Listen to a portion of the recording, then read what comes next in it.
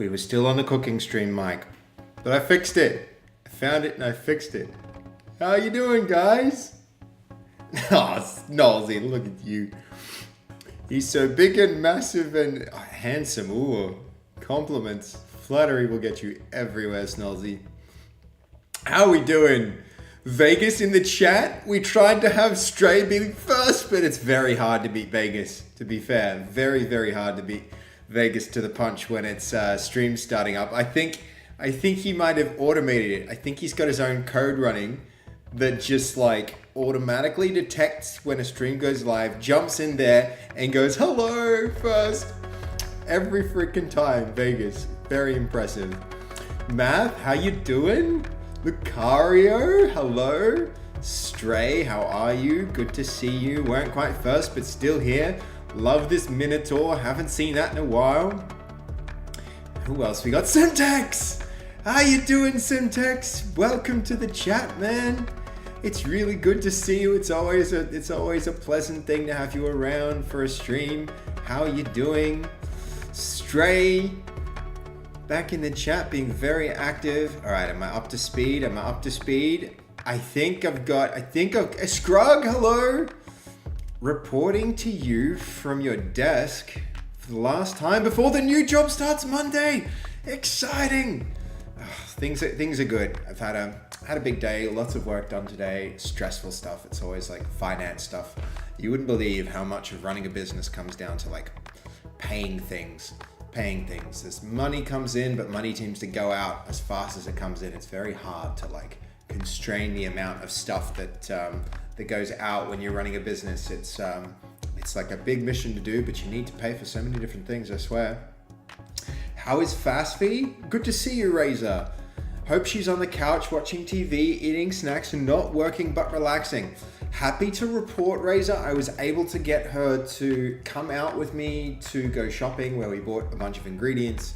We made ourselves some delicious wraps filled with all the leftover ingredients from the nacho cooking stream.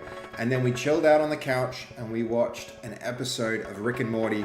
And then I had to get back to work. But I believe Sneaky Fast has gone back to her computer and is dealing with a bunch of things related to her, her other work. There's a lot that she has to do. And I think, like me, she doesn't feel like she can relax until it's all done. But the problem is it's a never-ending list of tasks. It just goes on and on and on and on. You can never really get on top of it. So she did relax for most of the day. She also played some TD with me and Cray and Voodoo and Castell. So yeah, it's been hey, good to see you, Denting. How you going? Management work is a lot. You're right, Math. Yeah, she's taking a little bit of a break. She's not streaming at least, so that's a win. That's a win, though. I think tomorrow we're going to this awesome thing that Oasis has planned where we're all going to play Monopoly together. So that's going to be fun. That's going to be pretty cool. Excited to do that. So Monopoly stream maybe tomorrow, though it won't be our streams. It'll be on some other stream. So you'll have to tune into that. I don't know exactly who's going to be streaming it. I hope it's Oasis because she puts a lot of work into organizing those things. But that's going to be really fun. There's going to be so many awesome people attending that. This is the song that never ends. It goes on and on, my friends. Because that seems like this is the song that never ends. Yes, it goes on and on, my friends. Some people started singing it just knowing what it was. And now they keep on singing it forever just because it is the song that never ends. That one? Is that the one? Is that the one, Blake? I feel like that's the one. Hardcore Monopoly. IRL, yeah, it's an IRL stream, Monopoly. It's going to be really fun. Oh, it's not streamed? Okay. Yeah, I mean, I'm fine with that. I'm fine with it not getting streamed. It's like, I feel like everybody's streaming so damn often that like now, now when we get together to do that with those people, it's nice to just like switch off and do something for fun because, I kind of like felt this with the, there are some events where like it would be a chill thing, but then you try and do it on stream and it's like nachos. I have no problem like making nachos, but the moment it's like, okay, we're streaming nachos, then it's like everything's on fire. And the nachos came out perfectly, but it was what would have been an otherwise low-key experience was a really a little bit more stressy. So, you know, I think making something a stream thing when you have like, you know, there's like 1,000 people looking at you through that camera, it changes the dynamic a lot. So, what am I coding tonight? I'm glad you asked, Razor. I think the plan is to replace this big thing here with all your chat messages. I want to see your beautiful display pictures. I want to see a little bit more character in our chats. I want to be able to like have a chat window that I can like summon and dismiss when I want to. So I think what I'm going to do is finish that off. I'm going to finish off making the chat window cool. And the goal will basically be to fix the layout of it so that the background of it has a little bit of like, you know, pizzazz, and so that you can make it go horizontally so that we can stick it along here so that we can read the chat along the bottom of stream. That'll be one of the goals, and I also want to be able to read it vertically and have a few more configuration options. I think you can remember we made some configuration options last time we did this, so I'm going to keep going with that. And if we get finished with that before, like, you know, at a reasonable time, the next thing I'd love to do is circle back to the swear jar, because we put some new background infrastructure into that system, and it means like we kind of have to reintegrate it into the new, nicer architecture. But once that's done, then we'll have our swear jar up and running again, and then I'm going to start to use it on my stream a bit. And then after that, I reckon we're going to use it on Faster stream a bit. And I also know that I want to change the way that it looks a little bit so that, you know, right now, it's a swear jar that fits in with Faster stream, but I'd like to use it on my stream. And I'd like to change the way that it looks, so some configuration options might be a good call for that. And also potentially a little bit of planning for the dev feeder. I want the dev feeder to get a bit of like love and attention and time and planning, because you guys, and I believe it was, let me just check out what's going on with that. It was, I believe, so Penny. Is Penny in the chat today? Where is Penny? So Penny paid for the dev feeder, but I don't know how I need to learn about these things. We need to like make sure that everything that gets sent to us for streaming is done so through a PO box. And I think what happened is the sender refused to send it for some strange reason. So we need to figure out some other way to do it, or we need to find an alternative listing for that same feeder, or find a different feeder that will send it to the PO box, because there's no way that we can receive it at an address. It's like, I'm learning a lot about streaming, and there's a lot of people like Goldie, who's in the chat. Goldie in the chat. Welcome, Goldie. Like stepping up to protect me, to make sure that I don't do stupid things. And one of those things is make sure I'm learning. Everything goes through a PO box. That's like just a really hard rule. So that one means we're gonna have to figure something out for that. Maybe we'll have another browse of Amazon and find another feeder that we can use for that, because I think that project would be really fun. I'm really keen to do that. So let's see, that's the earworm for Ew, I gotta catch up. You started Diablo 2? I'm really keen to play that with Castel. I cannot wait. That girl is so good at games, and it's so fun to play with her. It's really enjoyable. If I got to play more Diablo 2 with her, I would be living like my, you know, big plus to quality of life if that can happen. So I bought it just the other day. And so, yeah, I'm really looking forward to, I need to be catching up, because I don't want, I think Voodoo's also pretty good at it. I think Voodoo, Kaz, and me might all play that. If I can twist Cray's arm, maybe I'll get him in there too, but he's a pretty busy dude. I think all of us are giving him a little bit of pre-pressure to join us. But a playthrough of that on stream would be so much fun. Streamers work really hard, and I appreciate all the work that you guys do to entertain us. Thank you, Razor. Yeah, it is a little bit like that, and I'm a pretty busy person. Benny! It will arrive at the PO box on the 23rd to the 28th of July. You guys sorted it? You fixed it? Oh my God, Penny, thank you. Thank you, Penny. That's so huge. Penny, you doing that for it's like it's fun for me because I get to do a cool project, but this is especially fun for Dev. I think this is an idea that Dev and her community will really get behind. So you doing that, Penny, that's so amazing. Can I please get some base code hypes in the chat for Penny helping us out like that? That's a huge thing on the project. We'll have to we'll have to make a special attribution just for that. Thank you so much. I really appreciate that. That's really huge. And thank you for the 100 bits just now. That's awesome. That's so good. Okay. Blakon, welcome to the chat. Denting, you dropped by to say hi. Now back to work. I'm so glad you did. I'm so glad you dropped by to say hi, Denting. Thank you so much. All right, let's go. Penny is here. That's awesome. Thank you for dropping the cheer too, because that means that I don't have to get all the way to the bottom to see your messages here. Guys, I'm having such a hard time keeping up with the chat. I'm trying to read both chats. I've got my own message, but that's kind of what we're gonna fix, right? That is honestly, and you guys probably noticed this, I make a really, really special effort to read every message if I can. And that means I get left behind because chat moves so fast, and I'm just especially as the stream grows, every time I go live, guys, every time I go live, there are more people tuning in, which is absolutely amazing. So, did you guys love the cooking stream? The cooking stream was a pretty amazing thing. It was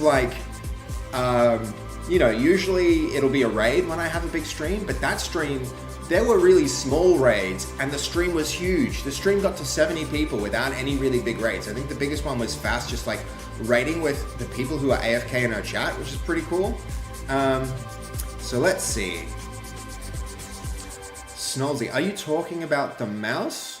When I'm streaming next week, the times will coincide, then you can always use my stream to make sure it's all running. Yeah, no. Lucario is talking about the swear jar there, Snolzy.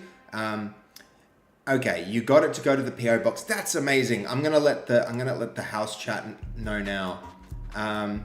Okay, cool. So let's see.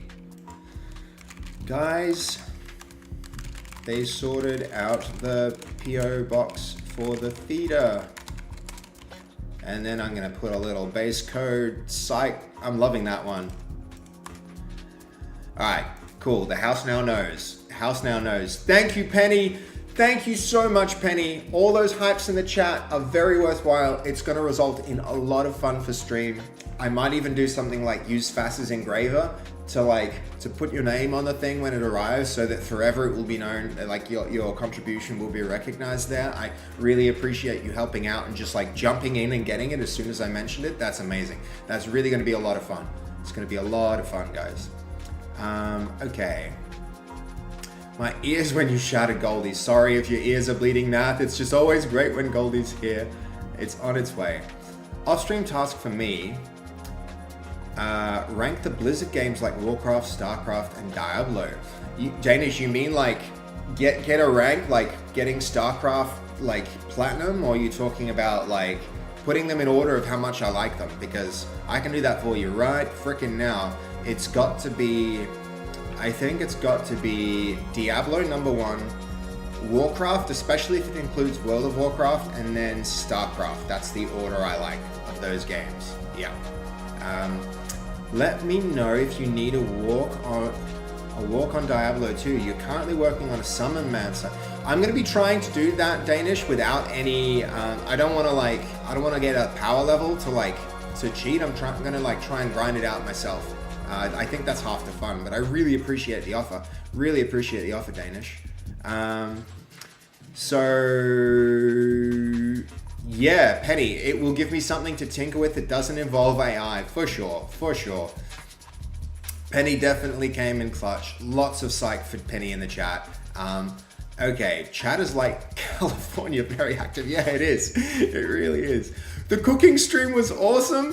Thank you, Razor. How did everyone else like the cooking stream? Was that something you guys would be into if I did more of that type of stuff? It's really it's man, Nacho dropping all those subs. You know, when I just got started, guys, it was 200 subs he dropped in the channel, just out of the blue. I was like, what?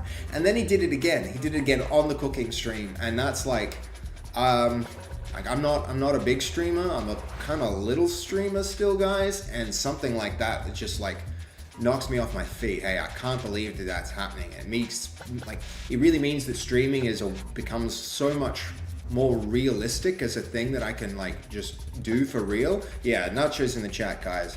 This nacho emote, the hyper nacho, is getting so much love from everyone. It's so yeah, the cooking stream was amazing. I'm glad you guys tuned in and enjoyed it. I was so glad that I could raid Fast with a decent number of people for once. Fast always raids me, and I got the chance to raid Fast, which is absolutely amazing. And not with a little raid, like enough to make a difference when she actually went live, right? That's so cool. That's so cool because like she's been such a big help to me. I want to make sure I help her back with things like the leaderboard, but also, you know, drawing attention to her amazing streams whenever she does it, if I can. But yeah, look guys, another thing that might be pretty monumental for this stream, there's a really good chance we are going to hit our follower goal. We are currently on, let me just size this up so we can get a better look at it. There's a good chance, guys, there's a really good chance that we get 2 follows in this stream, that we get 2 more followers. We happen to get people who swing by and like jump in the software and game development thing and just go like, hey, I like this guy and I'll follow him. 2 more and we hit 700. How freaking exciting is that? That's a huge goal. And then I can set it to 800 and then we go, Lucario, don't troll like that. It's like you toy with my emotions. I see the numbers go down and then up and then down and then up and it's like, ah. But yeah, we're pretty close. We're pretty close, guys. That's really exciting because, you know, when you're getting off the ground, I think follows matter as much as subs. You know, could be the case that Nacho or somebody like him goes and drops a bunch of subs and it's like, wow, that's amazing. But in the long term, what really matters is building an audience. And so having those follows is huge, really makes a difference. That's really, really, it really matters. So all of you are followers. And so thank you very much to everyone who followed. I'm super keen to keep the community growing. And yeah, that 700 milestone's a big one. I think the 800 one's not far off and that's pretty freaking cool. It's pretty freaking cool. All right, so I haven't even started my programming environment up yet. I've got to get that thing going, and then let's jump into it and see where we were when we left off last. So let's see. Nah, the hard work, the good content, and the passion you have has helped you get there. So fingers crossed for those 2 today, and boom, 700, 100% Lucario. I'm pretty keen for that. I'm really hopeful that happens today. But yeah, absolutely. I think, you know, the possibility of that happening this stream is very, very high. Oh, I just saw some lag. Did you guys see that? One thing which was really unfortunate was the end of last stream was cut short by that bug. I still have not been able to find really good information about what the hell could have caused it. So, you know, it's a few times that has interrupted our streams and made the thing, you know, made the stream kind of like, you know, fail us. I think the only way I know right now to get out of that bug is to reset the computer, but I've tried to do something. Yeah, Voodoo spoke with Fast about it, and Fast thinks it's probably something different from what Voodoo was talking about. I don't know exactly what it is now, but we'll see. And you know, worst case scenario, I'm not really like, now that I have partner, it doesn't matter too much if the viewership of one of the streams like dips because I have to restart my computer. I can just like get back on and do it. And I know like you core guys, the people I care about, like if they were gonna leave because there was a little tech issue, they weren't really the kind of people, they weren't the core community that I want to do these streams for anyway, right? So I'm not too afraid of it. If it happens again, I'm just going to restart and I'll be right back. And the people who are here will jump back, and then it'll just be like a nice way to cleanse, reset, make sure we've only got the core, the core people who really, really matter. So yeah, that's kind of where my head's at with it. We'll see how it goes. Hopefully it holds up and we don't get any errors, but we don't get that bug happening. But if we do, we're just going to restart and take it from there. So Yeah. Yeah. All right, cool. Let's jump in, guys. Shall we go have a look at where we were at last? Let's have a look. So let's see. I've been also fiddling with, trying to get a few things better. One of which is my scenes. I'm making those more organized. So here we go. Let's fire up some of the tools that we need. We've got a new camera. I've been upgrading the stream a little, guys. We've got a new camera, so I don't know if you can notice an improvement in quality, but hopefully there is one, because I've upgraded to a from this Logitech. So this was what I was using. The old what's it called? Like the C. Oh, I forget the name of it. It'll be written it on somewhere. It's like a 1080p one, and I've swapped to another slightly better one. So hopefully the quality shows. You like the fit tonight, Razor? Yeah, thank you, man. I actually quite like black with a blue, kind of like what's it called? It's the denim looking, like not a jacket, but like a, an overshirt or whatever. Okay, last time we were working on this new systems for reading the profile pictures for the given names, and I can see from there what I also did was we created so still more work on the profile picture resolver, and then we created actions and state management for profile pictures. So I should have really checked this in last time. So this was state management for profile pictures. So let's commit that, get that locked in. And then we're in a good, yeah, you're right, Vegas. That's 100% the one. That is a C920, absolutely. So we'll put all of this in there, amend that last commit, and now we're off. Now we have a clean slate for where we left off last time. Let's give it a run and just have a good look at what's actually happening with it. I think the cool thing will be, like, at the end of this stream, at very least, it's my hope that we'll be in a position where the next stream is going to have next stream after this, we should have like chat along the bottom here, and we'll have a new chat system for the chat page that is completely our own. It's completely something that we made. That's pretty cool if you ask me. That's pretty awesome. All right, so there's our chat.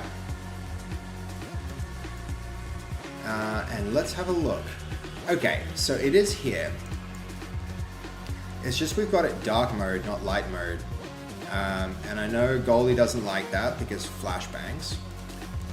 But that does put us in a good spot to start with. Like, maybe if I jump back to chat, if I go to chatting, we've got this floating window here. And I think I've called it Big Chat. And that's the Stream Elements one. What we might be able to do from here, no, if I head back to here, we made that page where we can kind of like, we can go have a look at what, chat actually looks like. I think a handy thing that might be worth doing here already is, we need to improve the look and feel of this a lot so that this doesn't like collapse. So we're gonna have to give this some minimum width. The other thing I want to do with this is, so we've got like a bunch of ways to configure this already. I think I like the shadow stuff. We need to lay out these controls a little bit better. And I want to add a button down the bottom here to add a fake chat message, because already this one here from Goldie is Fast. Thank you, Fast, for the raid. You didn't have to. That's so nice of you. But I can't believe there are that many people lurking in your chat, Fast. How is that happening? Just, you're not even live and there's 21 people just sitting in your chat. That's huge. That's so cool. That's really huge. You can't talk, must work. Ooh, look at that. Look at that nice profile picture. Look at that. Look, who dat? Nice, guys. Okay. Big clap. Wait. What are we waiting for? Math? When was Fast streaming? Fast wasn't streaming. That's the crazy thing, Math. By the way, I freaking love that picture. That's so cool. That's really cool, guys. Am I right? Is that not sick? The dude vibing out. How cool, Math. I like that. No, Fast wasn't streaming, Math. Fast was actually just relaxing, but that's how many people she has just idling in her chat. How cool. How cool is that? She's just sitting there and 20 of y'all are hanging out in chat in case something happens to happen. Yeah, Razor's right. You need to relax. You need to relax. But hell yeah. What do you think, Fast? What do you think of our little chat thing? It's not bad, huh? It's kind of cool. I think I would like to build a system over this that just keeps track of what message you're up to. So you can be like, oh yeah, Reddit, haven't read it. So yeah, how you doing, Burlap? It's really good to see you. I would like to also, I know a lot of people identify who they are from a color. I would like to try and do something with each of your colors if I can figure out what those colors are. So bring that color into this chat dialogue in some way as well. And there were some other feature requests, but I don't want to get too carried away with it, but it's you're doing well. It's Friday. It is Friday. It's always good to have a Friday afternoon. You've got the weekend ahead of you. You've got your work behind you. You should be able to unwind, relax a little. All right, so this is where we're at. I think it would be handy to be able to fake add messages. So I think that'll be the next thing that we do, is stick a button down here to fake add messages to the bottom of this chat. And so yeah, we already what we did with this was, I remember we copied a bunch of names into a file. Let's go have a quick squiz at what that was. Where was it? It was somewhere in, we've got our subs div, we've got, let's have a look for Goldie. Here it is. The sub background service has a lot of different random names. I think this is where we added them all. So that sub background service, test new subscriber. This was the method that we introduced. Now, I don't want to test new subscriber, but maybe it would be useful to just have a store of names, a store of names that we can draw on in order to do things like create test messages. So let's do that. So we've got in stores, probably in profile. I think profile might be the right place to do this. Though, let's see, in our background service, we want this to be globally accessible. So maybe we put this in architecture domain. So we've got Twitch channel name. I've always wanted Twitch channel to change to something. So let's make this, it could be something like username instead. Username. Maybe that's too generic, but I feel like our system isn't so complicated that we could have multiple sources of usernames right now. So I think I'm going to go ahead with that refactor, even though it's going to change a lot of files. Look how many files this will change, guys. So we currently have no local changes. If I do this refactor, it's going to hit a lot of stuff. In fact, it hit 29 files. There are 29 files where this change happened. So we're just going to stage that. Probably quickly rerun. I don't know about rerunning our tests. We actually do have some errors that I want to drill in and fix. It'll be worth doing that at some point. So yeah, okay. Maybe I do actually want this in value objects. Though I expect we're going to have more value objects pretty soon.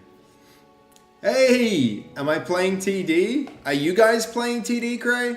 I'd love to, but I'm kind of just explained all these things I want to do for the stream. Let's see. Yes. Oh, hey, yeah, actually, one thing I want to watch with you guys. Check it out. It's, check it out. Drop something in the chat. So, a little bit, and I dropped this in the chat channel, but have a look what happens. So this, I think I might have mentioned, a current affair did an article on something my company made. Let's have a, I really want to share this with you guys actually. So this would be a cool thing to, just to like give you guys a sense of what else is happening at Actuated, my company. So let me skip this, and here we go.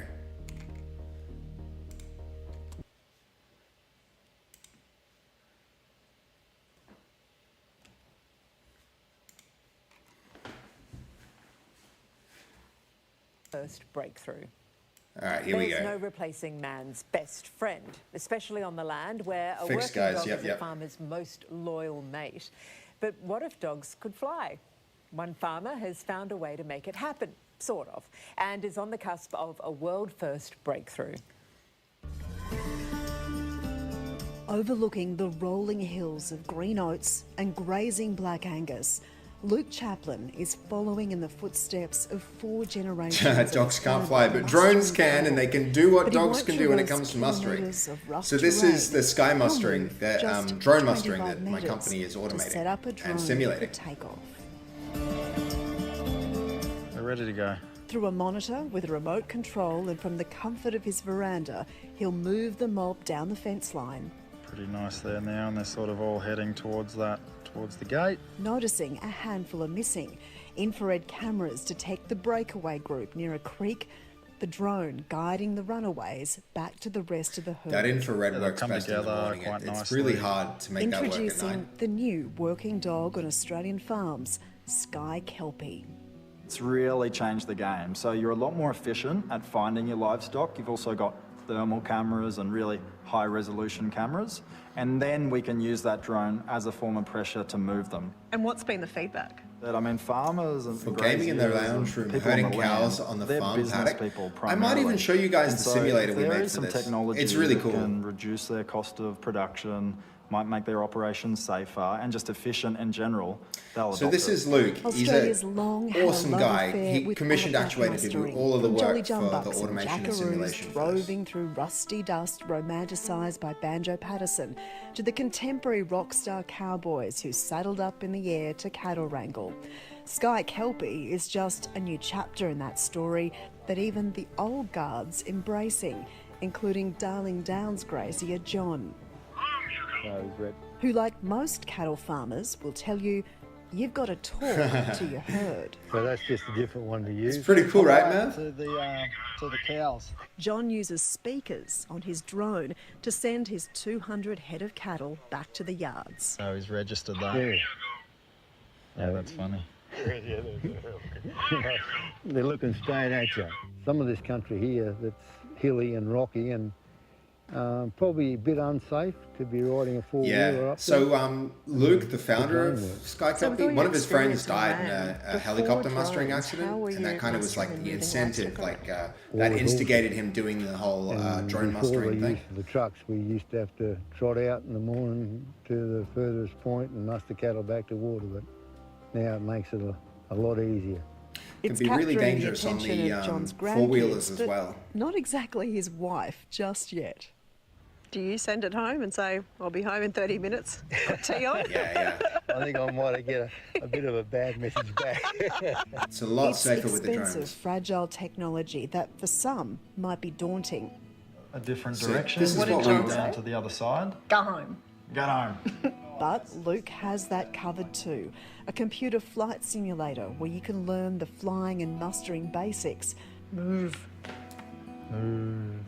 Replicating the drone's features. Am I on the ground? No, it's pretty cool, right? So that's Actuator's work, making this simulator. You sound surprised. And it's this technology that's helping. Anyone recognize this place? Huh? Actuated office, hell yeah. Towards developing a potential world first. So this is Steve, my senior software engineer. Mustering by artificial intelligence. Looks familiar, right, Goldie? On a remote outback property. So this is the image recognition algorithms that we're building now to pick cows out from the background. Move between paddocks by a drone controlled from a head office in a cap. We got our little on-point cops up here. City, thousands of kilometres away. And now our estimated flight time, if we went flat out on this and did nothing else, is 6 minutes. Yeah. Software developer Steve Halliwell. So we are able to run our algorithm and our simulator and send commands to the real drone that matches the responses that we see in our software. That Of keyboard, course, right? all of this might make dogs like Bomb the Kelpie a bit nervous. Rest assured, they will always be man's best friend. It's not about getting rid of your horses and your dogs and your motorbikes and mum and dad kick them off the farm. I mean, you might want to anyway. It's an integration of the technology. Yeah, it's very cool. Very cool, but a drone. So yeah, Drone is that's a what man's we're doing. That's what we're doing at Actuator with. You are down to play some TD. Oh, Cray, are you still in the stream, Cray? Let me just, maybe we can derail what we were going to do some of that. There's so much work that I have to do, Cray. I want to, but that keyboard is a lot, isn't it? It's a lot, guys. For sure. But yeah. So that I was going to go do the interview, but Fast's subathon was just about to start and it was too short notice. I wanted to support the subathon, so I decided not to go and do the interview. Luckily, Steve did it instead. But yeah, they wouldn't do it remotely. They wanted to do it like live in Brisbane, so we just did it in the Actuator office and Steve did it, and he did a great job. But pretty cool article. Hey, I have to update our website and create a new article so that we can shout about the fact that we did this, and I need to put it on social media. That was another thing on my to-do list today that I just didn't get time for, but maybe tomorrow. But right now, I want to keep working on this thing. That's what I'd like to do next. Yeah, I don't know if Cray's still around. I'm just going to message him and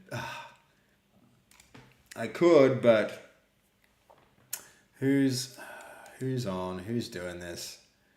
I think Fast, Cray, and Voodoo are playing some TD. I'd really like to, but let's lock in and do this, right? Let's. He got aura. He's still here. You can sense his aura, Snolzy. All right. Let's lock in. Let's lock in and get this thing. Let's get this thing finished, right? Because I think this is the next thing I'd really like to get working. So. So this, I think, we should distinguish from chat horizontal, chat vertical. So yeah, okay. First of all, let's go replace it so that when I go chat here, we get that new chat in this place. I think that's what I'd like to do. That's going to be the first objective. So first things first, let's turn off our current big chat.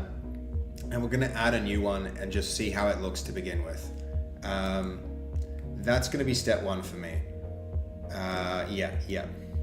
So we've got, if I go here, right now I should be able to copy this, and then I'm going to go straight into Discord, and from there, I'm just going to drop a new browser overlay. So there we go. Too small. So let's have a look. This is going to be based chat. And I want to make it bigger. So the width, probably even. Where's the zoom on this thing? We want that at 100. If it's at 100, this might be too small. We might need to do something to introduce something to like scale it. So even bigger, I think.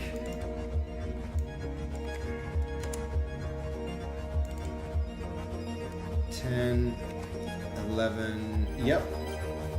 And then its height should be, you guys can't see this yet, but,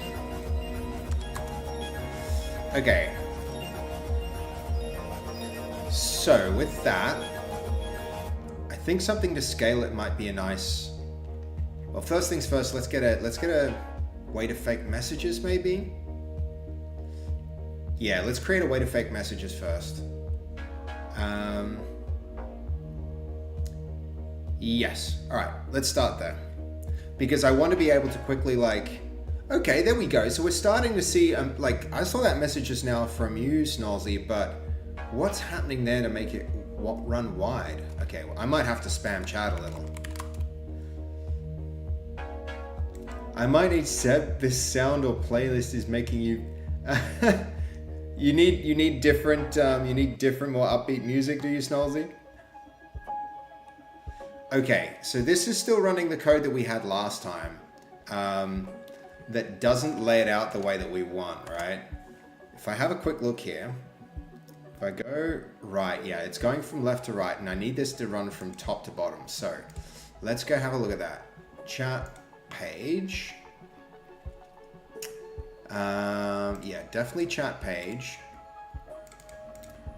Now, style, mudcard, the overlay page is the one that we want. So chat messages, let's drill in here.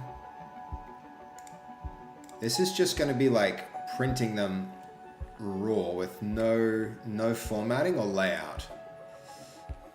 Is this thing on? hold on, psych. It is. We'll just, hold on, there it is. It's definitely on. Your messages are all showing up here, guys, but the layout is wrong. Layout needs to go top to bottom. It needs to go top to bottom, so I'm going to fix that up. So first things first, let's pull that up. So we've got chat page.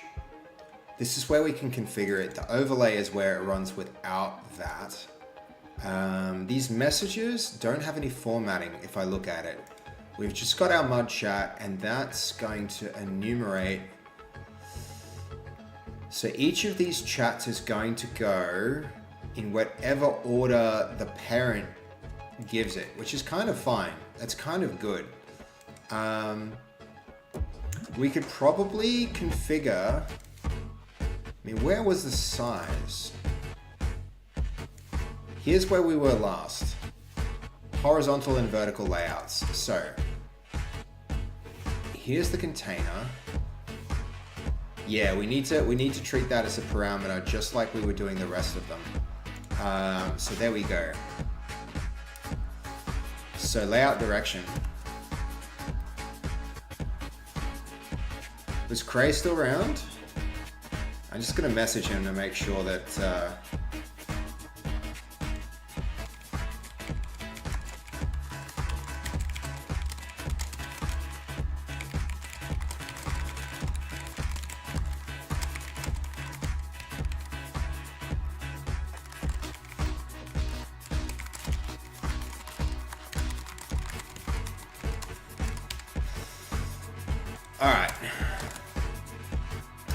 layout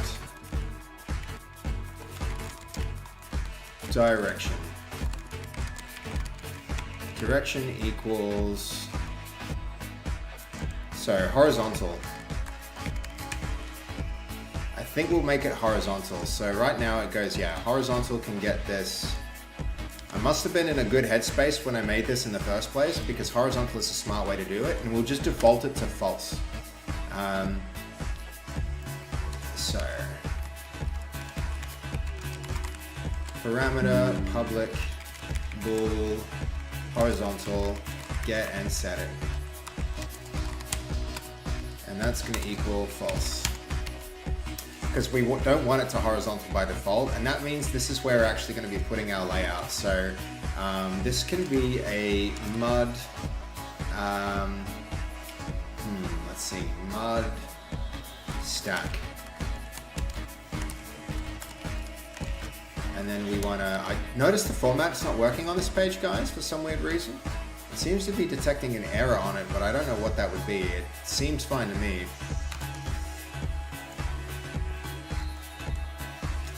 Mud stack. Hold on, let me close this page and open it again to see if that does any better. Maybe here it'll tell us what the error is. Okay. is not closed. Yeah, true. But that wasn't there before. Anyway, mud stack. Direction, so row. Row is going to be horizontal.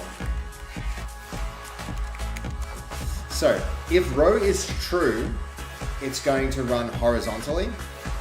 So by passing this to row, it should allow us to configure the direction of that row. So let's just quickly rerun this, and then we'll have a look at our browser here.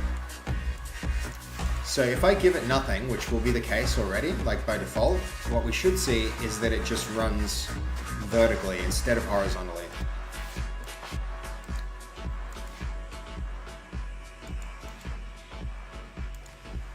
Oh, this rerunning, it really annoys me. The time that gets wasted, like waiting for things to rerun.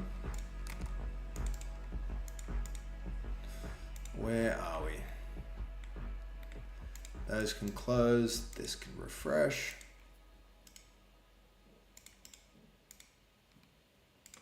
Any minute now. There we go. Ah, this one. We'll finish it soon. We'll finish it soon. Okay. Let's see a test. Now it's running vertical. That's what I like. That's what I like. Okay, the other thing I think is really important is the text transparency, like the background transparency. Notice here how that's quite opaque. I would like that to be configurable so that its transparency isn't quite so bad. But for now, I think the first thing to do is just like, we've got mud chat here, we've got the avatar there, we've got the header, and then we've got the bubble. Let's see what, I mean, it seems to support colors. So,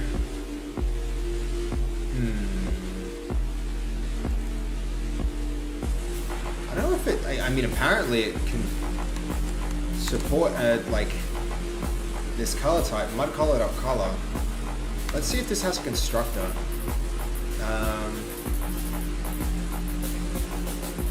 I mean, it's an enum. I don't like that. Why would the enum have a constructor? This is like, I think it's actually a bad suggestion from Ryder, potentially. It's an enum, so no constructor for an enum. Color can be, I mean, I think we just need to change the style here. We'll make the background color something like gray and just have a rerun and see what that looks like. Okay, checking Discord. Oh, no, okay, that's for Goldie, that's for Goldie. Cool.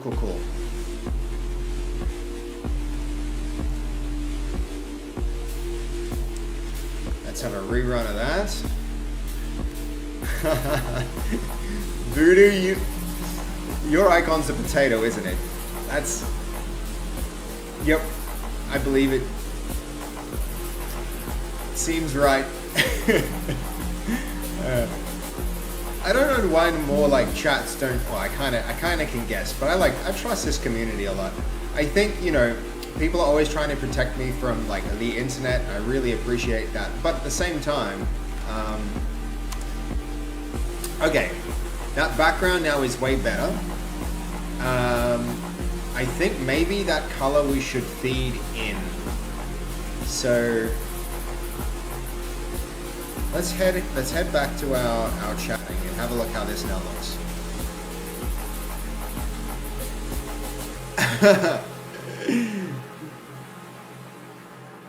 All right, so that color is now getting fed through in a way that we can actually work with. I think I want to make that that color. I think we could send it through as like a color picker from a color picker. So let's see.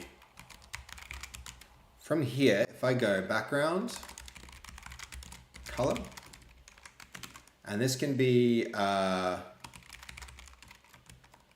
string.empty. And then what we can do with this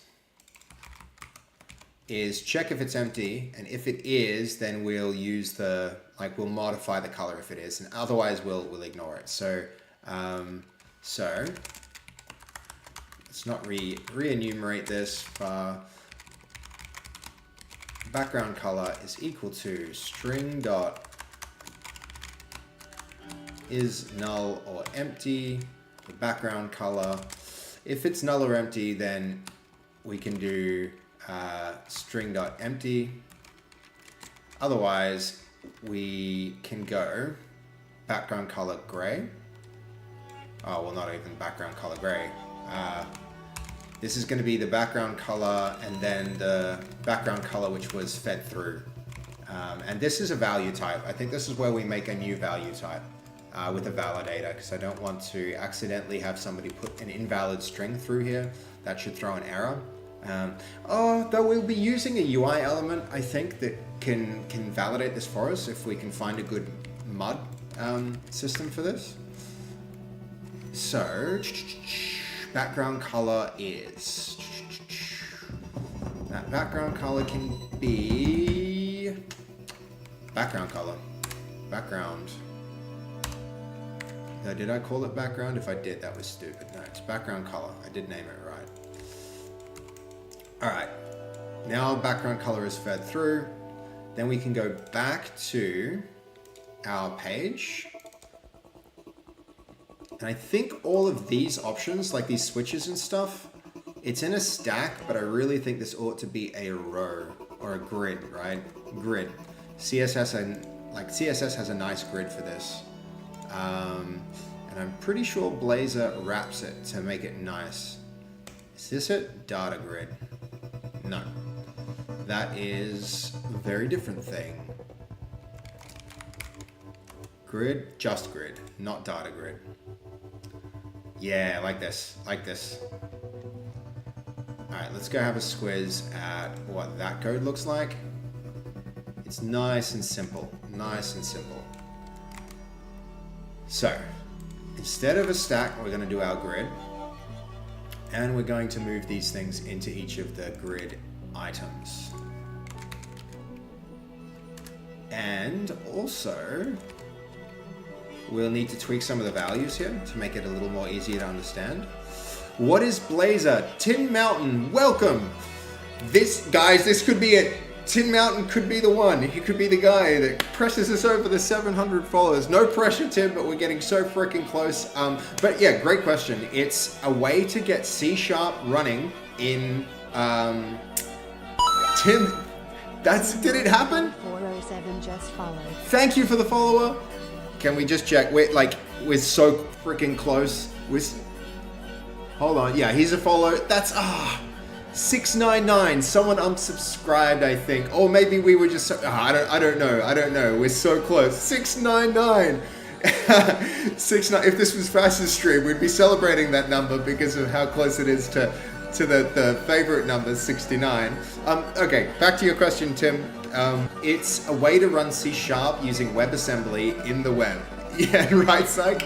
And so you'll notice what I'm doing here. It's a lot of code that looks like React, or it looks like, like these components. It's a component-based system, but it actually uses C#. So I'll be going from I'll be using types like color.cs, and things like that. I'll be using logic, which is C# logic, but building it in a web application. And I'll also be able to use C# DLLs to do all sorts of really cool things. There's a lot of powerful things you can do in .NET, and most of them you can't do on the web, but with this system that I'm using, I can leverage that type of thing. So yeah, that's what Blazor is. And so it's a great question. It's just a way to using something like ASP.NET, bring C# into a web front end, and it can do some other really cool things like server-side rendering, but with updates in the domain getting pushed over SignalR. So it's it's a yes, Tin Mountain. I would say it is mostly front end, but the way that it integrates is quite nice. Like for instance, if you have a look here, we've got background processes for we're working on chat right now, so I'll bring that up. And you can see this background process, it runs in ASP.NET. If you've ever worked with that, this is my you know, this is my builder. I configure my web server. I make my web application, and then I just like run my web application. And now I have a new website where it handles like SignalR requests. And then from there, we get these components. So I can run that background service, which does things like, you know, it tests new, you know, if a new subscriber happens, for whatever reason, I have like a background service that can raise events, and this thing can be like real, just like, you know, proper, it's C# code. It's just C# code with like, you know, I'm making a Twitch client and I'm saying when messages get received, and I'm configuring it to like, to be a proper thing. And then from there, in our front end, like directly in our front end, we can, you know, we can listen to state changes and update our state like you're seeing, you know, like you're seeing here in chat. If you can see in chatting, we're currently building a custom chat client for our own stream. And so this is the one that we're in the middle of building. You can see your own messages there. If you're, you know, if you want to see those, like Tim, that's like, yeah, we're building something that like enables us to do a lot of cool stuff. And it's going to make it possible for me to make really cool tools for my friends who are streamers. Yeah, it's cool stuff. I really agree with you. I think it's really fun. And I appreciate the follow. I didn't mean to pressure you into that. I'm just like, I'm here sitting like with such anticipation. We're on 699. The next follower means we'll hit 700 followers, which is absolutely insane for like 3 months of streaming. I'm so excited by that. So it's an exciting moment, and thank you for swinging by. And yeah, thank you for your question. I really appreciate you getting involved too. Oh my God, the Kodo. If you, oh, he did it. He did it. Holy crap, guys. That's it.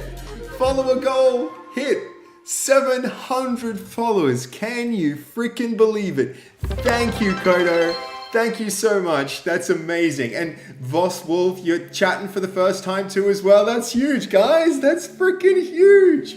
Isn't that amazing? Isn't that sick? 700. We need a new follower goal, guys. I think we just have to go straight for the 800. It might be ages before we hit it, but I feel like set big goals and work towards those. That's huge. Tin Mountain, thank you so much. I really, really appreciate that, for you coming in and asking questions, and for following. I appreciate the Kodo with your one follow to push me over the line. You are our 700th person to follow this channel, which is a massive number of people. That's amazing. Thank you so much. That's so worth celebrating. Voss Wolf, thank you for calling bingo on that. Good, guys. Can I get some W's in the chat for that? That's huge. Some base hypes for 700 followers. Huge. Let me set a new goal, guys. It's time to set a new freaking goal. Let's go manage our stream. Put another one there. See if we can, like, I don't know how long it'll take to get to 800, but I feel like 800 is the next logical step. Let's start a new goal. 800 subscribers, sorry, followers, 800 followers. So let's what's our description? Growing fast. Starting new goal. Here we go. Follower go started. 700. We're heading to 800 followers. That's happening so freaking quickly, guys. Isn't that amazing? I'm so excited by that. That's really, really, really cool. So thank you everyone who helped us do it. Yellow Jacket, how you doing? We just hit 700 followers. We've got a new goal going now for 800 followers. Absolutely huge, absolutely huge. So excited to be doing that. It's absolutely fantastic. Yep. And thank you as well, M Doug, for the follow. You are the 801th, like the first person on this next long leg of our journey to, you know, I can't wait to hit 1,000. It'll happen in no time at this rate, guys. That's really incredible. Thank you. I'm going really well, Jacket. I'm going well. Do I mostly program in C# or do I use other languages as well? Tin Mountain, I use heaps of different languages. My favorite language, like my native language, would be C# though. I think I like that. I enjoy working in C# more than I enjoy working in any other language. I think it's because, so I used to teach C# at a university. My entire life my career has been game development. I've been a game developer my entire life. And so, you know, I work a lot with like Unity and So C# I think is a really great language to learn if you want to get into game development. And so that's what I do is I do a lot of coding in C#. But I also work in a whole bunch of other languages, and I feel like you've been lurking, MDuck, dude. 800 follows, let's go. I know, right? MDuck, thank you for jumping out and saying hi in the chat. It's so cool to see more and more lurkers like come out of the woodworks and get involved with the channel, because I've been so blessed that a lot of my viewership comes through, Fastfeast channel, and those guys are really, really active in the chat, which makes the stream interesting. But I'm starting to get more and more people who are interested in this programming type content as well. So it's really cool to have you here. Thank you for the follow. Thank you for lurking. It's so cool to see you following along and coming out of the shadows, so to speak, to participate. That's awesome. Welcome. And all right, guys, stream high five. We did it. 700 on to 800, up, onward and upward. In no time, we're gonna be at 1,000. I can tell, guys. It's moving really, really quick. I'm so excited. So thanks so much, everyone. You're here because Fast said she would beat you up if she didn't. That's. I mean. You can get far in life through a bit of coercion. It's I'm lucky to, Fast can be a passionate person, and I'm glad she's passionately on my side. It's that's really nice of her, don't you think? But also no pressure, Sly. If you actually, you know what? I'm gonna double down on Fast's on what Fast said. It's like, yeah. It's like, if you don't... No, I'm kidding. It's really great to have you guys along, especially you, Sly. It's, can I get some Slies in the chat? Where's Sly's emote? You are a core member of this community. Coerced or not, Sly. Where is it? Sly. Love this emote. Okay. So what's going on? There we go. I love that you guys use that much. I'm finding more and more I use that. You can Control V to paste, but you can also Windows key V to bring up this history clipboard. It's really, really handy, especially when you just need to copy two things at any given time and move back and forward between them. It's the most underused Windows feature. So many people don't even know it exists, which is crazy because it's very useful. All right, this is going to sit above our grid because multiple things in our grid need it, which is a little annoying because it disconnects the code that uses it from the code itself. But whatever. That said, I could actually keep them a little more together if I move it down here, because there are two elements that use it below, not the elements above. And so that's one really good principle when coding, guys. You want to try and keep logically connected code together, because otherwise it really has a tendency to get spread out in counterproductive ways. And it's also just I think the term in programming is locality. You want to optimize locality. And that just what it means is keep related things together. Okay, here's all our chat messages. I think I also want to, down here, have a... Let's just first have a look at how this grid looks when we render it. Is this your new and improved chat? It is, Jacket, yeah. I wanted to do a whole bunch of things that no other chat client did. Things like bringing in... Here, have a look, Jacket. I want to bring in more cool things that you guys can do. So with this system, I'm just getting started with it, but I'm going to be able to trigger certain events in my in my heads up display, in maybe there's all these integrations that I'll be able to do by just listening to chat messages. And so the first thing that made sense to me to do is just since we're connecting to chat, we may as well make a our own custom overlay. So here we go. There's the grid. That grid needs some work. So yeah, if you drop a message, Jacket, you're about to you'll see it right here in our little tester thing. So, also we need to test this horizontal vertical thing. So there we go. Yosker, hell yeah. And you don't have a profile picture configured. If I say like sup jacket, you'll see what it does is it like loads my profile picture. So I want to bring like Daggy Hand also doesn't have a profile picture. I want to bring more like elements of like things that make people. There we go. Kodo's got his lightning bolt. So yeah, like a lot of people turns out have a profile picture.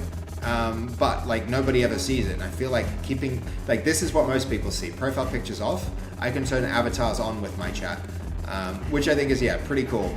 So now this horizontal vertical thing is working, which is pretty neat. I think maybe I do want to tweak this though, because I don't like how now that it's vertical, it like runs this horizontal, like there's too much space between this and very quickly you run out of space. I think we're gonna have to do a whole bunch of stuff where if it's horizontal, we treat it like differently so that it runs from like left to right. It looks like Discord, pretty cool to be honest. Yeah, that was kind of what I was going for, is I wanted a more Discord like chat experience. I think is pretty cool. I mean here. We're using this system here, and I also know that there's a way to keep this super dense like this. It might even be worth just like using dense as an option. Let's look what happens when we feed dense in. So there's the value for dense. Dense goes to the avatar, but it also goes to the mud chat. I think I need to feed that into the avatar as well. So where's mud avatar? So there's the size. We also can go dense, no? If it's dense, it goes small, otherwise it goes medium. I mean, we have our own custom like drop down for that, so I don't think we necessarily need that. Here's the, yeah. So we can go like that, we can go like that, and then we have like a really nice and compact. So let's have a look how that looks horizontally. This looks way better horizontally. So that's not actually too bad. I think that's kind of cool. Yeah, it looks really cool. Thank you, Tin Mountain. I'm glad that your feedback is like, yep. But can you imagine, guys, like what I can do is I can now, with this, I should be able to like bunch it to the side so that it goes like left or right. And then I want to run it like across the bottom of my stream. So I can see, like you guys can see the most recent messages. But yeah. Okay, so this is kind of chaos right now with all these buttons and controls. I want those to look a little bit better. And what we were doing was using grid. So where was grid? This was grid. And so how grid works is it's like multiples of 12. So you can kind of see here, what happens is when you hit 12, it runs the whole row. And so you can divide your grid up into things of 12. So like what I can do is, if I look at this, I'm pretty sure what I would like to see happen is all of these switches, I can 1, 2, 3, 4. I can imagine that these probably, I want like 4 or 5, all the switches horizontally. Oh, hold up. Fast is calling, guys. All right, hold on. Probably a chill, non-stressful night. Oh, hey, Seb. Oh, hey. Yeah. Fitty call. Dreamer. What's up? No. What do you mean, what's up? You call. You know what this group is.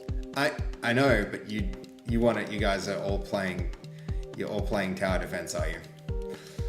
We like cities. Do you like to play it dumb? Hey? What you talking about? You called me here. What is what this? you talking about, Willis? What you talking about, Willis? You're in a group chat. We did not call you here. You could read and be aware of what's going on. If you're doing other things, no, what I'm does saying not mean that you literally hit the call button. How else am I going to get into this group with all the other people that are talking in the chat that want to continue to play? Oh, you explain that. Okay. No explanation needed. That's fine. I'll dip. I'm gonna keep. Are you coming to play?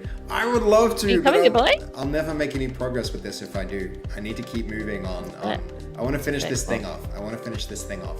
And then maybe if I make really amazing progress, I'll join you guys and play then. Is that cool? That sounds good. Okay. Okay. Good luck, This is buddy. switch off time. This is switch Thanks. off time now.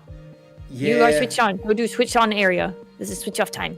Okay, but I did my Also, switch hide off that, hide time that. earlier this morning, and yeah, hold on, chat's Yes, probably we freaking understand out that. and saying hi. Okay, it's switch off time for you. Okay, bye. At least try Yes, to. Abby. Bye. Okay, have fun, guys. See you. Bye. Okay. Sorry for the intermission. I'm locked in. Yes. Shift click the call button. Oh, that's a cool trick, Doug. I didn't know you could do that. If you shift click the call button, you can select specific people, huh? Interesting. Yeah, I do need to get emojis working. I haven't sorted that out yet. What browser is this? Tin Mountain, this is called, I believe it's called Zen. It's Zen browser. Yeah. Well, Jacket, you updated your profile picture? All right, let's have another look. Give us a message. Mountain, and we'll, hold on, was it Yellow, you updated your profile picture. If you give us a message now, well, you should see it work. There we go. It does work. Nice. Yo, yeah, right? So we can make that nice and medium. We can go dense like this. I feel like having two controls dense for the size here is kind of pointless. I think maybe medium or small will be the way to go for this. So let's get rid of that dense switch. And then I want all of these switches to run across the top. And so that means, how many are there? There are 4 of them. So each of these will get a size of 3.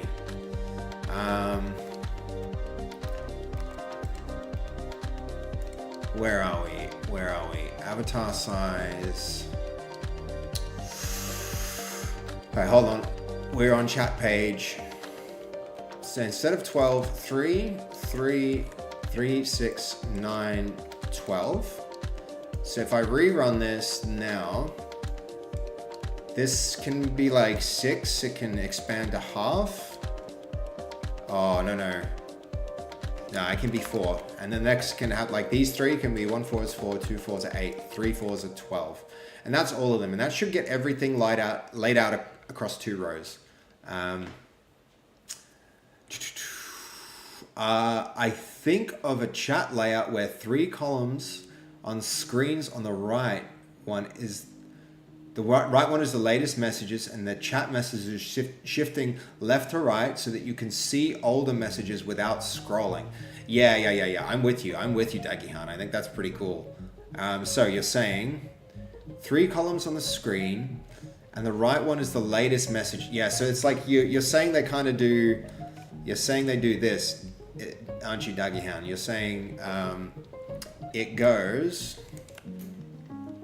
Oh, where's all my? Oh, it's locked me out. What the hell? Sign in, please. Hold up.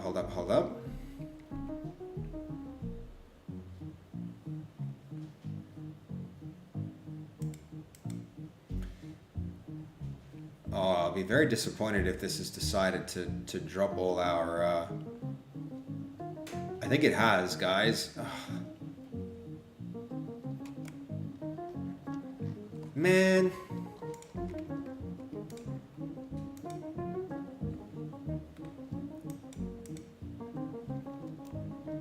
Yeah, all of our draw stuff is gone.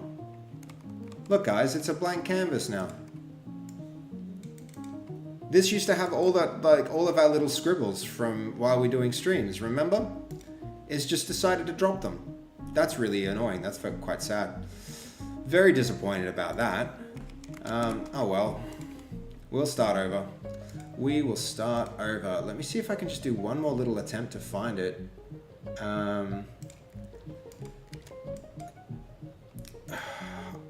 Yeah, oh well. What? So, okay. Just to recap your message, Dagihan, what you're saying is 3 panels like this. 1, 2, and then 3. And then you would like the messages to run like that. And then from there they'll go even like this. Down there, up here. Ooh.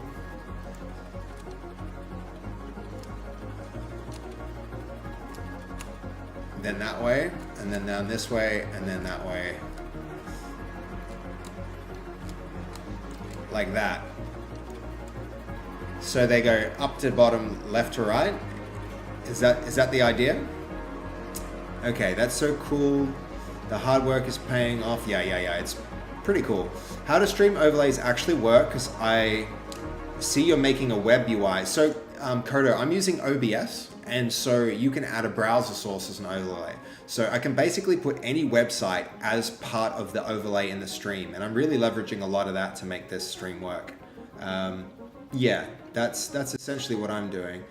Though sometimes, you know, things will go wrong. I'm noticing right now my top bar is missing. So let's see, that's that. Yep. Oh man, what's happened to that? There we go. I've got it back. So, you know, for instance, this thing across the top that I'm doing there, Kodo, that's just, I've just made a HTML page. And so, yeah, if you could write HTML, you can make a pretty cool browser overlay. Hey, how's it going, Spiral? Good to see you. I'm doing pretty good, man. How are you? I hope you're doing well as well. So can you host it on localhost and give the address to OBS? Tin Mountain, it doesn't even have to be that complicated. Look, hold on. So, for instance, I can just, I'll show you guys my OBS. You can get a peek behind the scenes here. So every scene has a bunch of stuff in it, and the info bar, it can just be an index HTML on file, right? So if I open that up, you can have a look. I'll open this in my browser to see what's happening. See how it's just like, it's just HTML. And it's really simple HTML too. It's not even hard. I've just got some JavaScript running here that updates my local time. So like you could just go get Stream Elements and faff around with their stuff. But if you know how to write like some really basic HTML, it's not hard to just make your own cool stuff. Which is what I've kind of gone down the path of doing. The other stuff I'm doing here is way more complicated than that, but you know, it's not really hard. Like here, you know, here's a bunch of, you know, you guys know this, the spinning nacho that I had on stream at the top right? I just made this. I just did it in some HTML and then stuck here. This is the, this is my spinning nacho, right? You know, I'll bring the code up for that. So there it is. It's just some really simple HTML. So for, you know, if you want to be a streamer and you know some basic web development, it's just like not really hard. The highest level of coding is Blocky on Grok. Ah, cool. Yeah, Grok is that new AI, right? It's the, but yeah, cool. Cursor GG. Yeah, Cursor, you know, it's basically Visual Studio Code with a little bit of extra, yeah. So where are we? All right, so yeah, I hope that answers the question that we had before. Who was it? It was Dagihan who was asking about like the layout of stuff. No, it was somebody else asking about how to make browser overlays. But yeah, it's like, you can do it a whole bunch of ways, but that's just the way that I found most easy to do it. So where's our Zen browser? Okay, here we go. Lots of messages. That's looking way better, don't you think? Now, though these ones, if I look at this, these ones should be together, I think in one item, probably. So let's go move this up there. And I don't want them, I want them to be like I mean, can we fit this in with that? We've got this this select. I think it needs a minimum size. So let's give it style min width, something like 100 pixels. Because otherwise it gets a little too compressed. I've noticed that. And then 2, 4, 6, 8. Yeah, let's make these 2 so that we can fit a little more across the top. 2, 4, 6, 8. And then we've got 4 more. So let's see. I think possibly these should go like fixed to the top right rather than, so let's make those, let's take this item and we'll put this, what's missing there? Mud item, yeah, there we go. Okay, that goes way up here. And probably this one can go, you know what, that can go even closer to where the code is that uses it. Endo Earth, good to catch you, like good to see you here in the stream as well. Welcome, man. In year 7 or 8, you had to code a website in HTML for tech. You did pretty well. Like, yeah, it's getting easier and easier to do that. Can definitely recommend doing that. And like, you know, somebody mentioned cursor before. The Kodo mentioned cursor before, Jacket. You know, if you know the basics, you can learn a lot. You know, as long as you're inquisitive, you can learn a lot from just engaging with an AI throughout the development process. I would recommend it. Just like jump in and give it a shot with something like, you know, ChatGPT or Gemini. That can really help you through if you want to like learn faster, but don't rely on it too much. I'd be just like really careful about relying on it too much. That can be quite detrimental to like the process of learning. The other thing I want to do here, guys, is I want to put a horizontal line just to like divide our settings and what it actually looks like a little bit. So let's call this, we use mud divider for that. And that'll put a horizontal line here. So up here, we've got half of the width of this thing covered. So that's 4, but I want to probably align it to the right. So let's just make a spacer, mud item, and we'll just go XS equals, so 8, because then that's 8/12 of it, and this other 4 means it'll make out the rest of a row. So these together add up to 12, which means we'll have 1 row in our grid. Let's rerun that and have a quick look at how this looks. Yeah, GPT can be very, very powerful, Jacket. But I would just like, I would caution you, I would encourage you to learn it as a way to like do advanced prompts, and also as a way to start to get into software engineering if you actually want to do this for yourself. I think it's a really good idea to do it. But at the same time, make sure that you, oh, hi Wombat. Good to see you, dude. I've seen you on Fastest stream before. It's really cool to see you. I would make sure that you don't rely on it so much that you skip the process of learning for yourself how to do it. Once you know how to do it, it's powerful. If you don't know the thing you're doing and you have GPT there like helping you do it, it's gonna bring you to results when you're software engineering, especially where you don't understand what you have. And that's a bit of a risk. That's a real risk. Okay. So this is looking way better, way cleaner. We can go horizontal and vertical. We can put shadows on. I really actually like the shadow. I'm even tempted to like default to shadow on. Don't worry, you'll be careful. Okay, good. Because like the real risk with like getting good at AI these days, Jacket, is that you don't learn to do the thing for yourself and you don't know enough to tell the AI what to do effectively. And you know, like you lose the ability to learn the more that you like delegate learning to, ooh, there's more people playing tower defense. I want to play games with them. Combat Wombat, it's really cool to see you. I'm doing my best to kindly tell one of my juniors to use less AI in his PRs. Yeah, Combat Wombat, dude, it's like, the problem is like, To use AI effectively, and I feel like this will be a clippable moment because it's like an insightful thing that I think a lot of people need to be cautious of. To use AI effectively, you need to be a senior.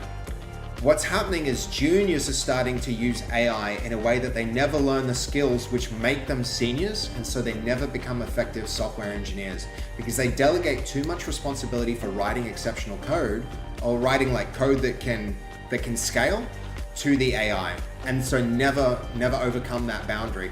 And there's a real problem if people don't go and thank you for the follow, Combat Wombat. I really appreciate it, and I bet you probably mirror that sentiment. It's a dangerous thing. It's a bit of a slippery slope. So yeah, I'm gonna like clip that because it is something that like a lot of people who come in here and think like, oh, I can just code a whole application using AI. It's like, yes, you can, but you can't change it. You can't modify it. The moment you need to do something different, if you don't understand what it did, it's going to break. It's going to break in a really negative way. Yeah, GPT is a bit of a rabbit hole. It really is. It really is. You default shadows on, Duck? Yeah, okay. And cool little cat, dude. I like it. So we can, here, hold on. Let's even just like put shadows on. It really fits my brand too. Like it is defaulting to on. That's good. Yeah, I like the shadows. You guys might have noticed I'm putting little like tweaks to the system. Notice I've thrown some shadows on here as well. It's like it's subtle, but it makes a difference. That type of effect makes a difference to the aesthetic. It really does. I always like that 3D effect that you get with it. Also, if you don't give AI the correct context,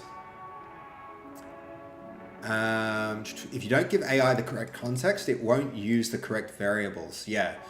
Go have a Combat Wombat if you're really interested in it. Go have a look back on some of my previous streams where I use AI to like prompt along the way. Here, I'll show you. I'm super disappointed. Where's my history, guys? Where's my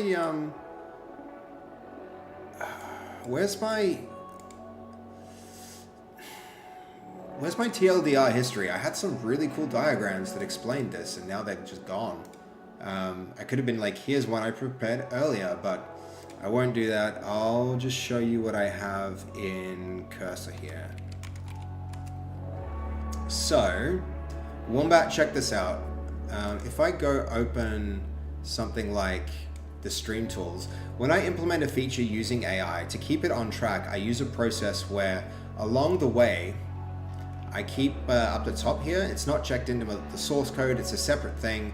I have all of these like markdown documents that give the AI context, and you can drag these into a particular chat to make sure that it, like for instance, when it writes tests, you give it clear instructions on how to do it. And so what you can do is like a process where you have instructions for how to generate requirements document. You then ask it to generate the tasks based on the requirement document. Then you ask it to break the tasks down into specific steps based on the high level tasks. And from there, you ask it to execute the tasks one at a time, and you say you can't complete task 2 until you complete task 1 first. If you do that, you get way better results with your AI-led coding than using any other system I've come across so far. And it can manage it all in like here. You can see here are my tasks. So for instance, product requirement doc for persistent caption data storage. We set that out. We had this like product requirement doc that we drafted with the AI using our prompt. What that turned into is a list of tasks that needed to be done. So as it went, it checked these things off until eventually it had finished everything required for the feature, except I skipped it past documentation and I skipped it past those future tasks. But that really helps keep it on track. So I'm not the one going through and marking these tasks as done, the AI is. And so you give it instructions to do that, and that gets you a really effective result. So I really like working that way. You mostly use a few shot prompts to make it write user stories for me. I haven't written a lot of code at work lately. Yeah. It's that's the thing. When you get really good, you wind up like really good programmers become managers, and they're kind of promoted out of their area of expertise. And it's funny because it's like, you're exceptional at doing this. I know the business needs more people to do it. You should manage people to do it. And what winds up happening is instead of having your exceptional engineers, like your 10x engineers, who might be 10 times as effective as the average engineer, you might wind up having those 10x engineers managing like 4 or 5 average engineers. And like, it depends on what you want in your company and in your culture. If you value like talent density, then I think not doing that is smart. I think having a small group of highly talented individuals is always going to beat out a big team of average people. That's just like my experience of it, and I built my company with just like with talent density. And so, you know, it all depends. And so maybe you love managing people, Wombat, but like for me, I think managing people, having your best engineers manage people is a misuse of their skills and abilities. But yeah. My other browser fizz? Sorry, I'm missing the context. That's similar to what Kiro forces you to do. I should check that out. I should check Kiro out, Kodo. A few shot prompting is a technique. Okay, you give it examples and tell it to make something that looks like that. Right. Yeah, that's cool. The students are the perfect employees. Then you got the B students. The B students are the managers. Yeah, right. The Peter principle. Okay. Jesse, cool to see you in the chat, man. I should look up the Peter principle. Is that a thing? Is that something I should Google to understand this phenomenon a little bit better? It's definitely something I've come across in my work, but it's your first time being a lead. The worst part is probably the extra customer contact. Yeah, like that's the thing. Like stakeholders and customers are actually the most important people to keep as a part of the loop if you want them to be happy with the money that they're paying. Really, like the buck stops with them. And so keeping them in the loop, it really helps ensure that the outcome is good, right? Because you can do that waterfall method where you start planning it, you deliver it at the end, and then they might get exactly what they asked for, but the moment they use it, they may realize that it's not what they need. So you need I think if you're gonna have effective outcomes for projects, you need your customer constantly involved so that as you develop it, they can course correct to ensure that where they wind up is the best result rather than the thing that they asked for when they began the project, if that makes any sense. So it's an important thing. You know, it's usually you get people who are really good at speaking to computers and you get people who are really good at speaking to people. It's rare that you get a person who's good at speaking to computers and people. And so if you can do that well, Combat Wombat, then you might be one of those like really effective, valuable engineers who can do, you know, who's flexible in that way. But very often I think it's best to keep a person focused on the thing that they do best, because it's a bit like, you know, you only have so many hours in your life, honestly. And they say it takes 10,000 hours to become an expert in any given thing. So that includes software engineering, right? And if you divide your time between managing projects and managing staff and software engineering, now, of the time that you get in your life, so much of it is spent like cooking and cleaning. A huge chunk of it is spent sleeping. You need to spend your life doing things that you enjoy as well. And then you have your remaining work time, which will take a significant amount. But if now suddenly 1/3 of that time is doing the thing that you're exceptionally good at or that you have an incredible talent for, it's a bit of a, you know, it's a bit of a waste of your own potential to be diverting your efforts from doing the thing that you could really, you know, you can do better than like 99% of the population. If you're that kind of engineer, it's really unfortunate to see people like that have to spend their time managing people and managing projects instead of writing great code. Especially because it's government. Oh, dude, yeah. I feel you, Combat Wombat. I've worked for government before, and I feel like trying to get them to change direction is like trying to steer a giant ship, and where a small team can be like a speedboat. It can dart in every different direction. Like the bigger the organization gets, the harder it is to cause organizational change.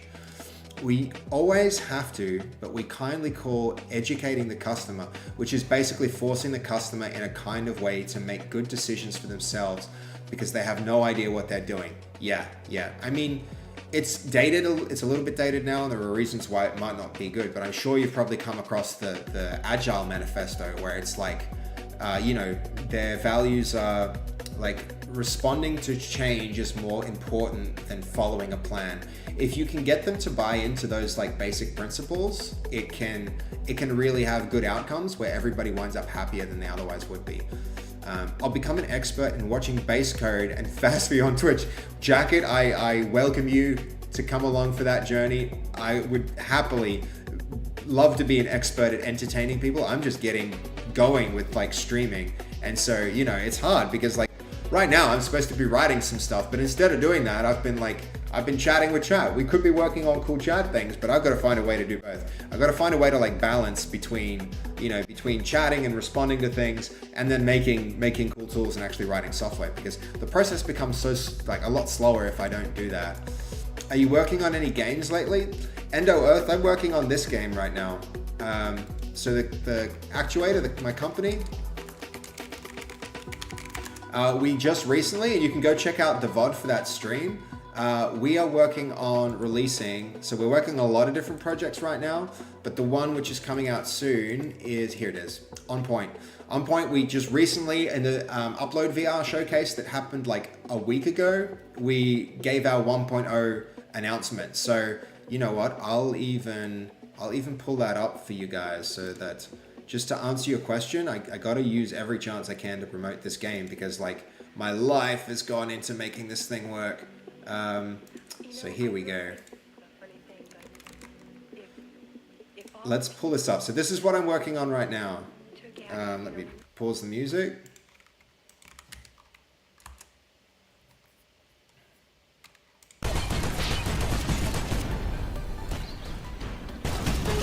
On Point is leaving early access. Coming up. So this is On Point. This is the game that my company Actuator has created, and it's a VR game, and we've just added a whole bunch of new features to it. So Exciting new game mode. yeah, you can unlock game modes. So like you can earn tickets and spend them to unlock new levels, and then you can set new high scores on those leaderboards. And yeah, the marathon mode is a mode where you play every game one after the other in order to set a score on like a really hardcore leaderboard. So this is what I'm working on right now, Ender Earth. And if anyone in the chat has a VR headset and wants to check it out, I'd really recommend going to checking out onpoint.game. So we've got a website here, onpoint.game.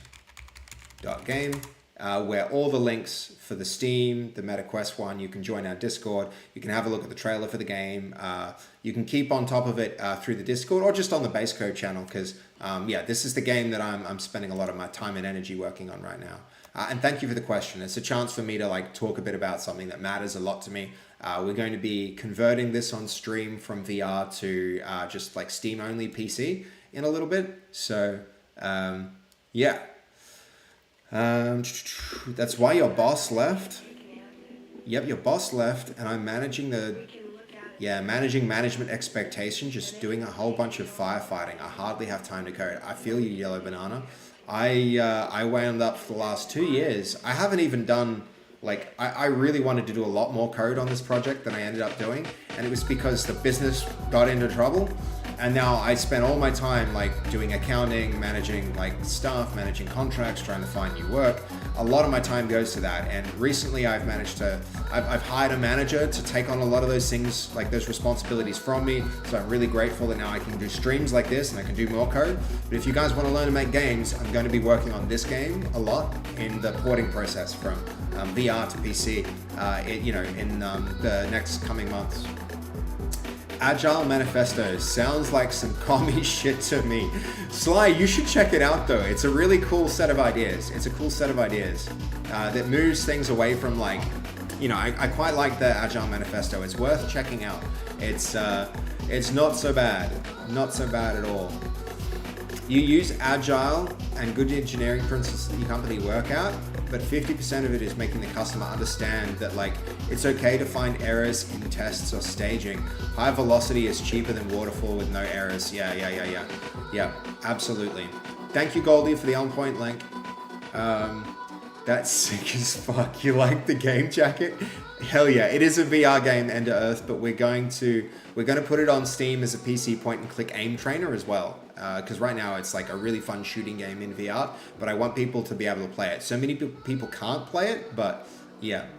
It looks like your wife would love it, Combat Wombat. Yeah, we really tried to create this so that families could play together. There's got a lot of like, you know, local leaderboards and stuff like that, so you can pass and play your headset. You're gonna make me buy a VR, Seb. I mean, no pressure, but if you do end up buying a VR headset, I think that game is a really great entry point into VR, especially if you like shooting games. It's a really good like way to get very good at shooting stuff. You love the nostalgia of this game? Good, Blake. That means that you were a fan of like Point Blank and like Time Crisis. We were really going for nostalgia when we made it. That link is average for each main thing in our lives. Yeah. Yep. You're talking about the link between... Oh, hold on. Maybe I don't understand what you're talking about, Fizz. What game engine did you use for it? It was a Unity game. Sly, you're a senior project manager and you live and breathe Agile. Yeah, cool. I also think it can be very, very valuable. Very valuable. Project manager, act busy. I mean, guys, I'm teasing this a little bit, but like this is how I handle project management. So for me, I actually created a tool to manage the operations of my business. So I can't log into this because of the customer data that's on it, but I also want to use it to manage my stream. I'll take you to the landing page though, so you get a bit of an idea of like what it can do. It's a system that allows us to it has a Kanban board, it has management of sprints. You can search through all the work logs that have ever been done on the project, and it allows the team to time block the goals that have been planned in each sprint so that they can get a sense of how they should be spending their time. It also allows you to schedule sprints. It automatically manages creating invoices and allocating we sell time. Essentially, the more hours we work on a project, the more money it costs for the customer.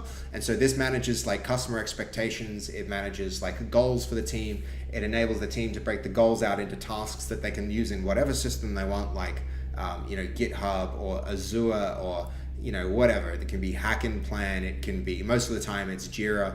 And then it puts it into cash flow forecasting for the entire business. So you can see, based on the planned work, how much income are you going to have, how much costs in terms of labor is there going to be for this thing to get built.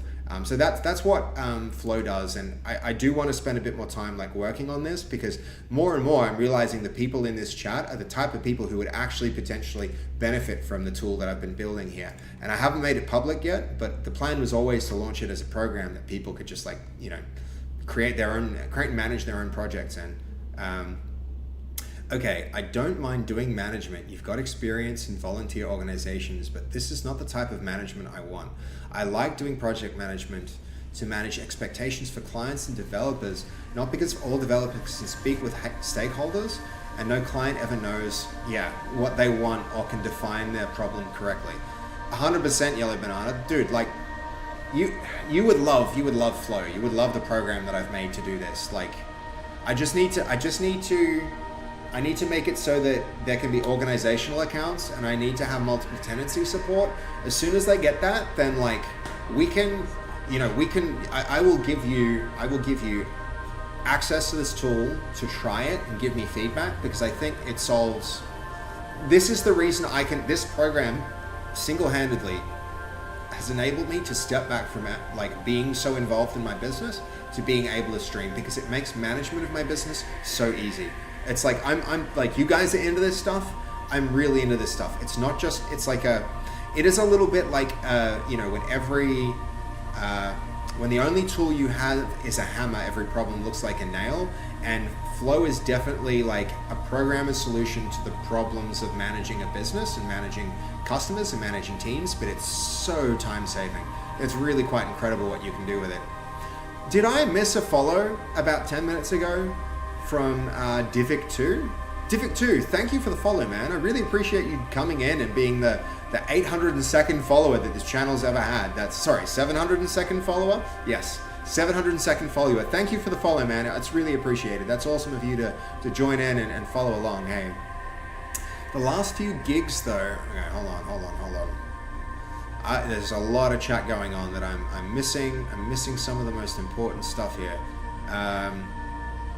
The last few gigs that I've been mainly working on network infrastructure and cloud migrations and implementations.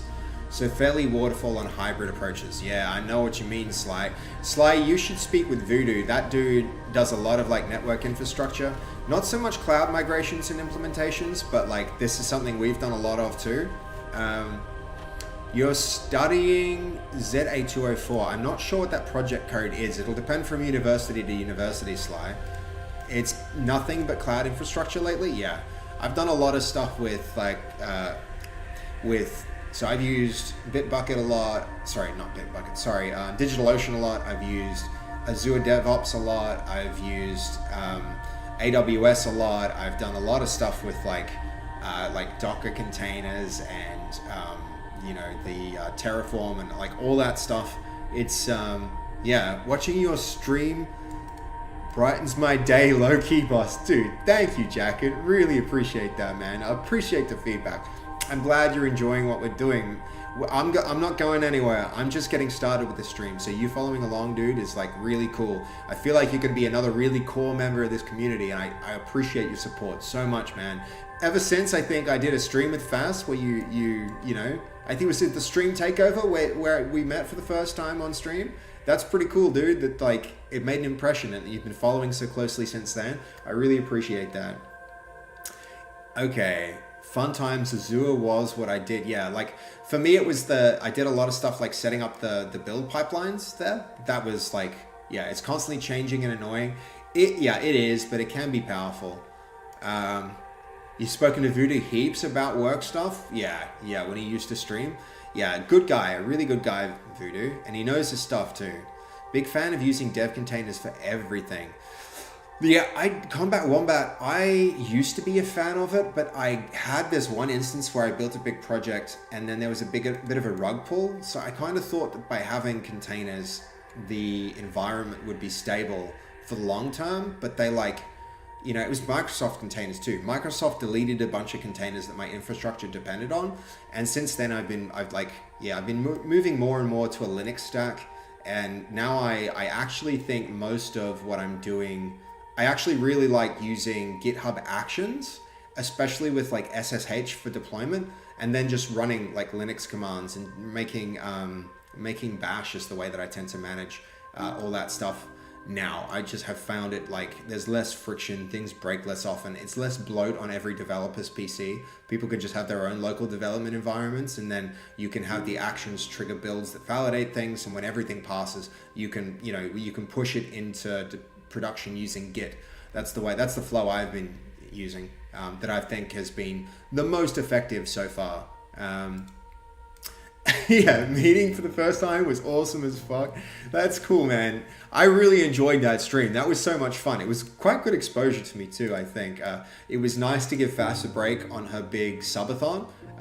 She actually got to like go to the shops and do some shopping and do her washing and get on top of her life like halfway through this massive subathon. It was a good break for her, but it also was like really fun for me. You know, it's not often she gives me like permission to mess with her setup. Or anyone to mess with their setup. So being able to do that was like, yeah, that was pretty awesome.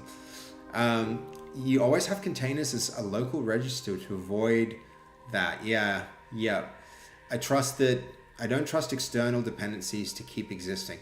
Yeah, that's right. But then the amount of disk space that it starts to take up on every development PC, Wombat, it's like, that's a bit iffy for me. I think having a reliable like deployment script and just using like really basic and simple reliable tools like SSH, bash, and this, I know this is probably a controversial, it's a hot take, but yeah, using SSH, bash, and Git can get a lot of what you need done, and you can run, it also means that you can manage things like, your services, and it's just, I really like the Linux architecture and infrastructure better. It works for hobby stuff and big, yeah. But when you're in the middle of it's not worth, I totally get you. There's a point at which, I will say, Wombat, there's a point at which a project gets to a certain scale where you have to step back and say, okay, I'm going to start to implement containerization. I'm going to start to implement like Docker. I'm going to start to implement, all that other stuff like RDS instead of having a you know, hosted EC2 instances and stuff like that, you know, that have their own databases running. It's like, yeah, there's a point where that stuff all starts to break down. All right, I'm going to lock in and make a little bit more progress on this program because that's what I was doing here. I really wanted to make sure that like we have these configuration options. I think Dense here, rather than having this drop down, I'm just going to make Dense do both the text and the profile picture. Let's do that next because this layout is getting a bit better. I think the biggest problem with it is that this is taking up so much space. So if we just make Dense control both, that might be a nice take. So let's start there. So Dense is Dense. I think this avatar size can go. I don't want that anymore. We now support the horizontal, though we need to do something better here to make sure that like when horizontal, it deletes old messages or at least scrolls in a intuitive way. So is Dense. We don't need avatar size anymore. We're deleting that. Avatar size can go. So there's avatar size. Dense chat, yes.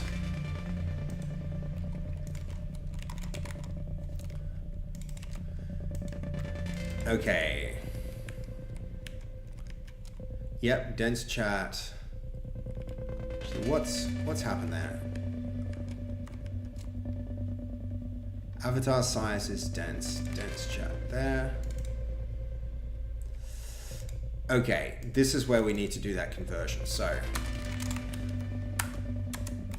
I am actually gonna, I don't know why it's not doing the highlighting there. But yeah, there it is. It's back. Dense is going to be avatar size equals, if it's Dense chat, then avatar size dot, either it's going to be small if it's Dense,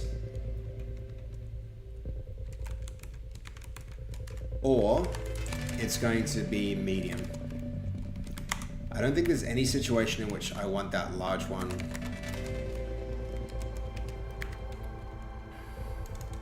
Size dot medium.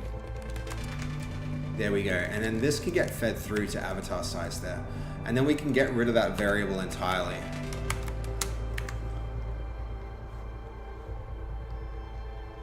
Where is it? Avatar size here. That can go. And now that one variable is going to control both values. And we can clear our UI up a lot, which is a nice like little advantage to this. So that can go now, I believe.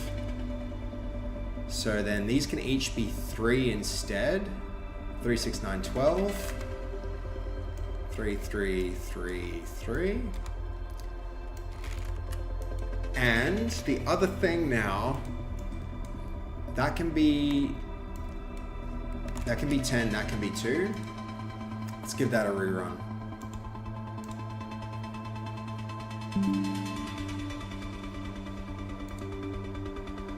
So where are we at? Rerun.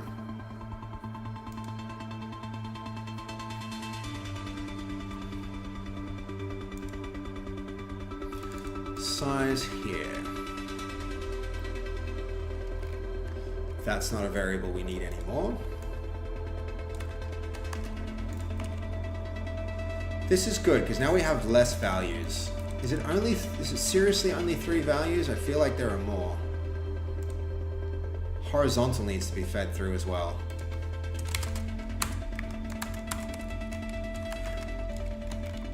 And horizontal is equal to horizontal. There we go. Yep, give that a run. Just check actually. I want to make sure that that value is being treated right. Where is horizontal? Shift F12 to find the usages, though I'm not seeing any come up. There it is. Okay, yeah, so that is getting used here. Cool. We're gonna have to change that homepage. All right, this is looking a little bit better. Honestly, I want that right aligned a little bit more, but that's mostly okay. I'm gonna drop a test here. Hey guys, and we'll see that horizontal should default to false. If I refresh this, is it horizontal? What's up, Earth? Hello world in far more stylistic hello world right there, Jacket. Far better. And then dense is going to do both values, which means horizontal for dense is much better. If it's horizontal, let's see, we should probably like, I mean, that's kind of cool now. That's kind of cool. I feel like this, if I copy that, and this might even be ready to, so where are we at? We've got our, so I reckon we can stick this down the bottom of, so where is it? In scene, I've got the border and the stream. Let me pull these out for a moment from OBS. Just want to show you guys what's happening here. So I've just pulled them out of OBS there. I put them to the bottom. I didn't mean to do that. So undo that. I want to pull them out from, so the main display and the shadow that I've put in. I want to pull those out and have them be like at the top level. No, not in alerts. Let's make a group here. Let's stick this down the bottom there. So now we've got our border and our stream display. That stuff needs to, border and stream display can go into the scale group because that allows us to scale them nicely. This can now go a bit above here.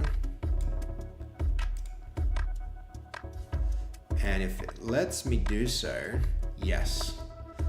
Now we're scaling down somewhat. And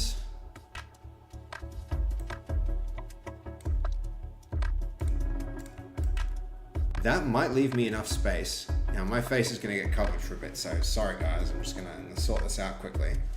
What I can do here is in the scene, I'm gonna add in a browser overlay. We've got our URL here, which we copied. So now we've got this whole thing in our clipboard. Yeah, it's like infinite, yep. Okay, so we're going to based chat horizontal. I'm going to put that in there. The width is going to be 1920. The height is going to be like, Right now I'm noticing something where the stack, like, it will be like every person, it goes horizontally, it goes chat message, and then vertically it goes stack messages. But let's just start with like 200 here to begin with. So we have this now. Avatar size, fair enough, hold on. So we put in a parameter there for avatar size, didn't we? And did I put that in scale now? I mean, hold on, here it is. Where is it? It's, yeah, that's right up the top, okay. So, it still needs, what it's telling me is it still needs here. It still needs another parameter. If I go look in here, I'm going to see a parameter down there that is, what is it saying? The chat message does not have a property matching avatar size. It does not, but avatar size is still in these messages. Avatar. Okay. Does not have a component matching avatar size. So what it's saying, what is it saying? It's saying in here, avatar size. That's our mud avatar. I think what's happened here is it hasn't rerun, because if it had, that error shouldn't be a problem. So we're just going to rerun it and see if this can go away.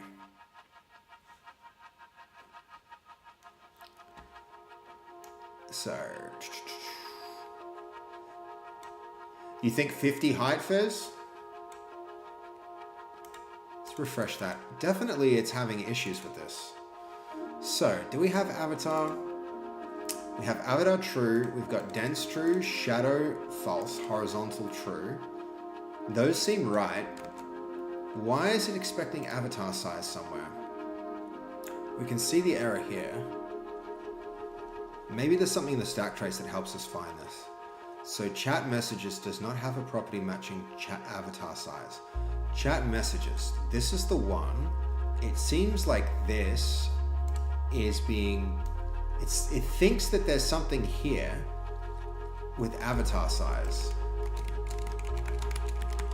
but it doesn't. Let's like hard end that and now run again. Sorry that this probably looks kind of shut down IIS if I need to rebuild. Yeah, you're absolutely right, Wombat. I'm actually using Kestrel instead of IIS for this. I know that it looks like IIS because of the chat messages, but that's just because I'm using Serilog instead of the Kestrel logger. So let's see. This here, that should be fine. Give it a refresh now that it's running. Still having an error with it. So I'm obviously doing something wrong here. Avatar size has got to appear in the code base somewhere. So there it is. That's what it was. So this is the chat overlay, of course. I didn't remove it from the overlay. But I need to feed through something here from the overlay, horizontal. And that's going to be here. We need another one for horizontal. And that's just going to be a bool. That's a bool. And then this is horizontal. And then by default, it's going to be false.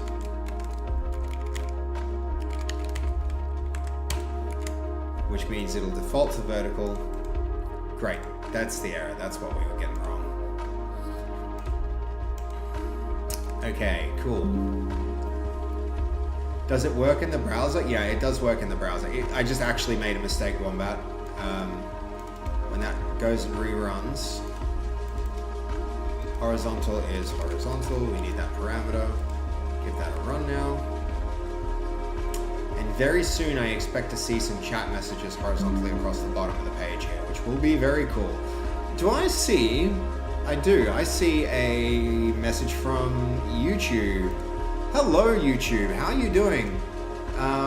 You're popping in to ask. I don't have much experience with Blazor, but isn't there a hot reload? I know, God, I wish there was a hot reload, Sadat. The closest thing you get is watch run, and it doesn't recognize changes in the solution for some annoying reason. So very disappointing that, yeah, because I wish I could like just rerun it, but it's not working that way for me, unfortunately. Okay, back to the stream overlay to OBS. Here, if I refresh that now, I think now we should be able to see. I'm going to change its height a little because the 200 is still too high. 100 maybe. I see Goldie's default hello world. Even less, I think. So that can be like 90 or 80. And then stick it down here. Even less. God. 50. Let's try 50. I mean, there we go. That might be enough. So we've got our Goldie message. We've got, you're right back at ya. Then we've got me down here. Okay, so now I want to, I think when it's horizontal, I think what I want to do is push it so that they grow from, so hold on, this width is to, let's take 500 from this. So that'll be like, maybe not quite that much. Maybe like, let's try that. Yeah, that's perfect width. Okay, now these need to flex towards the end so that as new ones come in, they push that way, right? They push from left to right. And did I also introduce something new to make the background a little bit better here? I did the background color. Yeah, .NET Watch, I'll show you guys. I'll configure this to .NET Watch run so you can see why this, why I'm having to do this rerunning. It's really quite annoying. But let's see, so CD, yeah, there we go. Yep, we're in the right place. Run, and then the project is going to be it's going to be in the based. It's going to be the presentation. There we go. If I run that with hot reload, like what, you know, I'll make a change. So this is just going to be sitting off to my other screen. I'll need to stop Rider doing this so that has a chance to actually run.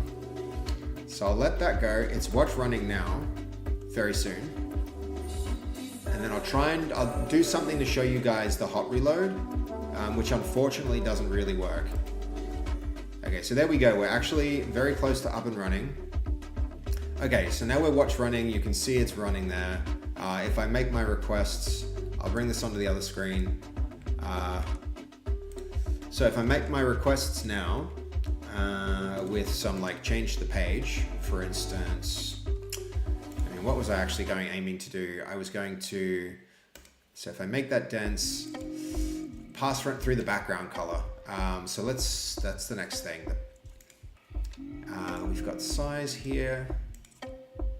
Did I get rid of size? I did get rid of size as a parameter. Yes, so we need to get rid of that, which is good. It's good that we can do that. And I'll pull my OBS back over here. Yeah, Fizz, you're absolutely right. We're going to actually, so there's an error which should be watch, so that's watch run throwing that error. So if I refresh this, yep, that is working, but okay, I'm gonna make some obvious change just to show you guys that this isn't working. So we've got that mud stack. If I just put a div here, hello world, and close that div out, I'll make that change. You can see that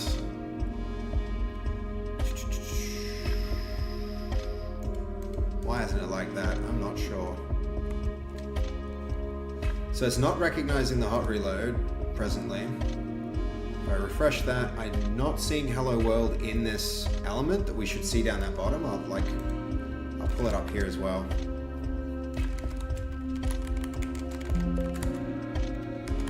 So we are seeing the hello world from Goldie's message, but we're not seeing a div that says hello world. We're just seeing, well, it's ambiguous, but trust me, this is the hello world from something else. Something else can hot reload that. I'll refresh that.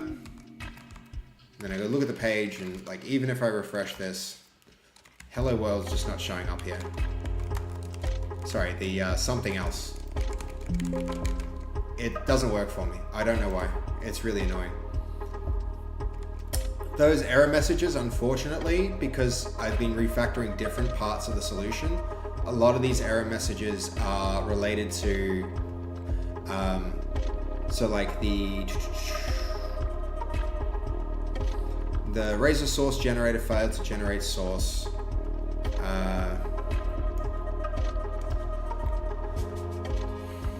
Maybe I should go and spend a bit more time figuring that out, but it will contribute to the output and compilation errors. Hint names, hint path, the hint name, nav menu, the added file must be unique with the generator. Hint name. I'm not even sure that this is related to our hot reload change. Maybe it is. It seems like if it's nav menu, then it's probably related to, I mean, this might be a side quest right now that we don't necessarily want to do, guys, but shared nav menu, it doesn't like something here. And I can't think what it would be from a quick glance. I mean, I don't think we even use nav menu, honestly. We don't. In fact, we definitely don't. Yeah, and it can go. I don't need it.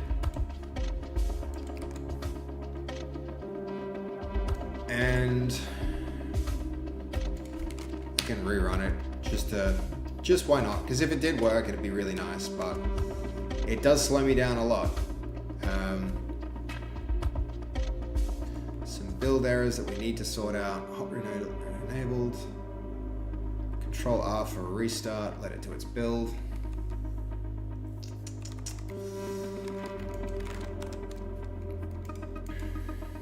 In its own time.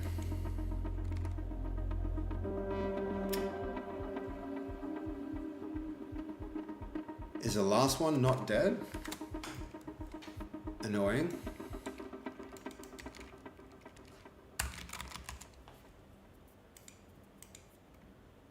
I mean, this is the only instance of it. Waiting for a file to change before restarting.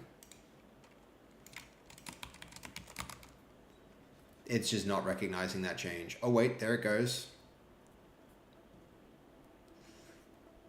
Has that actually changed? Because I'm still not even seeing that change in the page.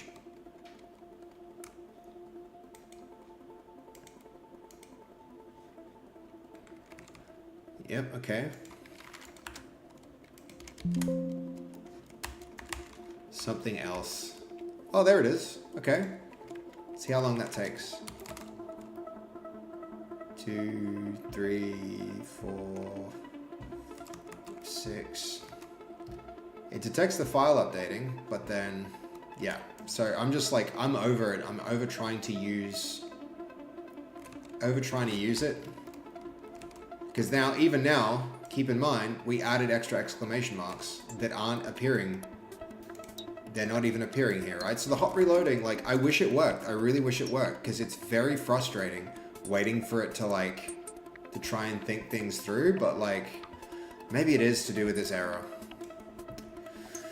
Oh, main layout. Main layout I do believe we use. This can go...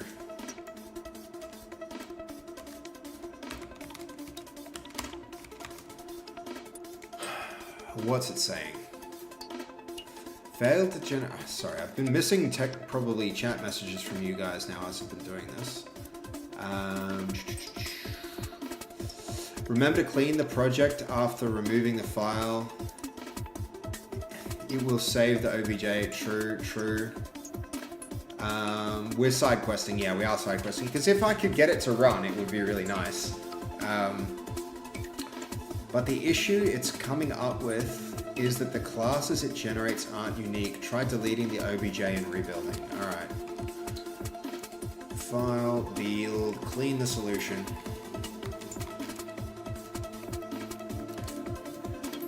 Wombat, have you used Blazor before? Like, effectively, with .NET Watch? Because I've given up on using it, like, months ago.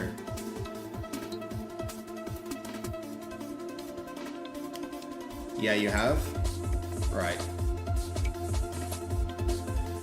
Jacob, yes, we're still doing the custom Twitch chat a little bit.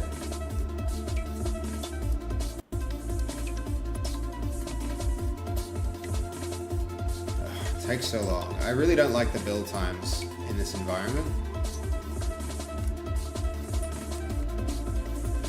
Alright, it's got our exclamation marks. No exclamation marks. File updated, yes. It recognized the file updating, and then it runs into this error. And it doesn't redraw, unfortunately. Okay, hold on. Let's work on this. We can do it. How am I doing, Seb? Sorry I've been MIA. I was doing some background mod work. Dude, that's awesome. Thank you, Goldie. I really appreciate it. We're like, as you can see, we're kind of like struggling through some, we're side questing to make something run. Wombat has an idea, and you know what? I should just like, where are we? These things, those can go back in here. There we go.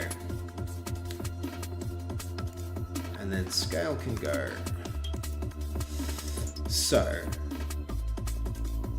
get that to refresh. If I refresh, it works okay. But, yeah, without... Cool, what kind of background mod work, Goldie? That's interesting. That's exciting. It's much appreciated. Okay, dense. That's all nice. Okay, let's go have a look at watch run again. We'll make our change. We'll save it. We'll see what our exception says. Failed to generate the source. It will not contribute to the output, and compilation errors may occur as a result. The exception was an argument exception with the message, the hint name main layout.cs of the added source file must be unique within the generator. Okay, so there's more than one main layout is what it's trying to tell us, right? But like, what else? Is it this? Maybe it doesn't need that. Let's see what happens there. We'll rerun it. Why not? So the g.cs is the final file that Razor generates. Under the hood, the files with the same name like .razor, yeah. I think what it's saying is like something else in the solution is using the name, is expecting the name main layout. Thank you for debugging with me, Combat Wombat. I appreciate that. So let's let this build, let it run. It seems to me like it could be, it's something with this file, this main layout file. There's some other file in the solution. Yeah, so you have a class and the class.cs, and they technically are partial classes, so there's a name conflict and the generator doesn't work. Absolutely, but Wombat, where else is this file? Look, if I look through the solution, there's this one presentation component shared, and I know it's a little ambiguous, but this one is that same one. So this is presentation component shared main layout. So this is the only file by that name in the solution. So let it rebuild. It was more on the serious side of stuff, so I can't talk too much about it. Okay, Goldie, we might have to just touch base on, if it's important, if I need to be in the loop, like we'll touch base on Discord about that. I hope it's all fine. All right, let's refresh. Have a look what happens. Try our exclamation mark tests again. So that can go chat page. Maybe it was just like the project reference that wasn't needed.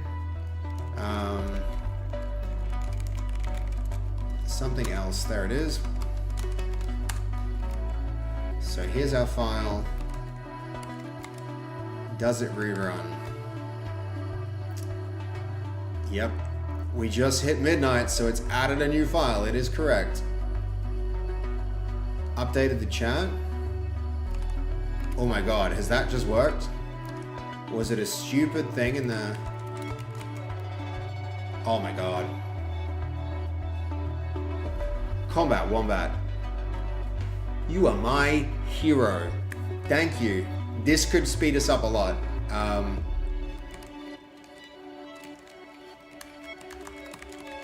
Yay, faster dev. Woo! Yeah, we'll roll with that for a while. That seems cool. Alright, while we're at it, let's test our watch run that we have as a pre-compiled thing. So we'll exit this one. Hurry up and die. Excellent. And let's watch run here, so that we can keep it all in the same place without needing to tab to our console window too often. Hot reload enabled.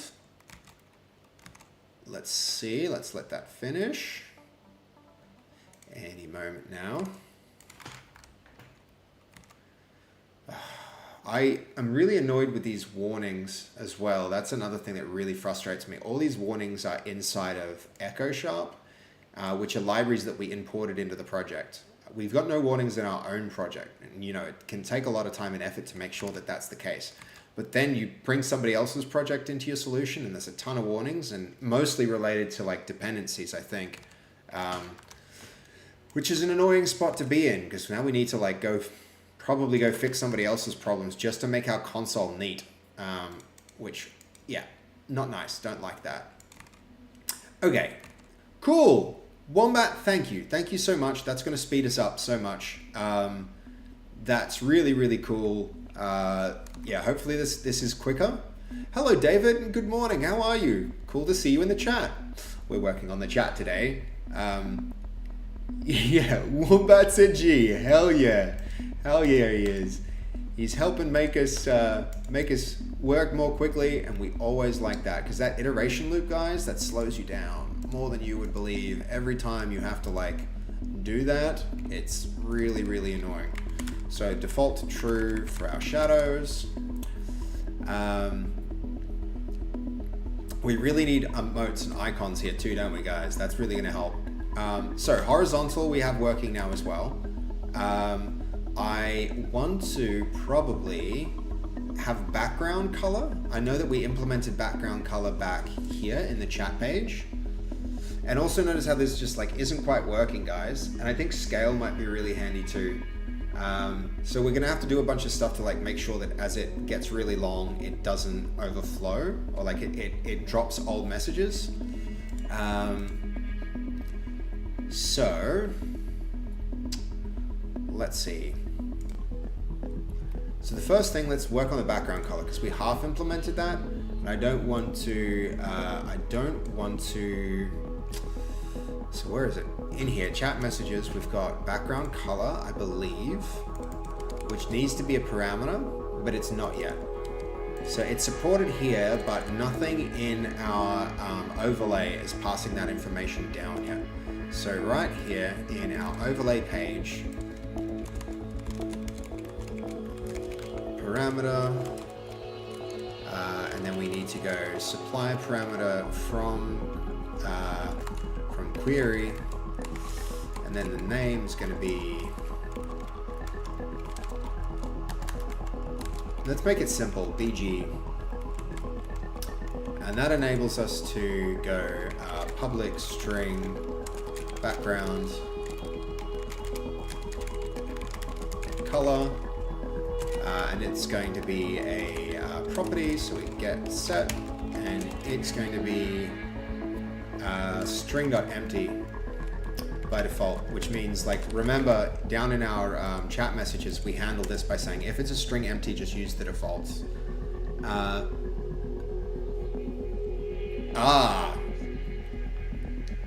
So Combat Wombat, you should actually, like, C# best practice is to uppercase string like this when you use .empty to access a property. Like, technically you're accessing this statically, so you should go through the type, not like that. So this left one should actually be lowercase, but this right one should be uppercase. Yeah. But I can tell you're an experienced C# dev, man. It's very cool to have you here. You're using the class, not the keyword. Yeah, in this case, we're using the class, and so yeah, that one was a typo there. Yeah, no, we like nitpicking here. I always want to be producing the highest quality of code, and if you see ways that I can improve them, I'd love to hear your cases for why. So don't be discouraged from doing that. Please, encouraged. So there we go. And what I don't necessarily like there is that these names are ambiguous, but that's fine. Honestly, we should be using this for all of those. Okay, cool. All right, that's good.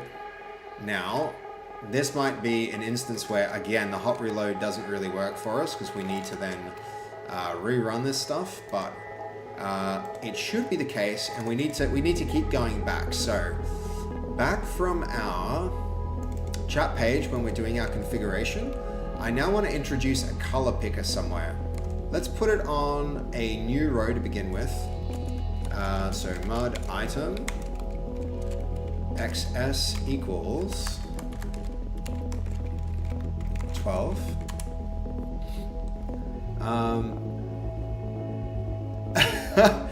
Fizz, your sometimes your feedback is really valuable too. Like I would look. This is a really important thing when collaborating, right? When working with others, one thing that you have to learn is that when you're closed to feedback, what you tend to get is criticism. When you're open to feedback, what you instead get is advice. And so when you guys come in here and say things, the last thing that I'm going to do, no matter of the level of your knowledge, if you feel like you can make this, like you can make stuff improve, I'm going to be open to advice because I want to grow, I want to be better, I want to continually improve. So really, like, I treat all feedback as a gift. When somebody gives you feedback, they're helping you do better. And if you recognize that fact and you take it on board, you will improve faster than you would if you weren't receptive to it. So like Combat Wombat, Fizz, all y'all, I really appreciate the help. And yeah, I'm gonna clip that too, because I do think that's one thing that I find like is core to my values. And so yeah, you guys have just given me a chance to talk about something I think is really cool. So that's not clipped there. That's gonna be something else.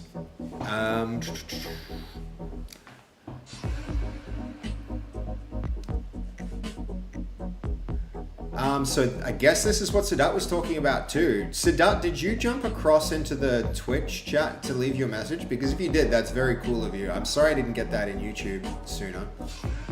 So where are we? We're going to... So Mud has a mud color picker, I think. Mud color picker, yeah it does. So let's go have a quick look at how this thing actually works. And the other thing is probably I want something to like, this should only show if there's some value that we keep here about like override color. So private bool override color equals false. So only if we're overriding color. If override color, then we'll use this mud color picker. Otherwise, we're not going to.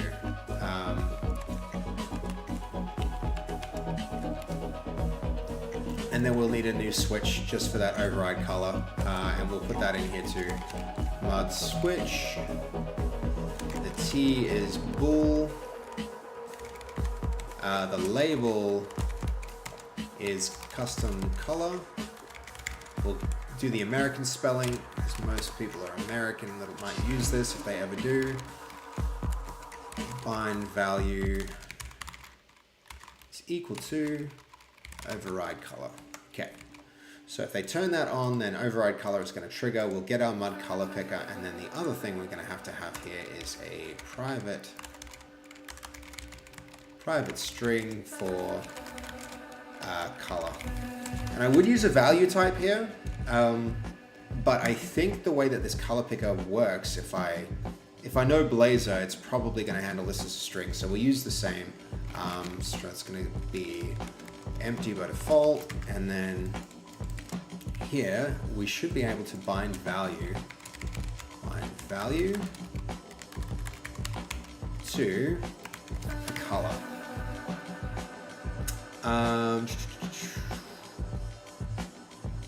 I'm sorry if I sometimes don't package my advice so well. I mean, Combat, you probably, honestly, you do. I can talk briefly about like feedback and how to deliver it properly, because that's actually not that hard when you have a good system for it. So, yeah. So, good feedback should be actionable. It should aim to assist. It should be delivered in a way where it can be accepted or rejected, and it should always be appreciated. So what you just saw me do was be appreciative of feedback, right? You should farm for dissent. You should always be looking for a person to give you feedback, and when anybody ever does, you should be really grateful for the fact that they did, right? So this creates a culture of like positivity around giving feedback, and is really, really important. So this is the 4A feedback method. So it goes actionable, it aims to assist, it's delivered in a way where it can be accepted or rejected, and it should be appreciated when it occurs. So actionable just means like the person, you should never give feedback if a person can't respond to it, right? If I go up to somebody and I say, I hate the color of your hair, it's red, you should have been born with red hair, man, that's really bad, I just wanted to give you that feedback. That's not a positive thing to do. It's like, you're too short. That's negative feedback, right? Because a person can't do anything with it, right? Where, on the other hand, if a person can actually change their behavior, for instance, what Wombat did is like, hey, you should have lowercase strings, like lowercase s. Like, it's something I know and should have been doing, and I was a little bit lax on it, but it's something that I can just very quickly, I can go into my code and I can say, yeah, absolutely, that string shouldn't be uppercase string, it should be lowercase string, and my code's gonna be better for it, right? Then what he gave was actionable feedback, right? It was also something that was going to help me. So you should only give feedback if it helps somebody else, not if it helps you. If you're just giving feedback so that you can get more out of it, right? If you can be in a better position, it's like, if the only reason I told somebody to improve their code was because my code review took too long, not because the code base was going to be better, that's a toxic reason for asking a person to improve, right? Saying your code is crap and now I have to spend all my time like doing this code review because your code was bad, that's not going to create positivity. It's not going to be helpful, right? The reason you should do it is because you should want to help that person be better, right? And that's what Wombat was doing. Wombat was giving me something that I could use to improve. And so for that reason, I can take it as, I can show a lot more appreciation. There's more positivity around the feedback because that happened, right? And then, the other thing is like, if you really want somebody to participate in feedback, you should do it in a way where it's like, Wombat wasn't like, I'm leaving this stream if you don't do that. You're a terrible developer if you don't make this change.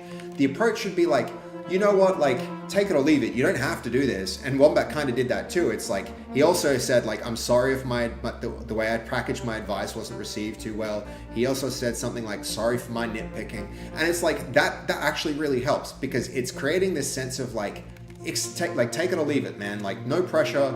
You can do what you want, but I think this can help, right? That's another really important part of it. And then, yeah, like, I'm always going to appreciate feedback because that means if I ever give somebody else feedback, they're going to be more receptive to it because I have created a culture around feedback being positive. So in this stream, never have to say sorry for it saying, like, for pointing something out, as long as the thing is actionable, as long as the thing tries to help me or the stream, as long as it's done in a way where it's not an instruction, it's a suggestion, and as long as like the person understands, like, I'm always, for that reason, I'm always going to appreciate feedback. So yeah, that's my little rant about feedback, and I could go more onto like, the other very valuable things are like, the way that you can give feedback can be improved by, you know, another few acronyms here is the SBI model. BI. When you give feedback, make sure that the feedback is specific to a situation.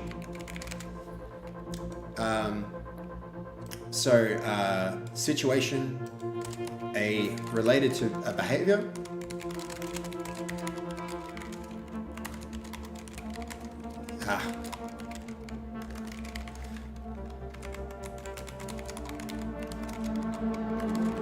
Sorry guys, my hands are really cold here. It's very cold in Melbourne.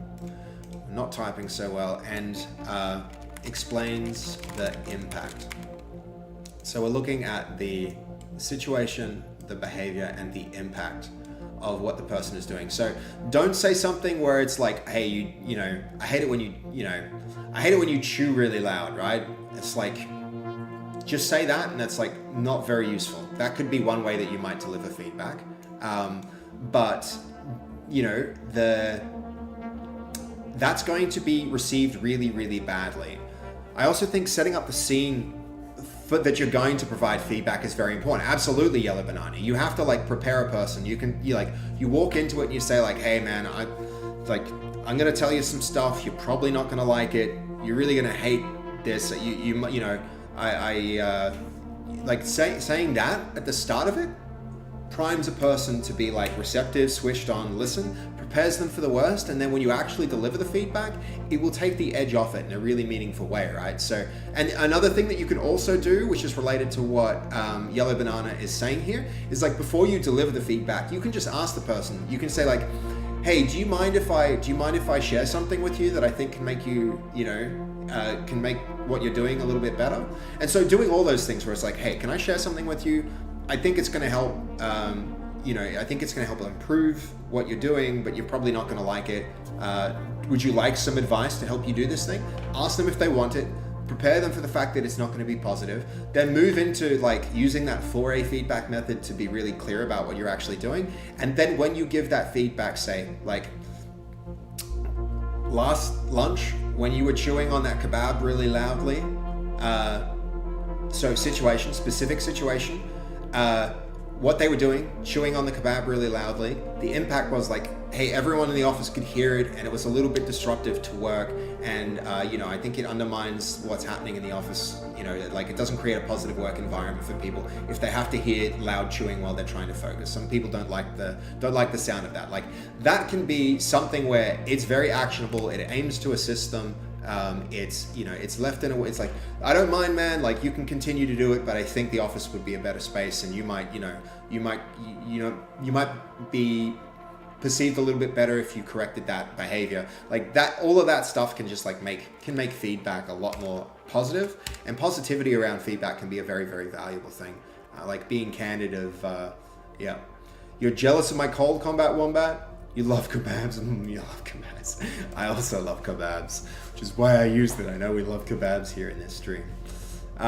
So yeah, I had a bit of a tangent there, but like, yeah, I mean, like understanding and doing those things effectively can really, really help make an environment and like make a team work better together. So we've got our color string, we're binding value. I want to just double check the API and make sure that the way that we're using color is good. It should be right here somewhere, but I don't see it. I have to go get some stuff for the baby room. No worries, Wombat will be here when you get back, dude. And congratulations on being a dad. That's awesome.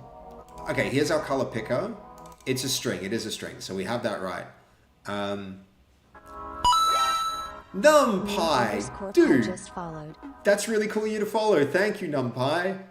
It seems like from your name, you're definitely a Python programmer, or maybe it's a happy coincidence, but welcome to the stream, man.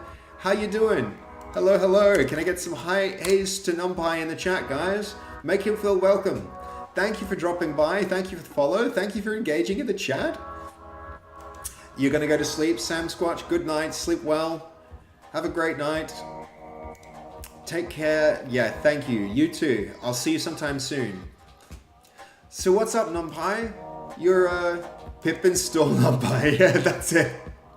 That's it. That's what I read when I saw your name. That's really cool. So I'm guessing you're a really mathy programmer. Am I right? Am I right? Hell yeah. This is Goldie. This is Yellow Jacket. Goldie's my mod. Yellow Jacket has been tuning into heaps of our streams lately. He's a really active member of the community. So yeah, welcome. And if you have any questions while we're working, like, don't hesitate to ask. We were just talking about how we encourage a lot of that communication here in the chat. So I hope that was something that interested you, and one of the reasons you might have followed. But yeah, thanks for following. All right, let's give this a run, guys, because I think we might be at a place where this color is ready to get fed through. Are we feeding it through? No, we're not feeding it through yet. So that definitely is something we need to do. So where are we? Color, background color is the color that we just made. Color. And it should definitely default to empty string. Unfortunately, this is that error down the bottom, really annoying. Okay, it just needed to be reloaded, but that means our hot reload might not be working the way that we wanted it to. Wasn't there an exception here? I believe there should have been. But let's head over to our window, our floating window, and have a look. Okay, what did it want? Event callback to the string. Custom color on. Yes, now we have our color picker. Excellent. And is it feeding through? And that honestly should be clearer. It should say custom background color. And we should make this, we'll put in a mud stack. There's our mud stack. Oh, very annoying that, this is why I kind of hate the hot reloading. Mud stack, custom color, yes. And then make that a row.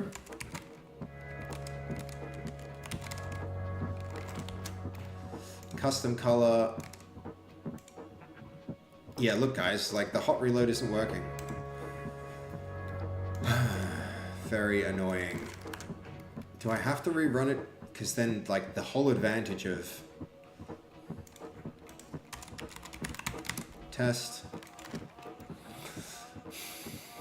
event callback to string. What's it actually complaining about? Chat page. I think it's this bind value that it doesn't like, maybe? That's the last thing we introduced, but...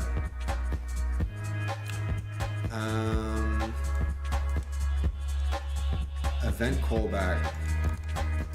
Let's just confirm that bind value is what this needs by looking at the API. Bind text, that's what we need. Bind text. No, not there. My bad. Here. Bind text. I use Python a lot at university, but for the past year and a half I've been using Java mostly for work. Wow, even Numpty doesn't like Python. He does like Python from the sound of things. It just sounds like he's been moved into a .NET environment for his work. Not that he necessarily wanted to. That's a good question though. How do you like it, NumPy? Are you enjoying object-oriented programming? Which I know Python is a little like that, but ooh, check it out guys. Check it out. We support background colors. There we go. Maybe more like that for our stream. And we want it dense. And are we copying that through as URL parameters is the question. I don't think we yet are. So this here, probably we should do this in a, we should be doing this in a method rather than bg equals that. This is the background color.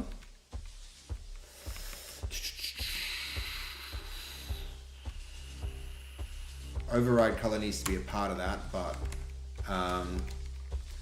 maybe empty string is going to be fine for this anyway. But let's just do it like this. So if the this is going to be override color if it overrides color, otherwise string.empty. There we go. Let's move this up because I don't want to mess about with... Alright, there we go. HF URL, base URL. Yo, that's sick ass. It's pretty cool, right, Jacket? I reckon like being, yeah, custom color and then make it whatever you want. That's pretty cool. You like that hype? Fizz is getting hyped. I think, yeah, we can like even affect its transparency a bit here. So is that getting fed through? It should be getting fed through now, absolutely.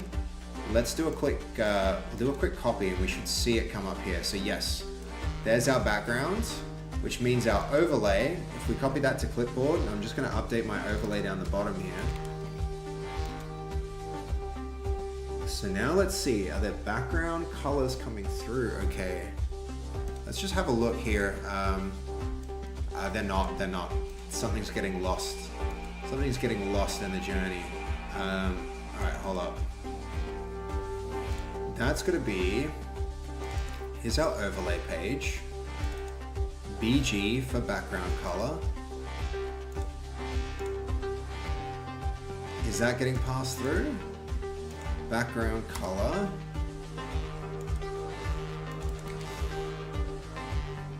See how that's getting used. If the string is null or empty. Now that looks good to me.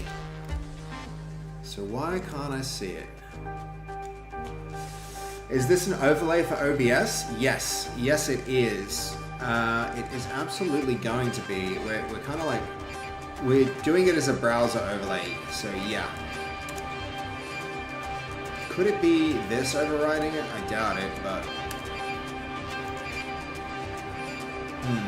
Yo, Cray! Yeah, we're just actually working on that right now, Cray. We're working on this so that you can like, you know, I know your brand's a little bit more red. If you wanted to change it, you can go here. So we can do all sorts of things like make them dense. We can put shadows on each of these little blobs. We can change it to run horizontally, though we need to work on that still. You can turn the avatars off. So lots of little configuration options for custom chat. And then the cool thing is, like, you can see this gives you a OBS overlay, like a browser overlay that you can paste in. So yeah, thanks for swinging by though, dude. Yeah, I'm still in the process of kind of like working that out. Here's you can kind of see the overlay here, but something's going wrong. You like the design of the chat so far? Sick, man. Like, the cool thing about this is like we can completely customize this. Cray is a very, very cool guy. How is TD? Are you guys finished or still playing? I want to finish this feature off first. I really want to like end this stream today with like everybody's chat messages running along the bottom of my screen. That would be pretty cool. It'd be a good place to leave it. The other thing I can do is like maybe compress them and have them running vertically here. That could also be a vibe.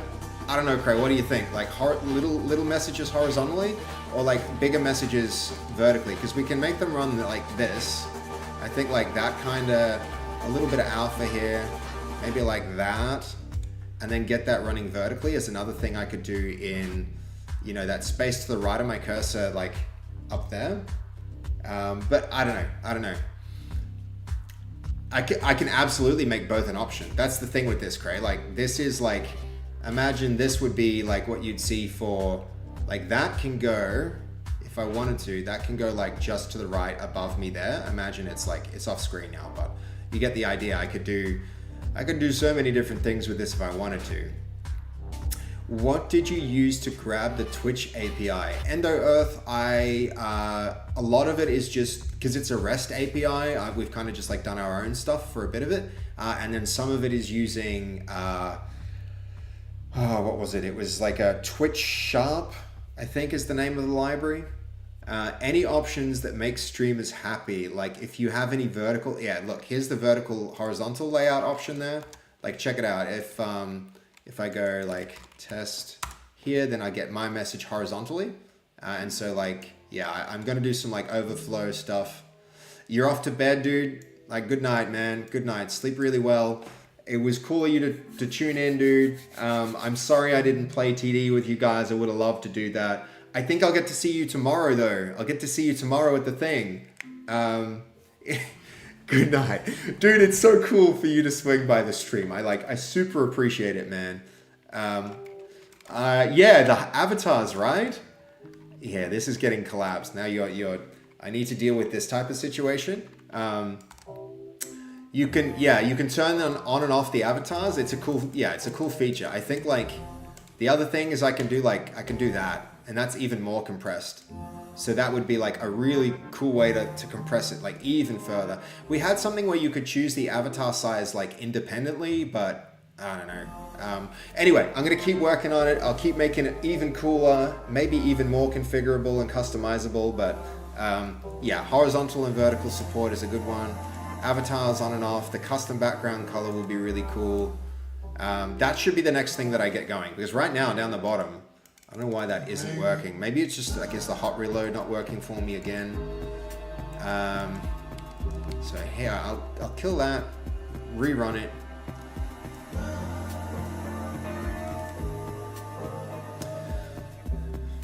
And then the other thing I'm going to do is maybe like figure out how to integrate this more deeply into OBS. That might be a cool thing that I can do where you just add it as a plugin. Ah, how you doing? Schlock, I see you're on, sorry, we got a question from the YouTube chat. I'm using something called the Zen browser. The Zen browser is what you're seeing here. And I find it quite nice for development. It's a pretty cool browser. So that data still isn't feeding through. And I see that here because this should actually be using so let's close that. If I go here and open in a new tab, if I go look at the address, I am seeing, well, am I seeing it?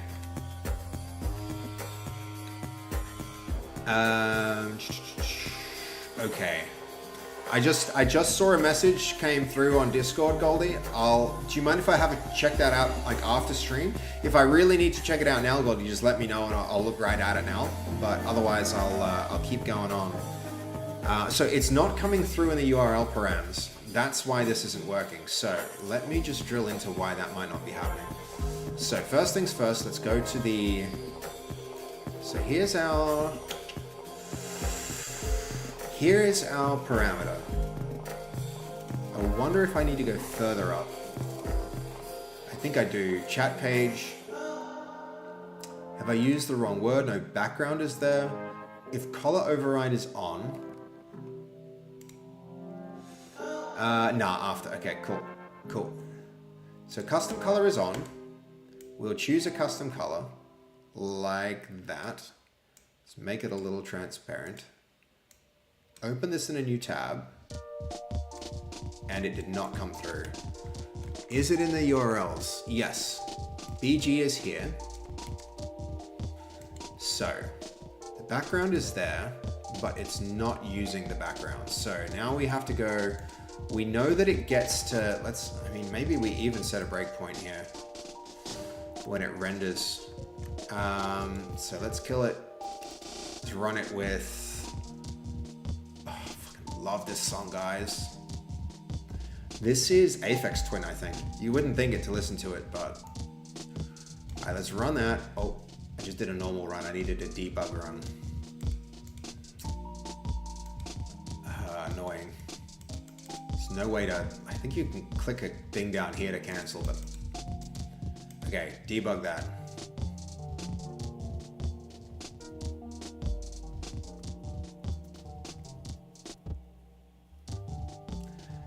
How good is the vibe from this song, guys? Seriously, I love it. Alright. That one can go custom color on. We can go something like that. Open it in a new tab.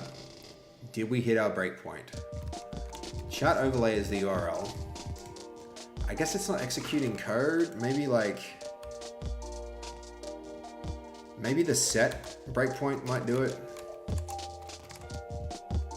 No. What we can do to debug this is just like print it.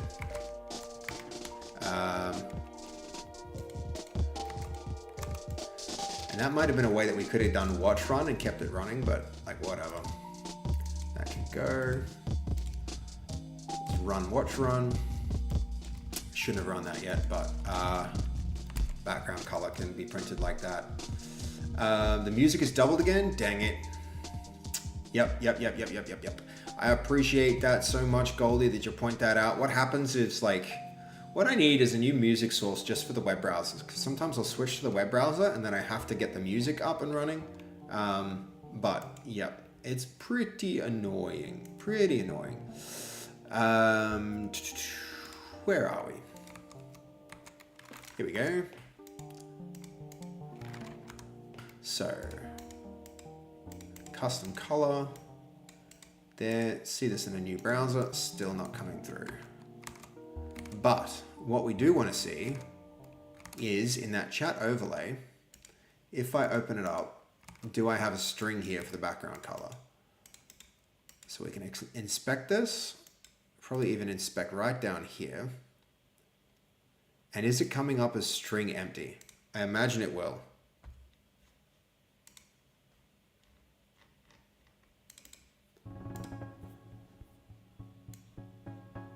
Hello world.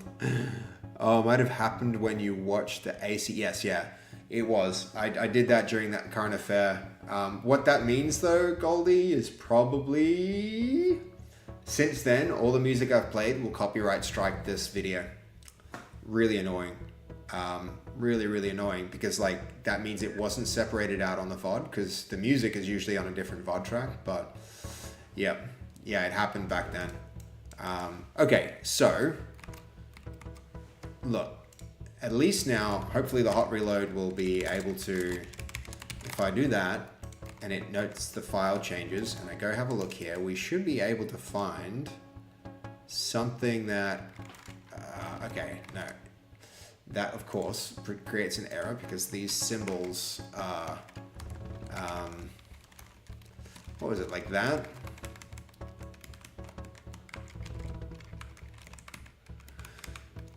We can do something different. There we go. There we go. And now if we go inspect, I hope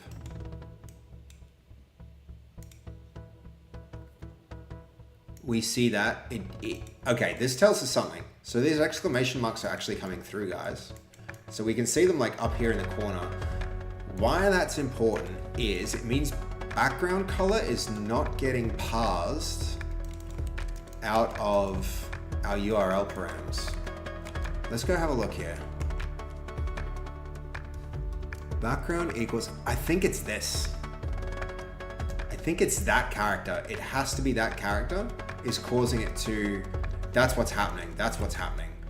Okay, we can fix that. We can 100% fix that. So,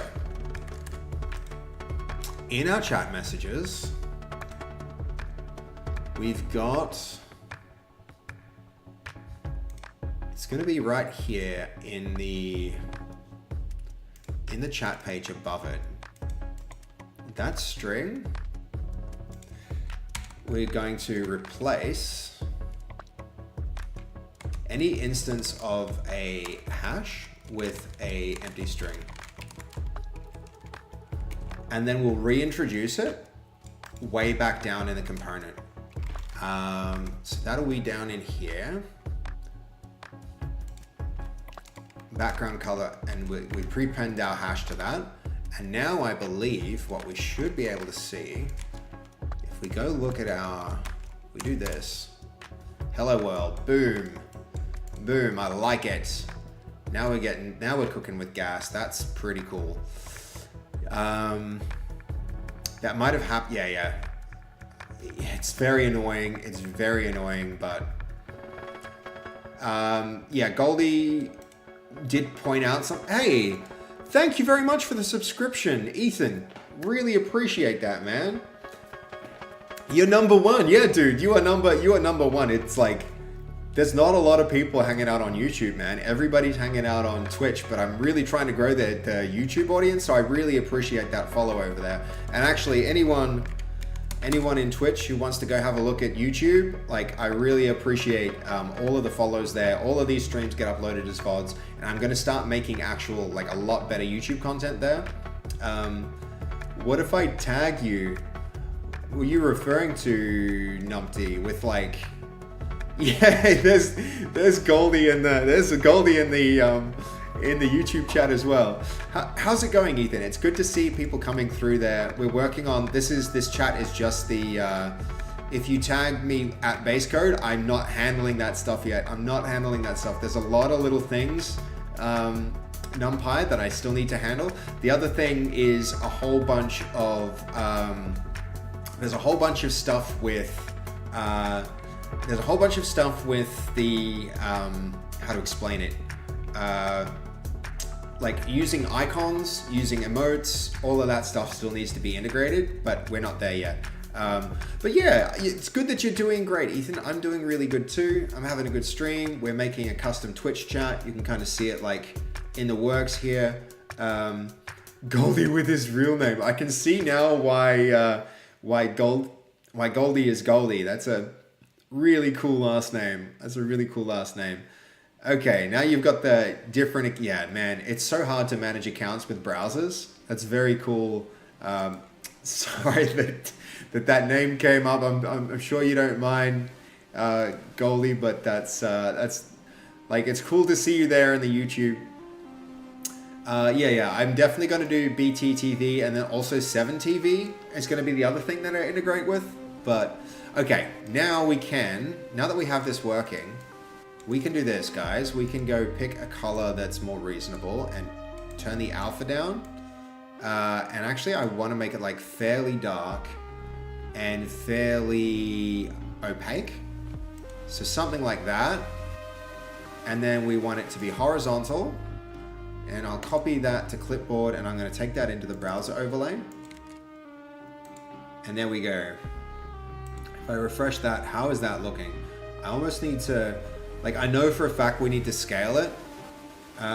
Let's make this a little like 50, 70 pixels high maybe, and I'll scale it up a little.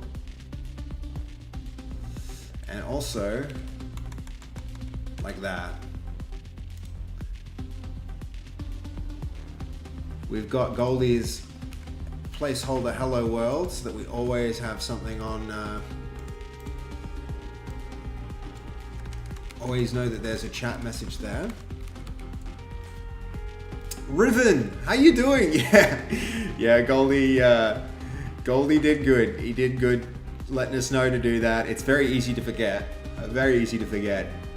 Eval console.log test. Scryguide, like, even then we can't, you're trying to do injection there, which is very sneaky. I love it, but it won't evaluate because, well, for one, that would come through as a string, and that's, yeah, you like, I like the effort to do some JavaScript injection there, but that's not going to work for a few reasons. One of which is we're not even running JavaScript on this page. This is all Blazor, which means it's WebAssembly producing the HTML. I'm gonna change my YouTube username to fit. Look, everyone's getting in on the YouTube, making Ethan feel welcome. Like, that's awesome. Welcome, Ethan. I hope you're enjoying I think maybe they're even like, I don't know how the positions work. So it didn't take Psych long to get that #1 again, but like, yeah, very cool to see you there in the chat, Ethan. So are you a software developer, Ethan? Is that your thing? Actually, look at this, guys. I'm quite liking the look of this now. I need to probably, I mean, how are those messages? Are those messages looking cool? I'm almost just gonna like go to Twitch and have a look there. Twitch base code. Let's go see how this bar across the bottom looks. We need a little more vertical space, I think. So we need to push it up, and now we've got infinite looping. But that's getting there, guys. I think the next thing I would do is probably, we need the dense version. And then let's go update that. Do we choose our background color? Is that updating here now? If it's not, that's kind of annoying. I want my shadows on as well. So, test. Okay, now might be the time to start to get the alignment working. So that's the next thing. I want them to push all the way to the... So we can support both left and right alignment. That might be a way to go. So next thing, left and right. So... just for reference here, we're going to...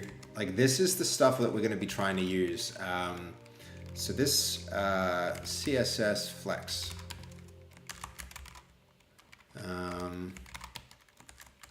Flex? CSS Flex. Surprised that didn't come out, but this is the best guide I ever came across for CSS stuff. Yo, hey, what's up, Sep? Yellow Jacket, you're on YouTube too! Welcome, man, welcome! How you doing over there? It's good to see you, my friend. It's, yeah, man, it's all popping off in YouTube.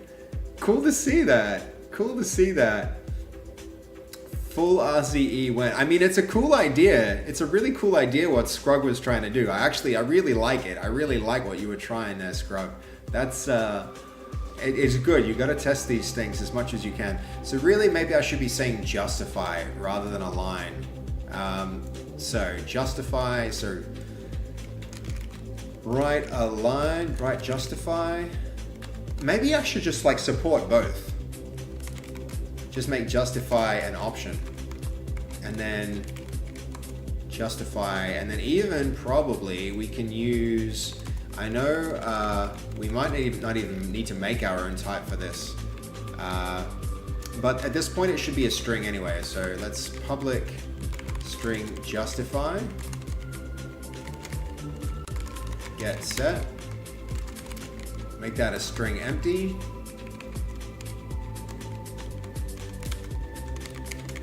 Justify. All right, cool. Nothing yet for this because we need to go introduce it there. String as well, one of our parameters. Justify. Nice. That makes this work. And now in our page, chat overlay page.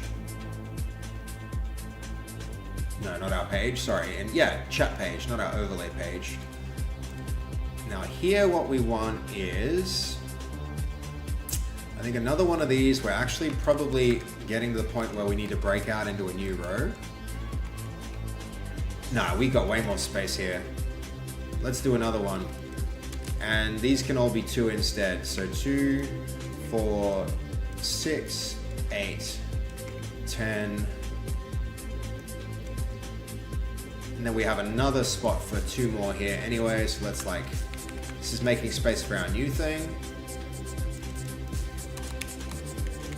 Hold on. Mod item. Open it, don't close it, and then now we close. So this is going to be next space here.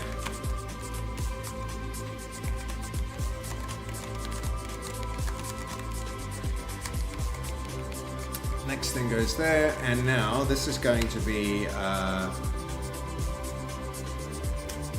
we've got,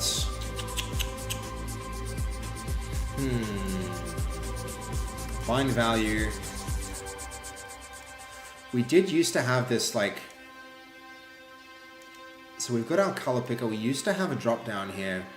And maybe I should just like pull up the history for this and pull that back because it did enumerate enums. They like went over enums, and that's kind of what I want to do.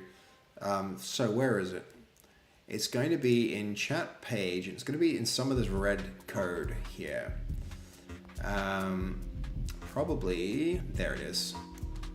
That's what we want. So, and then like we can neaten that up. That goes there, that goes here. This is Option. Yep, and then this all goes inside of, if I'm not mistaken, where are we? Where's our removed code? Oh, it's not recognizing that as removed because now it's a returned line. What a coincidence that we put that in the same spot. This is an avatar size, but instead this is going to be justify. Bind value justify. The type is not going to be size, but it's going to be justify. And then we've got enumerate those. We're going to add mud select. Bind value justify. Let's make our new variable. Private string justify. That can go away. Interesting. I think we just had a bug in Rider, guys. Yeah, Rider's bugged. Oh man, you don't see that often. Oh, there we go. It fixed itself. Fixed itself. No, the Kodo I work in a lot of other languages as well. We just happen to be using C# for this one. What is a writer's bug? Bruh, I thought it was like 11:30 or something. For me, it's like 1 a.m. actually. That's my time now. Flexbox Zombies is a cool game to learn and remember. Flexbox. Patrick, that's a good resource. I think I've seen that before. Yeah, absolutely. I think it can be really hard to get your head around initially, but like once you understand it, then yeah, it's a really, Flexbox is such a powerful thing. I used to hate it, but now I love it. Now I absolutely love it. Is that command not working? Goldie did get that working, psych. I did see that working at a time. All right, where were we at? T is justify. Okay, that's going to be justify because we can bind that type. Initially, what should we make it justify as? We can justify it as center. I mean, what do we want for chats? I think right now it's going to be flex start is how it is by default. So let's put it there. Ethan. This jacket guy is cool. Yes, he is. Yes, he is. I think I'm going to go to bed, bro. I'm tired. I'll be sure to check in again. Dude, thank you. Much appreciated. Thank you for swinging by on YouTube. And thank you for the subscription there on YouTube. I'm really planning to make a lot more YouTube content. Just to tease a bit of the stuff that we're going to do. We're going to hack a dog feeder. So that I'm living in a house with some other streamers here. And I'm going to make it so that they, when people sub and, or they donate, that it dispenses food from the dog feeder. So it'll be like candy, or maybe I'll bake some dog treats and do a cooking stream. So that's the kind of thing that we're going to be doing here on the stream. Some of I don't know if Penny's still here in the stream, but Penny was absolutely awesome in hooking us up with the dog feeder. So we're going to have a lot of fun doing that sometime soon. And again, thank you so much. Thank you so much, Goldie, for helping coordinate it. And thank you so much, Penny, for getting that sorted for us. It'll be really fun to hack that up and connect it with Twitch so that you guys can interact with Dev's stream more often. That's gonna be really fun. Okay, so now we've got that chat. So now that we have that, there's this. I feel like this needs to go into a method. So get. We need to refactor that, and that's going to be get. URI params, and then we'll make a method for that. Where are we? That should just have yeah, there we go, that's it. URI params, and then this can just spit back these. And this is nice because I think it keeps our string close to all of our variables, so that every time we go and add something here, we don't have to go searching through the code to find it. And it also makes it a lot more clearer which ones are present and which ones aren't, because I can select these and see what I have used and what I haven't. And justify I definitely haven't used yet. So then we're going to have end justify equals justify. I should do something probably to like shorten this URL param so that if a thing is its default value, it'll get handled like down the line instead of right here. Yeah, that would really help, but okay. I can stay up as long as I want. I feel like that too, Jacket, when it's like, yeah, it's not a weeknight. It's yeah, that's definitely cool. Ethan, that's super cool. I'll be sure to come back, and you can't wait till you see that. Yeah, that's awesome, man. Ethan, we're also making a swear jar. That's the other really cool thing. We're using this tech to, you know, and I can just like show that because that's probably running right here in the background right now in this tool. Let's have a look. So I need to fix that error first. I enable the cast. Yeah, that's totally legit. Justify.toString. Is that what it's saying? Though that's probably not it. Justify to mud select. So that is here. Mud select item. T size. Why not? That seems fine. Mud select item. Mud Blazor size. I haven't changed size here. That's, yeah, justify. My bad. That'll fix it, I think. And now this is justify as well. There we go. Flex start. So all the options we've just like pulled out of that enum. And then we need to keep feeding that down. Okay, so now that that's working, this is the other thing that I really need to need to keep working on. So we've got this system that listens to what I say via my microphone and puts it into text. And the other system we have there is the swear jar. So you can see it's actually falling a little behind. That's one of the problems that we have to like fix with it, is how far behind it gets the speech, because we really want to connect the event of me saying something like, or the streamer saying the swear word to the event that responds to it. So yeah, this is one of the systems that we're also working on that I want to circle back to sometime soon. Where is that? So you can see that goes into this swear jar, guys. So that was another fun thing that's a work in progress, and we kind of side quested to get this chat thing going. But you know, it's cool. It's a cool system.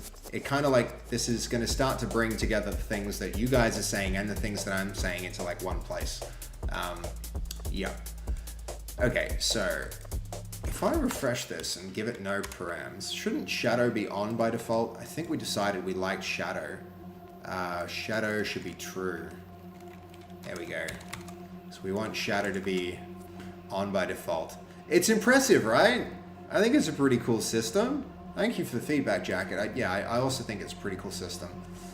Okay. Custom color. There. Make it dark.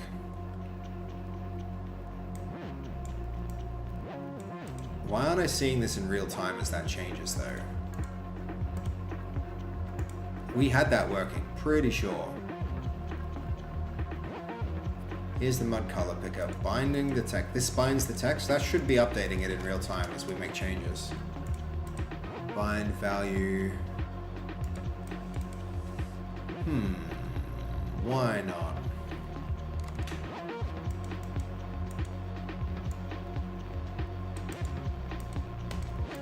We definitely saw this working, didn't we? What the heck changed?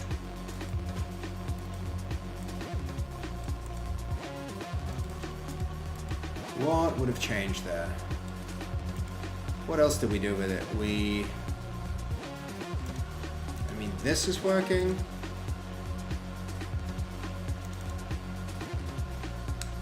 That background color, bind the text here. That should be working.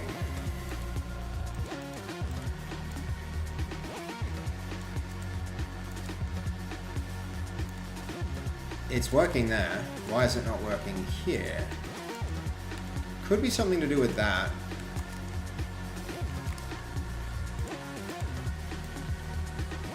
No?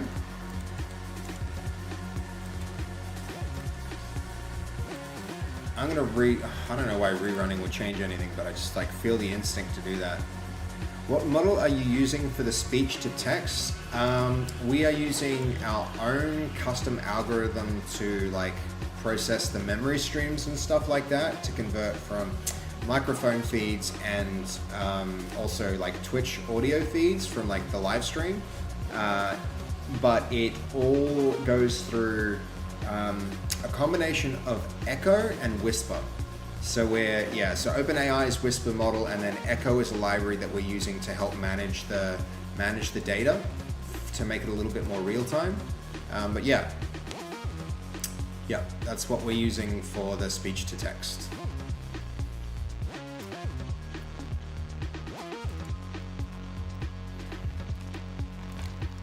All right, why would you have stopped? Because we definitely had that color picker working in real time. And that's what I want for this. I want to be able to see all the real-time feedback for the changes we make. Come on and work. Dang it. I don't know why I thought it was going to work. So let's just, to see this working, that can go back here. We can also, let's see. Oh, maybe because, no, we two-stringed it way back here. The background color, yeah, that gets replaced here. That means that color is still chat messages color. Oh, yeah. This here. That's our error. That's our error. That's gonna fix it. I'm confident that's gonna fix it. And yet it doesn't. And yet it doesn't. Chat messages, color. No, why would that fix it? Because we add that back here. That should be fine. Here's where the hash gets put back. So, could be 2 hashes now. 2 hashes coming through. We need to also do that, which I don't like. I feel like we should centralize this with a property now. But anyway. I believe there are distilled versions of Whisper that are faster, so you might solve your latency issue. Yes, you're absolutely right, Kodo, but the problem is when we do that, we lose accuracy. I found like the loss of accuracy can be quite bad for the purposes that we want, which is like parsing, the voice and putting it into, putting it through the profanity filter stuff. I don't want to miss any of the swear words. Like, I could definitely give it another shot, but I have found that running multiple threads of the high quality model actually like doesn't put too many performance constraints on the computer, and it means that you can you have two threads processing the audio in parallel, and then you snip it into little bits, and then you run like a little bit of transcription each, and then multi-thread it, and then you get high quality and speed. That's what we've done so far with it, at least. Okay, horizontal here, dense. I mean, definitely keep the shadows on. We want the avatars on. Let's copy that, update our OBS display. Okay, there we go. Next thing to do is feed this like align stuff through. And you know what, I want both of those on, and I'm gonna stick that like, fair enough. No, but it's a really good suggestion, Kodo. Like, I like where your head's at. Obviously, you've played with this technology before and you understand it. And so you're the kind of person I really want to encourage to be in this stream, and I want to encourage to make suggestions. Because it was a very good suggestion. Very good suggestion, dude.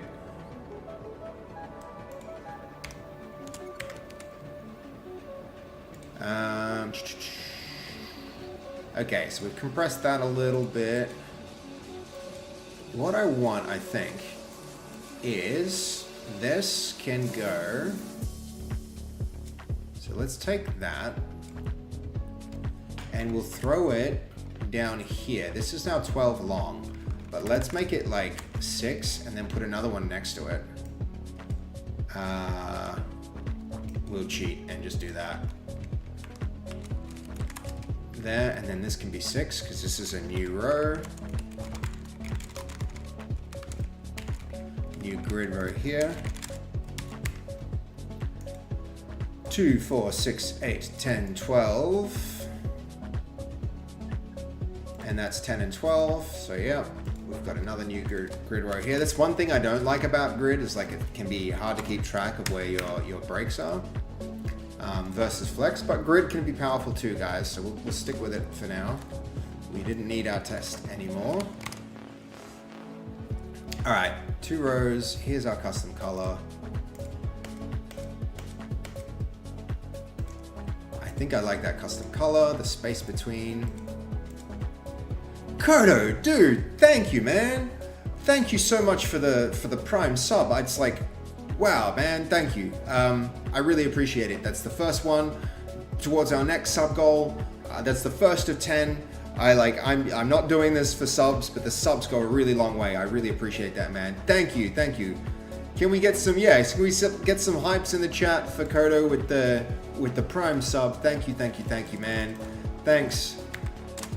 Really appreciate that, man. Let's see, the Kodo. Thank you. All right, sweet, man. That's super appreciated. Hold on, we had a, okay, the hour has ticked past 1, and I never thought I'd be saying this, but I'm getting a bit tired. I will get to bed, but don't fret. I will be back. Hell yeah, Jacket. I'll see you next time, Jacket. Like, don't feel bad about going to bed. I'm, I'll be here probably another half hour to an hour until I get like a good point to break with this feature. But yeah, please get some sleep, man. I'll see you sometime soon. I'll be back here in no time. Okay, so there we go. We've got the vertical and the horizontal chat. We've got our shadow. I mean, I don't know how to, like, we're gonna have to do something. I think we can probably just like even handle it with CSS. Where, I mean, we can do this in a couple of ways. Probably we should do it in the DOM. We should do it where like the view decides how many of these rows, these things get rendered. And for this bottom chat, we want to be able to limit it. But like, let's not get distracted. First things first, I want to try and like control where this flex goes. Because right now, I'm not doing anything with it. Deja vu for short stream. To be fair, I didn't say I would make it a short stream this time. It's I made there was no claims made about the shortness of this stream.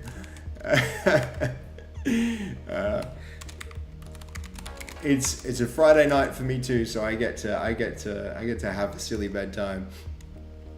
Hey, Vrutagel, thank you for the follow, man. We just hit 800 followers, and so the fact that we just hit 700 followers. We've had 3 since then, and you are the 3rd. I really appreciate you following me along. It's the stream's been growing so fast, can't believe it. But thank you for following. I really like that you're into the content we're doing here. That's awesome, man. That's awesome. Thanks so much. All right, so we've got our row now. We can mud text.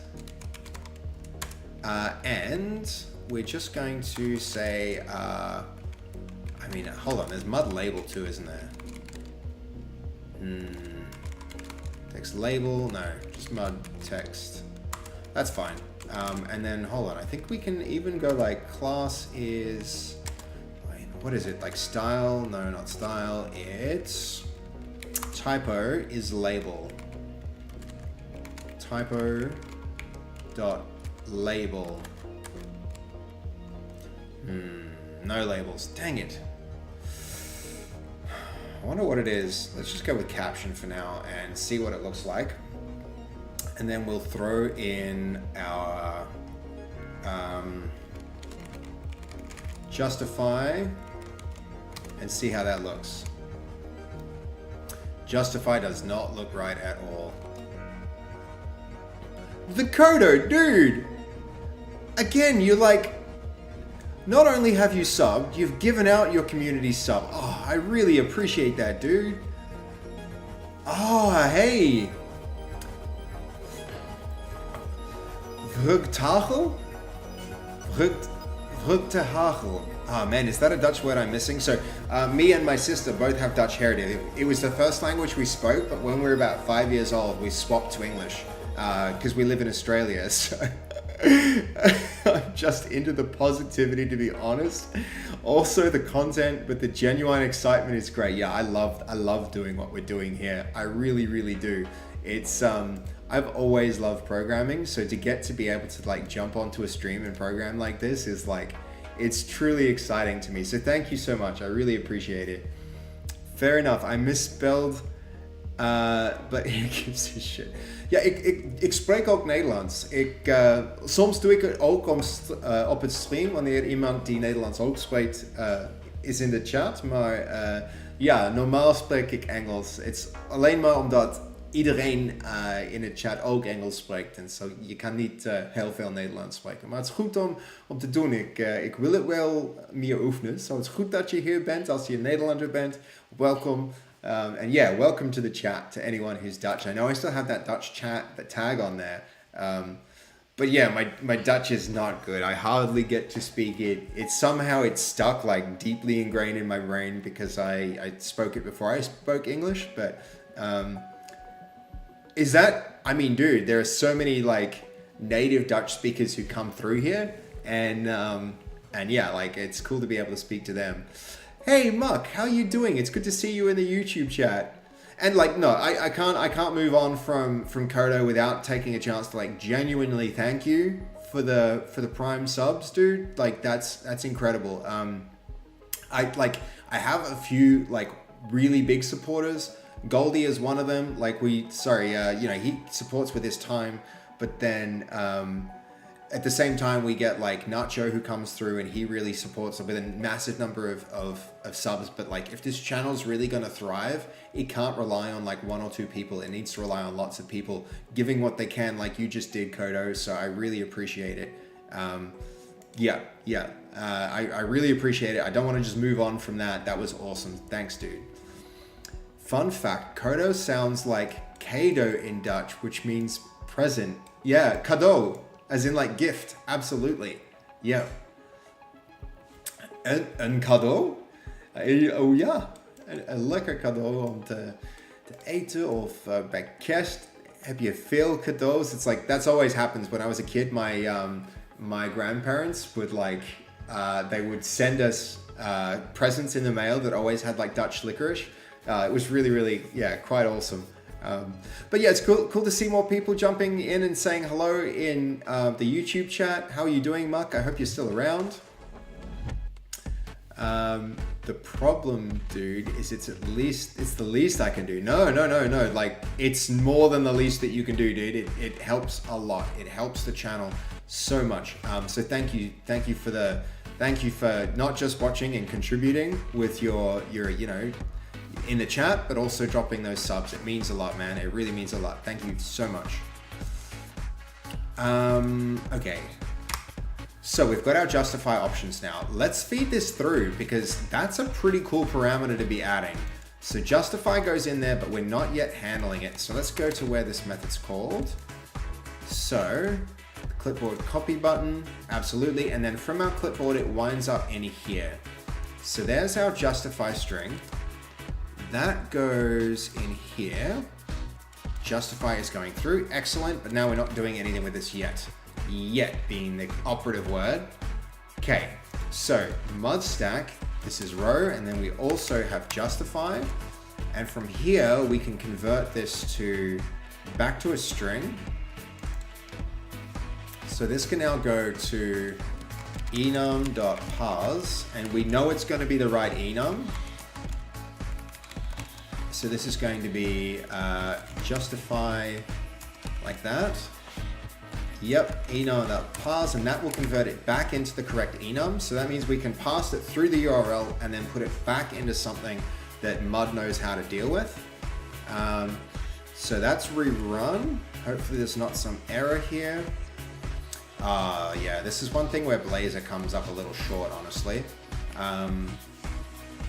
So let's see, we can just do that here. Justify, and then we can do that. And now here we can just pass this in because it can't do those You'd think you'd introduce more support for your compiler to do that type of like inline stuff. It would save a lot of time. It'd be pretty useful if it did. Must specify a valid form of parsing for the string. Really? Information for parsing in the string. This could be empty. This could be empty. So if the string is empty, so this is going to be string.is null or empty there. If that's empty, otherwise, it's going to be, actually it's the other way around. If it's empty, it's going to be default type.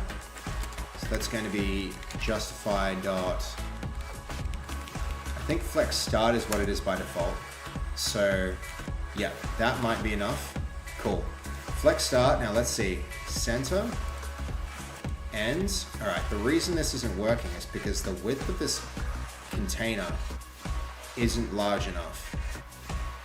Or is it? There's our mud chat. Actually, it is. Justify start. Okay, hold on. This is chat messages. It's using that parameter. That should be fine. That should actually work as far as I can tell. You know what? I don't like this here. I think I want to put this in a method. Yep, let's do that.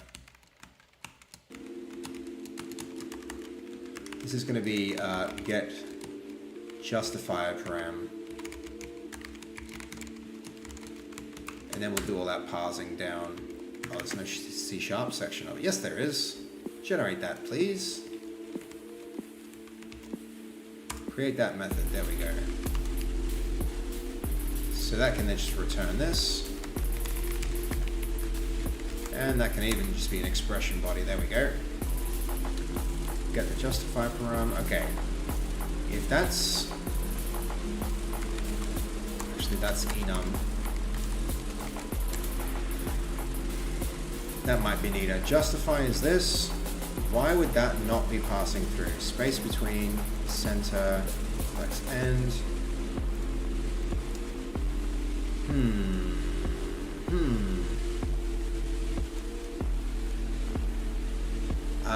No problem, dude. It's at least okay, hold on.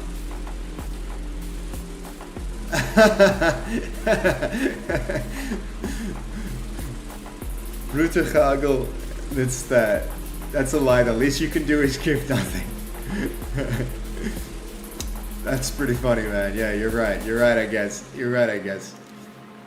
Flex 00 max content or whatever. Yeah. We try to, since we're using a component library for this, what I'm trying to do is use as little direct inline CSS as possible and like rely on the other systems for this. So Mud Stack is the thing in Mud that handles our layout. So, yeah, right, Kondo? It's the least you can do is nothing. He's 100% right. He's gotcha. But yeah, so thanks, man. Thank you. The least you can do is absolutely nothing. That's very true. All right. So let's refresh that. So there's our hello world. I think I also want to support scaling. I like that. Do it the way it's meant to be done with the library. Like, look, yeah, what we could be doing is like here, we could do what you said with style and then display, flex, and then flex with like, we could inline it all inside of the style, but like, that's kind of what this is supposed to do. It takes all your CSS out and lets you manage it through components. Yeah, and then you like sometimes these components don't do what you want them to. And in those cases, you can go like, you can put all of your CSS directly in the style, or you can even add a style sheet and like pass it as a class. But, that's the point of this Mud Stack, is it like handles your flexy stuff for you.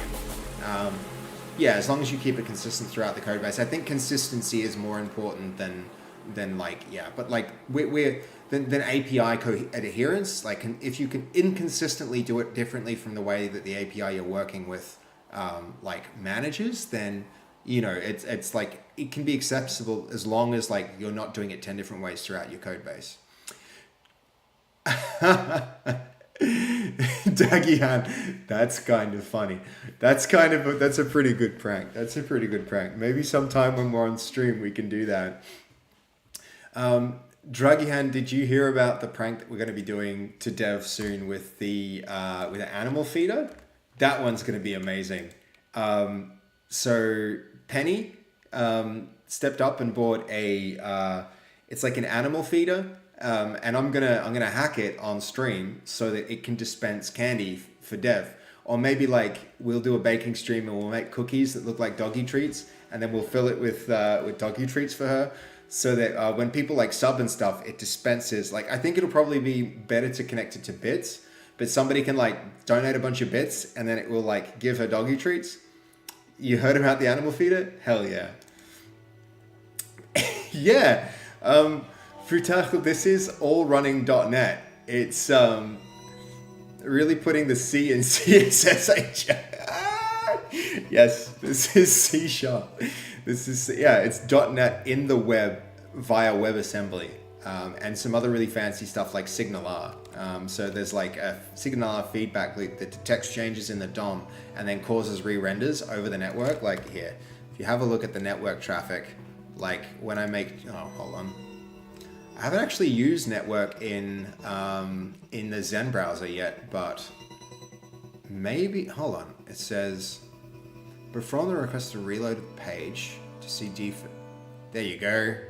Okay, so like the state changed, but you'll see that most of the state changes actually come from, you can see SignalR is doing a negotiation here, and then one of these is going to be our actual connect. I think negotiate is going to have the where is it?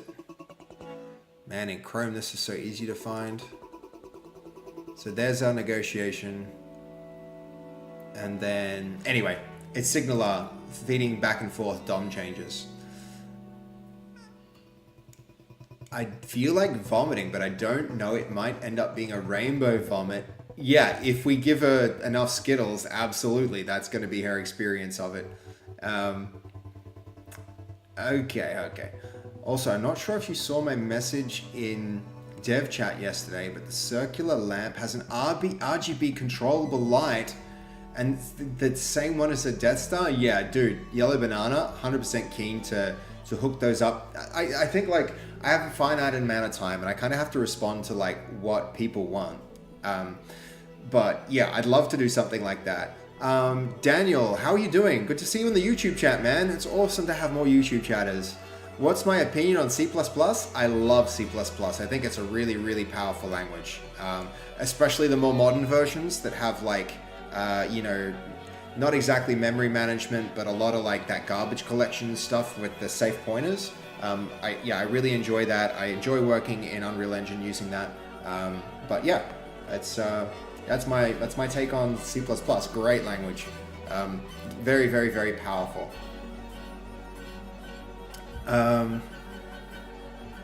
Yeah, you've got some hellos from Riven. Thank you, Riven, for making Daniel feel welcome. Delete next to filter and then get a clean set. Delete next to filter. Next to filter. Sorry, Banana. I'm not sure what you're referring to there. The Death Star would be cool if some... Yeah. I think blinking music and like even just like getting people to turn on it could be bits, as simple as like bits turn the Death Star lights in the background on, you know, and they stay on for a minute and then they turn off, and then people need to bit again to get the Death Star on. But like, you know, keep it simple. Do crawl, walk, run. That was when I was looking at network traffic. Got you, Banana. Yeah. Sorry for missing the all the context there. Okay, so where are we at? We've got our custom color. See how crowded this gets down the bottom of chat? I really need to work that out, guys. I was also wondering what that UI called you are using?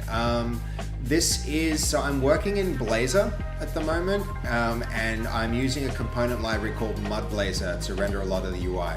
So yeah, you can, if you want, I think, to me, that's the best front-end library for, like I designed my own component library in Blazor, like way back when the language was still getting off the ground. And even I have moved away from that into using this because it's just, it has supports so many cool things.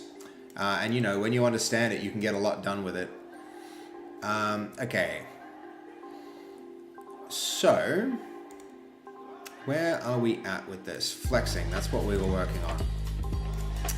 All right, so we need more than this mud stack. This mud stack should be controlling the layout of our chats, but it's not. It's absolutely not doing that. So let's see. Could it be because we're calling it through a method? No. What is happening here? So let's just hard code something to see what happens if we go justify.center, for instance. That's not changing it. Maybe we just need a line. Maybe we've been using the wrong align items, align.center.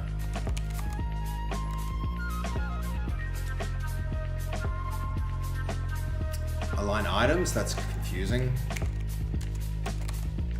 I don't know how necessary that type was. Even this isn't working, so what's going on there? I mean, it might be just that that's the chat position. Quick look at that. So maybe we just need to like, that's definitely one thing that we can do. Is say like which side do you want those chat bubbles to appear on? And then also, if I do notice, I am seeing that now Goldie's text is in the center of the, see down here, guys? It's centered down there. So maybe our center is working. So left, align items dot start. Interesting. And that is moving it around, right? Not just me. Oh, okay, lots of messages. Hold on, guys. Don't feel sorry. Honestly, it's a lot of work reading every message. Maybe something you can integrate is when you mention a message or keyword, it removes itself from the queue. The Seb chat, like, you're no kidding. This is what I wanted to make. Like, when I started streaming, it's so hard to keep on top of them all. I really would like to be able to like lock in and code and then be like, okay, time to bring the chat up, and then just have a list of chat messages where I like, as I like respond to each of them, I check them off. That'd be so handy. So you have a chat rolling, and your transcribe will identify it, the chat or partial chat, and clear it from the queue. That way you won't miss everything. Yeah. Look, Yellow Banana, I even wanted to take it one step further, where every time a chat message comes through, I wanted to like text to speech it, and possibly even support people choosing custom voices and even uploading their own custom voices using using a voice to text trainer, so that you can make custom voices and use your own voices for messages. I think that'd be so cool. The UI looks pretty nice. It screams Discord, especially with the purple. Yeah, right. Pretty cool, hey? I definitely, I wanted it to be Discord-like with the appearance of the chat. So yeah, we hit the nail on the head with that so far. Okay, so let's see. We've got, okay, when I feed these things through, we've got horizontal coming through here, but like, is it really horizontal? We've got horizontal is coming through as true, but then why am I not seeing more horizontal messages? I think it's because one of the messages is so tall. I think with the messages being so tall, that's a challenge. Really, we should probably be like working right here in this chat. Hold on, we can refresh this one. So that's working with the right alignment, which is pretty sick. We can actually update this to look way better now too. What's the use case for the horizontal chat? It's honestly, the use case for it is just, I want like the last chat messages to come across the bottom of my screen here. I want like a row of messages that are like the things that you say, so that when I'm on stream, I can just have like the last few chat messages show up when I'm coding or working. So it's really just like more for you guys than for me to see what the most recent chat messages were. Or if anything, like maybe I can have a system where I select the chat message that I'm talking to and that shows up down the bottom. Something like that. I'm not sure exactly. Perry, the mind control lady, has her own text-to-speech set to her voice. Yeah. I could do that, but you guys could have it for your own voices as well. That would be pretty sick.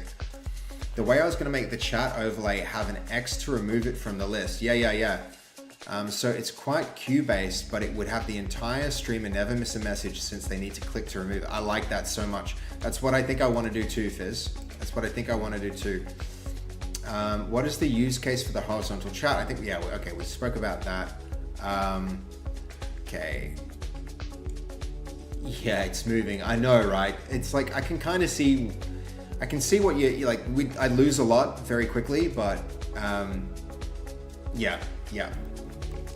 So, where were we? Here on our, no, we're on this page. Now that we have this, so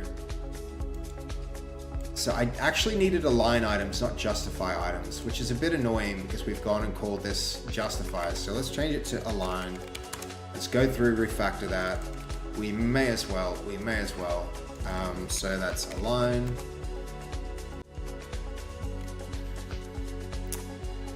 This is align. This is align. And actually it's align items. Align items, that doesn't need this anymore. This is going to be get the enum. It's align as well. Get align items, then line items dot start. Nice. I do definitely use Git. Yes, this is, I use fork to manage Git for this kind of thing. Though it's like only me working on it, so I don't necessarily need, like, there's not a very complicated history for this, Daniel, but yeah. I was wondering what the UI you are using is. Daniel, are you referring to, I'm guessing you're referring to like Mud Blazor as the UI, or were you referring to the IDE? Because now that you're asking about Git, I'm wondering if that's what you meant instead. So, okay, cool. Let's jump back here. So, all right. We're starting to get there. What I need to do is keep moving up the hierarchy. So we've got justify needs to become align. That needs to be align. This needs to be align items. This needs to be align items. And this should be start by default. There we go. Then we also need to enumerate that collection instead. It's going to be align items as well, align items.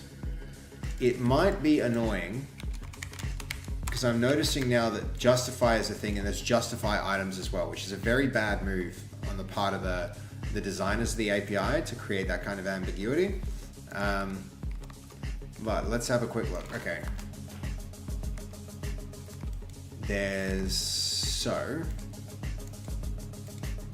Still, I'm not seeing that change propagate. So there must be some kind of error on the front end before I refreshed.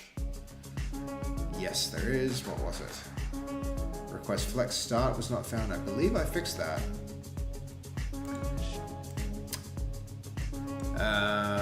Okay, hold on.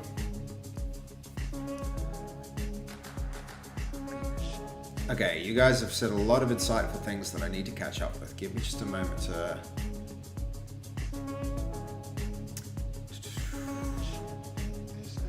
I mean the chat UI. I also love networking. Cool. Yeah, no, you meant the chat UI, that we spoke to the right point there, Daniel. That's cool. I'm glad we clarified the idea. But yeah, it's Mud Blazor is what I'm using there. I guess it depends on the size of people's messages. Yeah, just like send something like, hi, why take up 50 by 50 pixels? Yeah, we need to like scale the width of the message to be appropriately sized, or even like ... if they get too long. But yeah, it's just that the message width is restricted when it's horizontal, meaning the heights are going to be different for longer messages. Absolutely. There's a lot that needs to be figured out with the horizontal text. By default, it would take up more space since it would be like 75 by 200. Like what Twitch has here in this chat. Yeah. Twitch really makes a lot of effort to compress the text so that you can get a lot on screen, which is great. But on like when I'm chatting, I actually want a very different experience from what chat's providing. When I'm like chatting on, like communicating with you guys directly. Sure, but the chat bubble he's doing are not fixed with. Yeah. High would be small. That's right. That is right.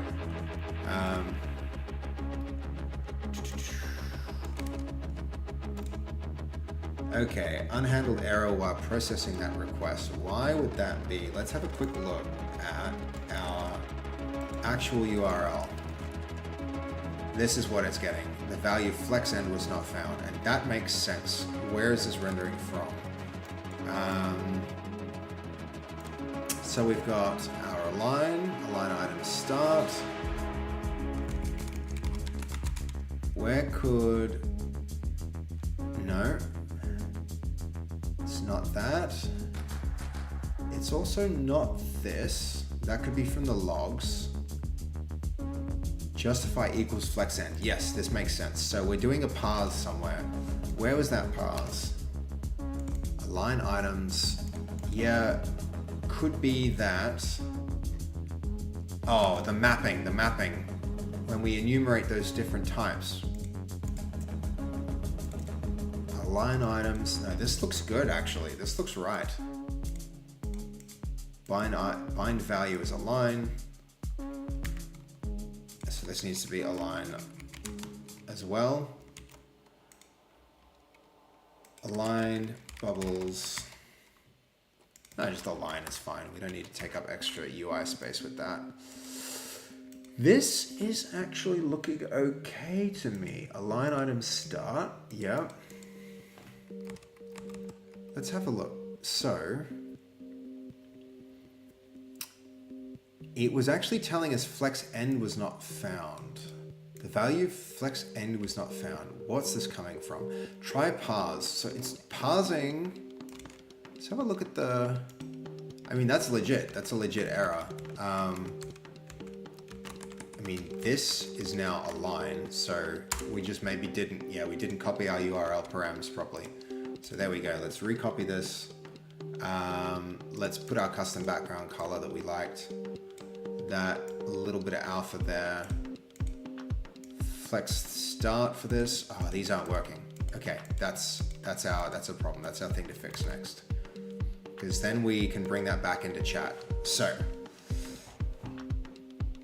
first I should get rid of our justify flex end stuff, which puts us back in the realm of working. I see it's automatically flexing end because we've got it right here, with transparency on the background. Probably I need to change its width a little. So its width for like 200 pixels, let's narrow it a little so that it's now here. Okay, where are we?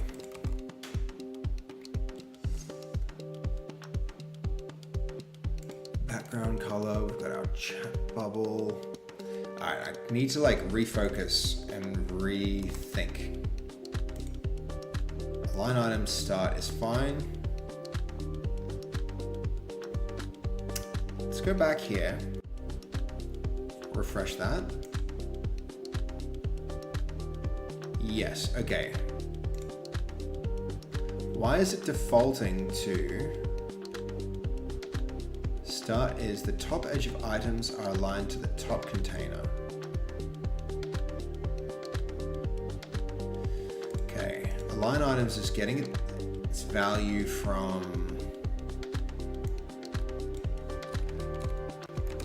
Let's just rerun like that. That hot reload should be causing this to like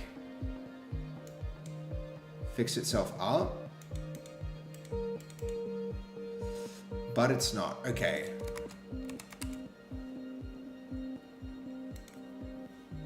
The other thing, if I think about this, why is this all still flex? This hasn't rerun. That's the hot reload getting me again. Sometimes I really don't like the way that it functions. Quite annoying.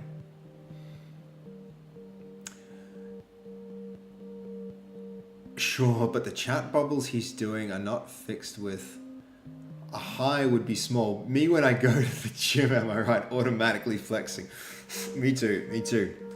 If they put those mirrors around, they want you to flex. How you doing, Voodoo? You should. Gym is love, gym is life. Shrek is love, Shrek is life, Voodoo. I think you know that. I think you know that.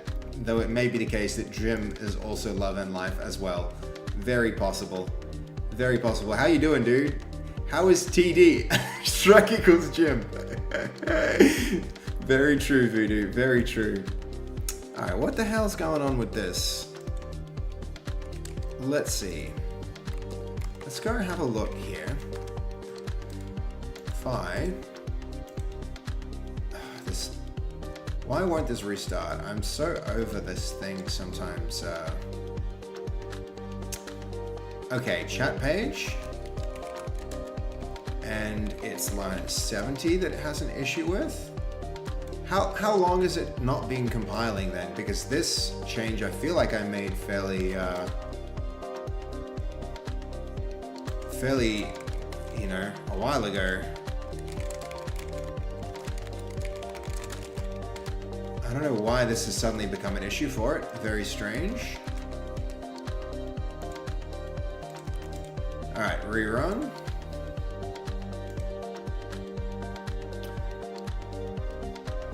Write a script that kills the serving process and restarts it.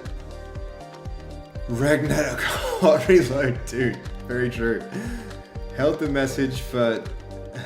I mean, I don't mind that. I don't mind that. That might be offensive to some... I don't think so. I don't think so. I feel like most people wouldn't be... Okay, this now should be fine. Why is this not feeding through?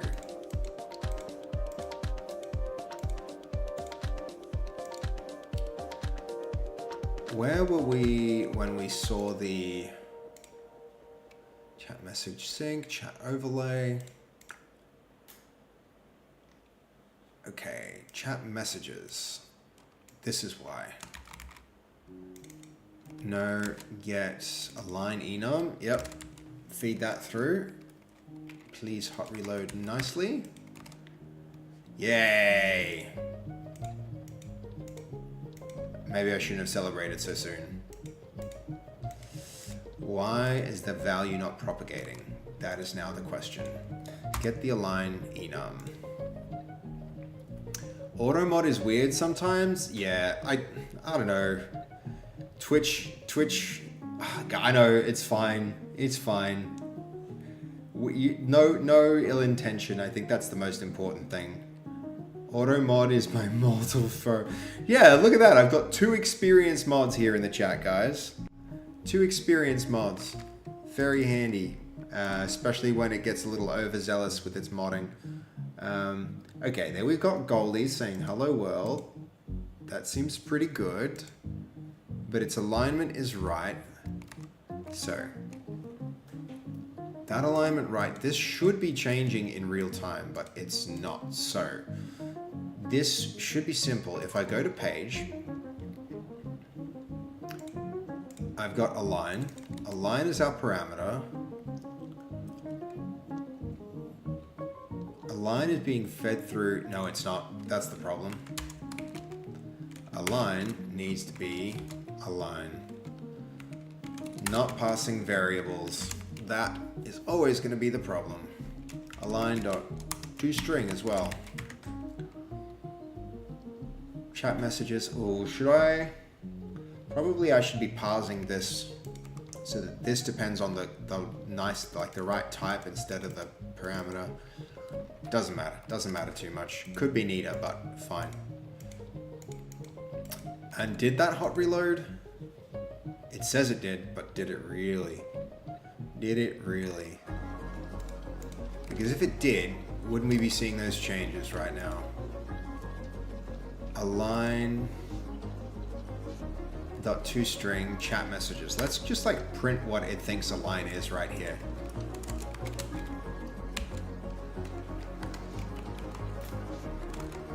Align .toString. Not even .toString. This should be a string. It is a string. Yeah, let's see. Center, good. Baseline, nice. Start, excellent. So that's coming through okay. We see that that's coming through okay. What's going wrong with it becomes the question. Align. So this is going get align. If it's an empty string, make it start. It's not going to be an empty string. Okay.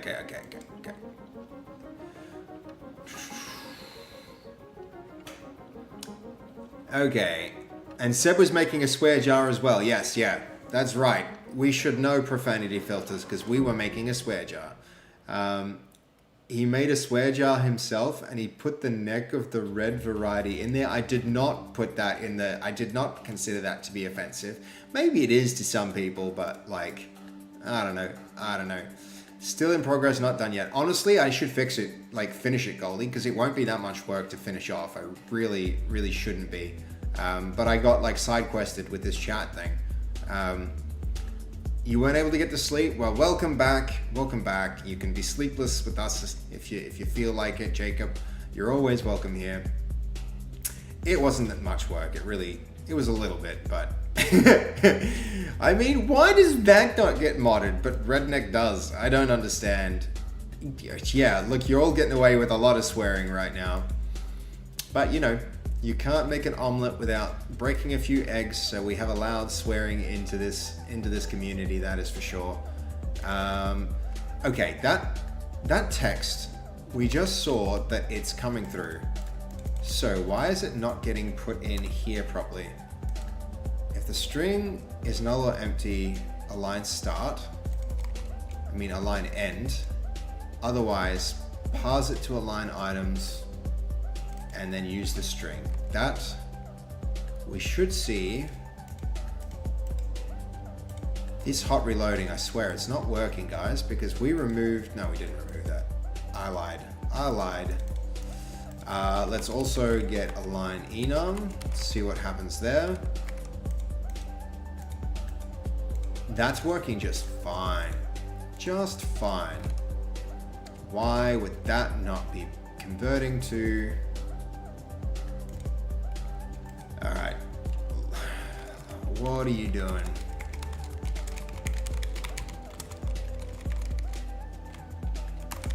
Get align enum. Align items, and now we'll feed the same dang value through, because it can't possibly go wrong if we're seeing it there. End, baseline, and then it's just not doing anything with it. So there's got to be something downstream here going wrong with, no, it can't, because we're all the way at the bottom. There's no more downstream. That is where it is. Align items should 100% be working. Why isn't it?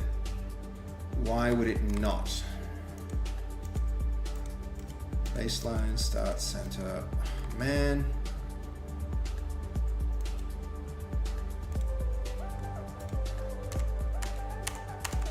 All right, that's fairly strange.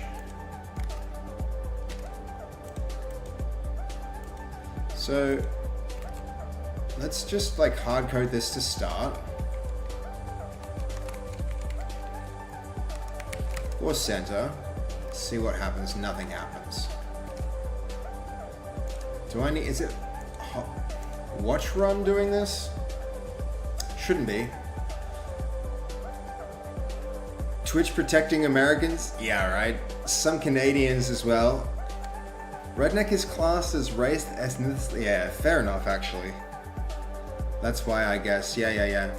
I think it... I seem to remember the history of the word redneck came from like the Civil War or something, when like a certain group of like Spanish or something who weren't like, who would march and their sons would get, their necks would get sunburnt.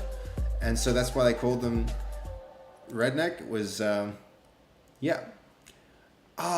Daniel, see you. It was good to have you in the chat. Thank you for swinging by in the YouTube, and like, I don't mind if you watch from YouTube or from the chat. It's a lot more active in definitely a lot more active in Twitch though. Really cool to see you, dude. And have a good night. I don't believe in religion or rednecks, right? Guys, let's. I don't think that's an offensive word, but who knows? I think sometimes the people who write those filters, they know best. So I'm just gonna trust it. But I've allowed that because I don't think there was anything that would offend anyone there. You all got. We did. Okay, so this is doing abso-freaking-lutely nothing. Line items.center should have changed it. So, bit of confusion here. Maybe it was justify after all. Let's just try that and see what comes out of it. Does hot reload do anything with it?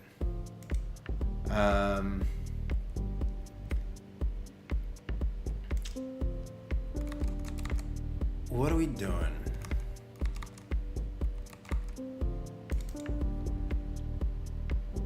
I think the chat position might be overriding it, right?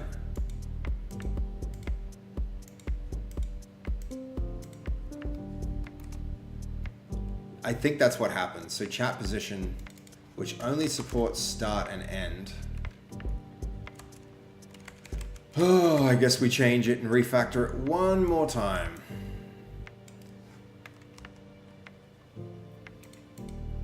So this is going to be, instead, we're going to ignore all of this entirely. We're going to use chat bubble position instead. So this is going to be chat position. We're going to parse this as chat bubble position as well. It's going to default to start, and that's going to be bubble position, chat position rather. All right, cool. Now keep working back up. Chat position, a line is going to be chat position. This is going to be chat position. What's called chat bubble position. Inconsistent enums is going to be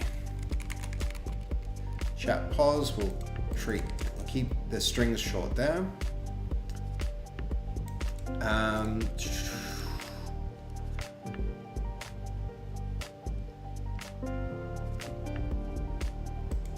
Always rebuild that. And then chat position here needs to be chat position. Oh no, chat pause is what we called it. Chat pause. One more here. Chat pause, great. Chat position, okay. Lots of refactoring there. Let's see if we finally got that working. Oh no, we've got one more to do. When we enum these, that needs to get chat bubble. Whew. Lots of refactoring. Chat bubble position. God, we're feeding this information through a lot of different places. All right, way back to the UI now. Chat page line 91 has an issue, apparently. Shouldn't do. No, it's rebuilding now. Refresh. Okay, start and then end. God dang it. Why did that not feed it through? Maybe all the way down at the bottom we're not feeding it through. It's gotta be right down here. I think that's the step I probably forgot. Yeah, here it is. Get chat bubble position. Oops, no. Generate that local function, and in here, that doesn't need to be there. I didn't even actually know you could do that. Is that valid? I guess you can make a local method, so why couldn't you make one for... Makes sense. Make it private. Nearly there now. Return enum.parse to chat bubble position, chat position. And we also need to check if it's an empty string, which is possible. So string.is null or empty chat position. And if it is, we default. If it's not, then we do this. So that's going to be chat bubble position dot start for default. If not, then that. Then all right, cool. Nice, nice, nice, nice, nice, nice, nice. Now I fully expect it to work. If this doesn't work, that's I'll be completely entitled to be angry. Not entitled to be angry, for it does work. Excellent. Can get rid of this. We don't need no debug text no more. Excellent. All right, guys. Woo, we got it. Okay. I don't like this data flow very much. Yippee. There is a lot of data flow. But once it's implemented, I think it's not too bad. So custom color, we'll make it nice and dark, a little bit alpha. I think we don't want dense in this instance. We don't want horizontal. I think this is ready for, refresh that. That one's working. Let's go to our chat. Let's go update this and then test. Yay. Okay. Next thing, scale.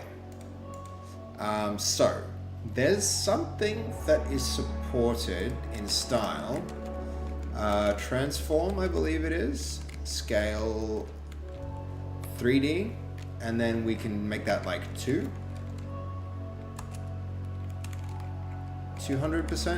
for instance.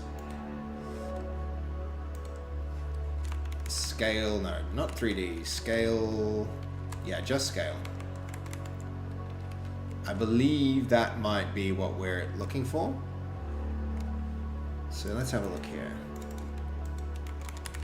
Test. Maybe scale's not what I'm after. Let's go back to our... Oh, scale's doing some weirdness. There it is. I see something down here. Oh, maybe I don't want scale. Scale does some weird things, but it does actually just have this nice like property of like, how to explain it? It just like, it makes things grow without changing a lot of the way that it actually functions. So it's like, where is our scale?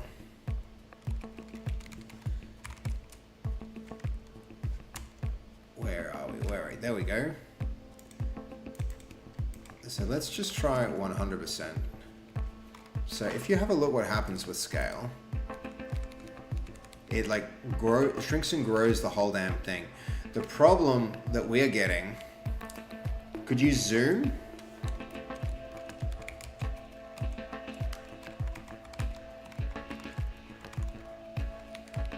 Yeah, that's what I was after.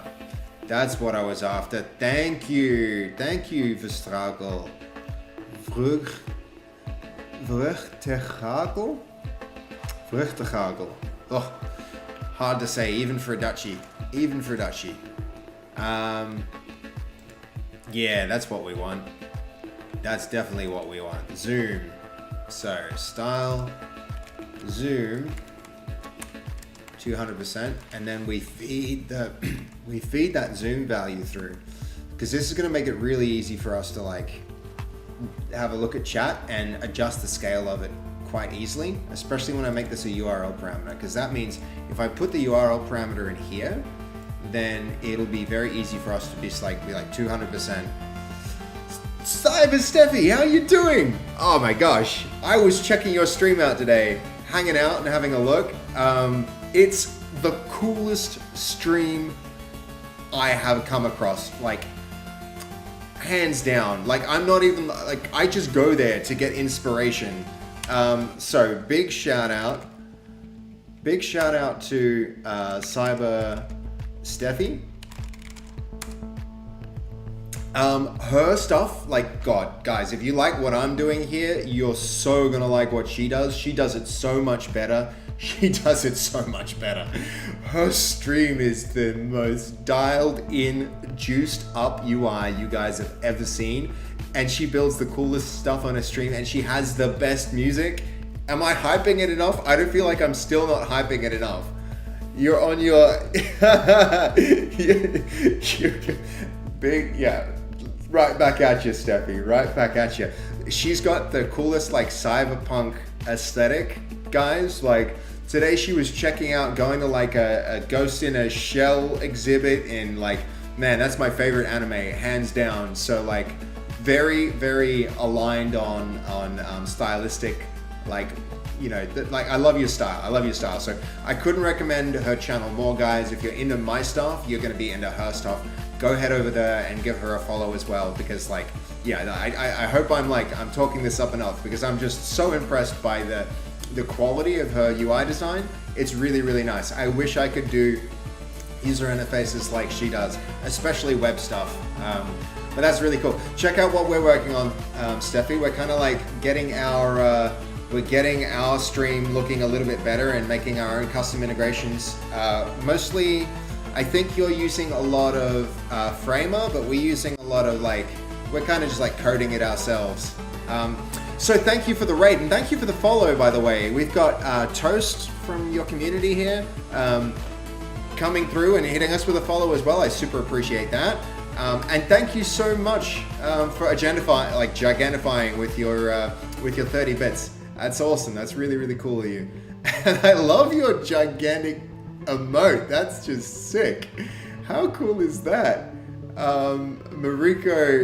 Mariko dropping a very, very cool emote there. But yeah, on the last of your brain cells, you've been streaming a long time already. I know you were on hours ago, so I love that you rated me. I will make sure I return the favor, though we're in that weird situation, Steffi, where like my streaming times are gonna have you're gonna have so many more opportunities to rate me than I will have to rate you, but I really want to do it. So if you can, I don't know, maybe we can even like DM and coordinate, because sometimes I'm lucky enough to be in a streamer house where I get a lot of raids sometimes, and that means like, you know, I can retain a lot of those people from time to time, and I would love to send you a massive raid to shine a little more light on the cool things that you're doing, because you're going at it hard. You're making it a profession, you know. You really turned streaming into something that you know, a livelihood, and I really admire that, especially when you're doing designs and like creative stuff like what you're doing. So yeah, thank you for the raid. I really appreciate it. Massive shout out to Cyber Steffi for anyone in my community who's enjoyed the design that we've been doing. I really, really encourage you guys to go check her out. So thank you for the raid. I hope you get a lot of sleep. I hope you had a good night. I hope you got some really cool and creative things done. I believe, if I'm not mistaken, you were working on, so I know you were doing profile pictures and stuff. Imagine knowing UI. I know, right? Front-end developers. We just did so much easier here in the back end, you know, where we don't have to deal with the user experience quite so much. We can just deal with data, and design is your position. is your passion, then you should be checking out Cyber Steffi. She's doing like automating workflows and like, what are they called? Doing automations with Framer. She's using Framer to make just like the coolest websites you've ever seen with the sickest cyberpunk aesthetic. Like, I don't know what you call our look and feel, but it's not as cool as Steffi's, and it's not cyberpunk, but her stuff is just like so dialed in. It's it's like, I don't even know how to explain it. It's just like everything is juiced. It's kind of like this page. It reminds me a lot of this music for programming. If you guys like this type of like really cool, like everything is just like dialed in and juiced. Like, look at that, guys. I need to bring more of this type of design into my stream, where it's like, you know, it's just really juicy, if that makes any sense. It's I need more of that. So big inspiration for taking a lot of inspiration from what she's doing there. So that's really, really cool. But thank you for the raid. You're probably not even here anymore, Steffi, but I really appreciate it. And I hope to be able to follow it and send some people back one day. I know, right, Goldie? I'm gonna probably. I really want to do that for this stream, so that whenever text appears, it like comes in with that cool like animated effect. And then like whenever we do scene transitions or information changes, we just do like a cool, really cool effect like that. But like, put it on the goals list. It's definitely something I would like to do. But one thing at a time. Let's get this thing locked down and finished. So where were we? All right, we're here. I think this size is like, if we feed this in as a variable. Do you ever do code reviews? A lot of people have asked for that, Wombat. I think one thing Cray was asking, interestingly, that we do a code review. Thank you so much, Mikes Villa. I really appreciate that follow. It's so awesome of you to do that. That's I think you must be from Cyber Steffi's community, and you're sticking around. I know it's easy to like when a stream is done to just like dip, but I really appreciate you coming along for this one. We do a lot of there's a lot of parallels between what we do for Cyber Steffi's stuff. Okay, cool. We've got an Insta emote there as well. Okay, hold on. So yeah, Cray was asking that I do a code review of, who was it? It was Pirate Software's code, because I was saying like, I saw some of it on stream and I was kind of horrified. He's like, well, it would probably be really interesting to a lot of people for you to like break that down and have a look at it. So maybe I'll do something like that. And I'll also potentially do code reviews for, for other people who want to share their code on stream. That could be cool. I have an old code base from a game jam I did in NIM. I volunteer as a tribute. If you want a review, that could be really interesting. That could be really interesting, Combat Wombat. Do you have a Git? Is it all up on GitHub? Is that a thing? And like, what technology did you use to use it? To build it, I mean. You know what? Actually, yeah, that's a really good point, Goldie. For all the people who are interested in the other kind of things that we do for like here on this stream, we do a lot of really awesome like game work. So we make we make computer games where like Actuator is my company, and there's a lot of cool projects that are happening there. OnPoint is one of them. I would definitely recommend checking out onpoint.game. Where we create, we're creating this game for VR. It's like it's a point and click shooter basically in VR, where you just aim at stuff and shoot at it. So yeah, this is the kind of thing we're building. We'll continue to be building on this stream as we continue to stream. Porting this to PC is one of the next projects on the backlog. So yeah. Okay. Mikes Villa, I'm interested in code, but I have no clue when to start. I will be going soon, but I will join it another time for longer. Villa, like the best time to plant a tree is 10 years ago, but the second best time is like right now. Like, just get in and do it. Just like try and just try. You'll be surprised what you're able to build. And I think if you're following Cyber Steffi's stuff, it could be very useful to go and learn something like React. Yeah, Tin Mountain. That is a Unity game. Can I post the link? You can definitely do that, Wombat. But can I recommend that you please do that in the Discord as like a in the project section? There's a project section in the Discord, and you can even, if you want, just include a note to say like recommend that we do a code review there, and then we can do that in the back. Is that a thing? React.net? What? React.net.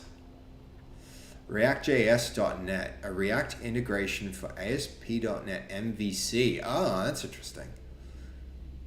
That's really interesting. That could be pretty cool. Yeah, color me interested. JSX to JavaScript compilation. So this is still using like TypeScript, or in what way is this .NET then? .NET New. Okay, it's just a way so you can have React on the front end and you still have ASP.NET on the back end. In what sense is this using MVC then? Because it's not like it's. Oh, I think I have seen this before. Yeah. Yeah, I have seen a solution like this before. I personally like the server pages better. Mr. Easy, there's no such thing as a dumb question. And so, thank you so much for speaking up and chatting. I really appreciate it. Where can you code? Where do you write code? Do I just open up Microsoft Word and write code? Where do you implement said code? Okay, great question. Mr. Easy.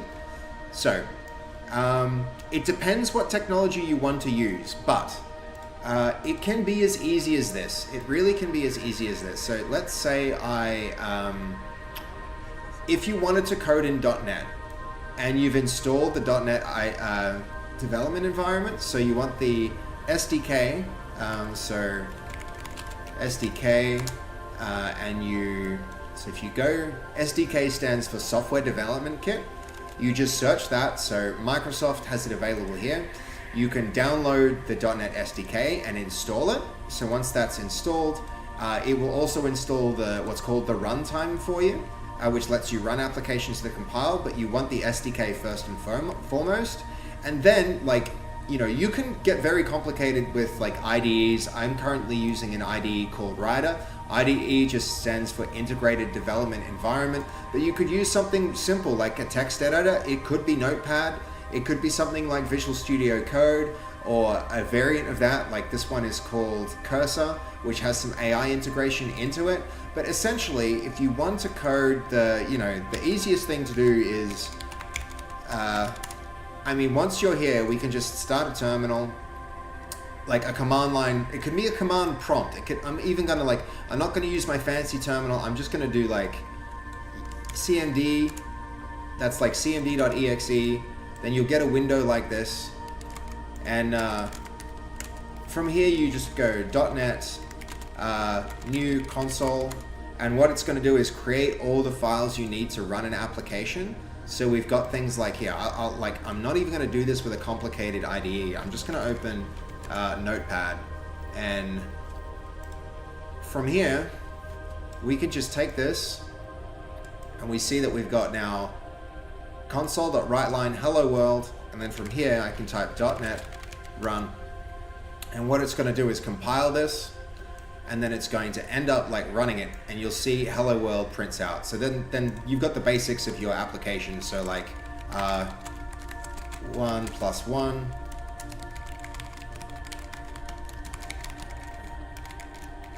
so you can do everything that you would want to do with you have a running application here. And so it can get once you have that basic, once you have the basics down, you can just get more and more complicated from that.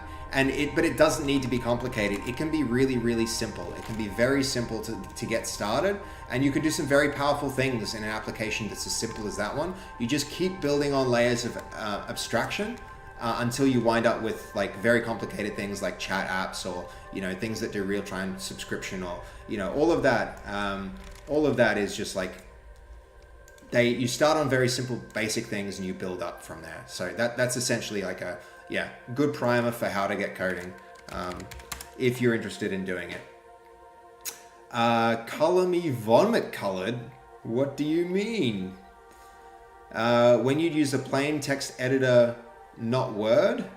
Yeah, Word, actually, in a Word doc, there's a lot more encoding in a Word document than you would probably usually realize. Like, there's a ton of, like, how to explain it? There's a ton of, like, metadata that goes in a Word document, but, like, it's just editing text. I would recommend, like, if you want to get started really easily, the best IDE to get going on is this one. It's VS Code.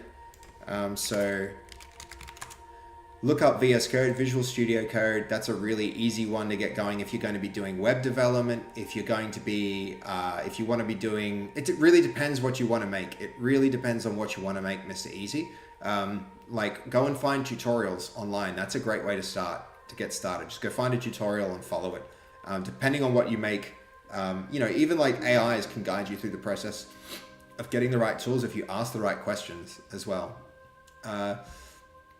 Yeah, so I'm gonna call you Vrug from now on, just to make it easy to not. I don't want to mispronounce your Dutch name, and I don't want to like alienate people on stream by saying weird words. So Vrug said he started coding in Notepad, and so did I. Yeah, it can definitely be done.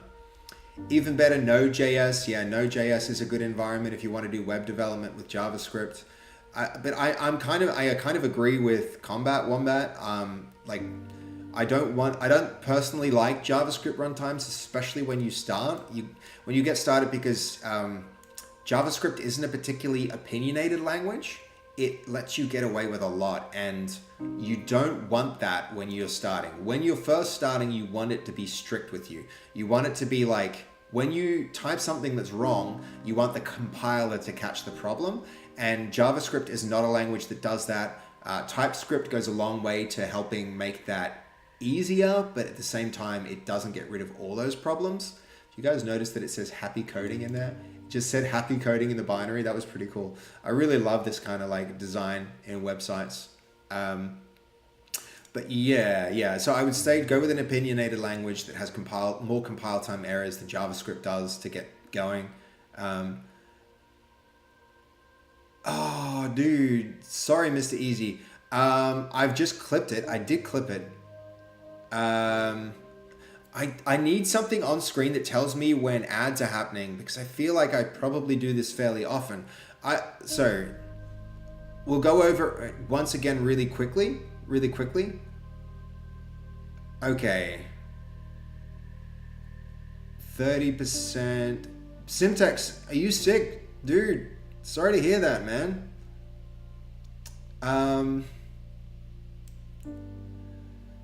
Yeah, what Bawley is saying is absolutely right.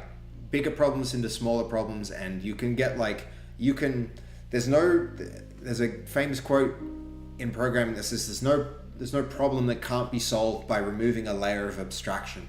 That's the other thing. It's like, you know, once you start with a high level language, I would recommend learning lower level languages until you get down to the point where like, but that's a very advanced thing. Okay. So many different messages here that I've missed. We had Semtex joining the chat, which is freaking awesome. Prawn of the Dead, it's really good to see you in here too. Snolzy is indeed here. The Word document is still just a text document, but it adds a bunch of extra characters called markup. Yeah, absolutely. Wombat's right. Those get in the way of the compiler when it tries to convert your instructions. Burlap. Hey, Burlap, how you doing? You used that for Counter-Strike? You used Notepad to edit Counter-Strike? Oh, that's... Okay. Look at that. Chubby Puppy Bear coming through with an amazing clip. I'm so sorry that you ran into an ad, Mez. Yeah, if you can watch that clip, that will show you some of the basics. So you can add your own Twitch dashboard when ads are happening so that they are about... Yeah. Combat Wombat, I'm really new to streaming, honestly, and I'm still figuring a lot of that stuff out. The integration for like skipping ads is not something I've done yet, but I will definitely do that. Very cool. Wobbin, how you doing? Exclamation mark games, is that to show the games I've made? Right. All good, I can show you how to do it. Okay. On Point is one of the games. Goldie has set that up. Yeah. But, I mean, we saw what happened there. Wadlin, I think Goldie, Wadlin was looking for the games that we've made on this stream and like going exclamation mark games like that. If that's a common thing to do, it might be a good idea to connect that to say like On Point. But Goldie's got you. Wadlin, if you want to see what we've been making here, that's definitely a really good thing to go check out. Okay. We got sidetracked, side questing again. The next thing I want to feed through is Zoom, because Zoom is going to be really, really cool. We've got start and end. I also want Zoom. So let's do this. This has to come from a parameter. So where are we? Did we decide we don't need any justify? Yep, that's just legacy code there. Yeah, and that's my game studio as well. Snolzy's just linked you through to the game studio that I make, and that has a lot more about all the different games we do. So from here, this can be, we're gonna have the same problem, I think, where we need to like inline the variable, but let's try it. Zoom. And we probably want to put that in brackets because the percent there is going to get interpreted as something different. So, and this should be okay to pass through as an int. Zoom. And that's going to be 100 by default. Okay, next. Let's see where this comes through. More parameterization. Chat overlay, the chat page. Zoom is next. Let's make that parameter as well. So now we've got, and we can probably, I would hope it can handle an int.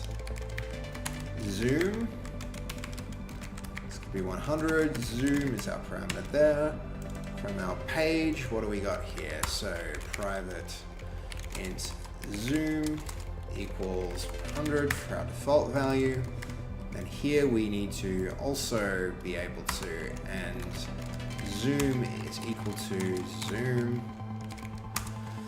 And with that mostly done, that will pass the URL parameter. So let's reconstruct this. We also need it here. So our zoom is going to be zoom so we can see this in real time. And now from there, the next thing to do will be that can get compressed to 3. This can become mud item of xs equals 3. In here now, we can have an input. So that's going to be a mud input numeric. Mud input. And then, is it mud numeric field? Yeah, that's the one. And then this can bind value to zoom.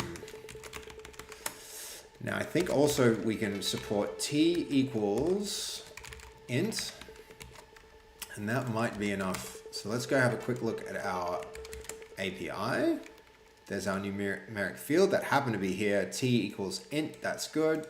Then let's go look at the actual documentation for it. So it's going to be forms and inputs, fields, numeric field. That's the one we want. Here's our example code, bind value. We should give it a label.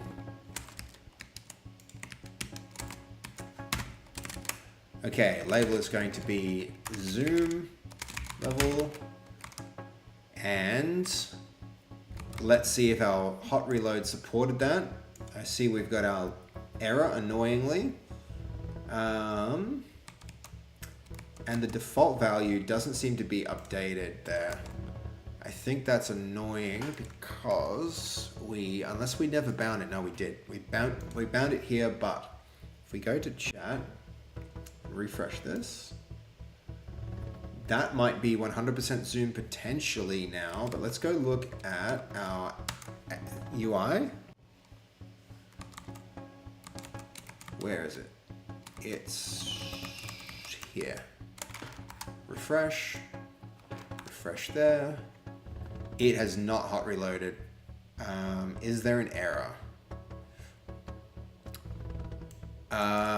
Chubby puppy bear, 100%. Hold on, I'm just trying to make sure that I knock out this. I want to get this thing working and then read chat, because I have this habit of getting like side quested speaking with chat, which is really important to me that I see all the messages, but I want to make progress and then deal with chat. Okay, where are we?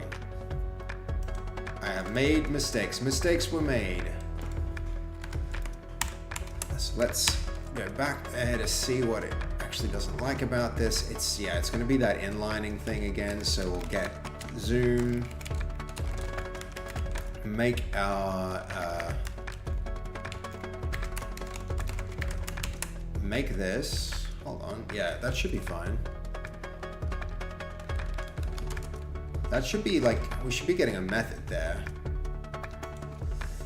Oh, it just wants to pass a string. Why would that not work? Private int get zoom. So that's going to return, hold on, that's not an int, it's a string.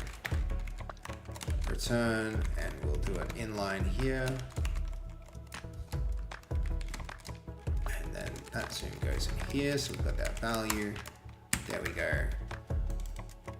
Zoom, yes, so that should then go into the style. That should be happy. Let's rerun that and see if hot reload will work for us again. I know I'm getting very far behind on my messages now though, guys, and I will be right back to them. I'll be right back to them. I just want this feature done so that I see this is something that Cyber Steffi does really, really well. On her stream, she starts what's it called? She starts a 15-minute timer, and then she locks in and works and finishes her feature, and then she comes back and there we go. This is looking good. 120, 200, 100. So let's go like 200. We're gonna copy that and. So, well, hold on, we'll open this in a new tab so that we see it work. That's definitely working. Definitely working. Let's copy this. Let's head back to OBS. Let's update our chat and let's head back to chat. Did that work? I feel like that didn't work.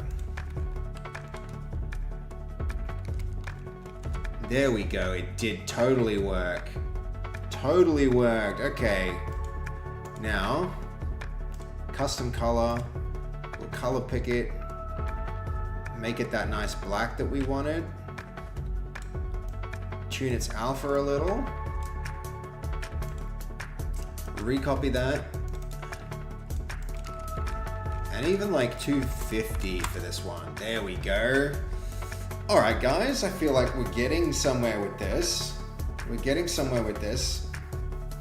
Let's have a quick test.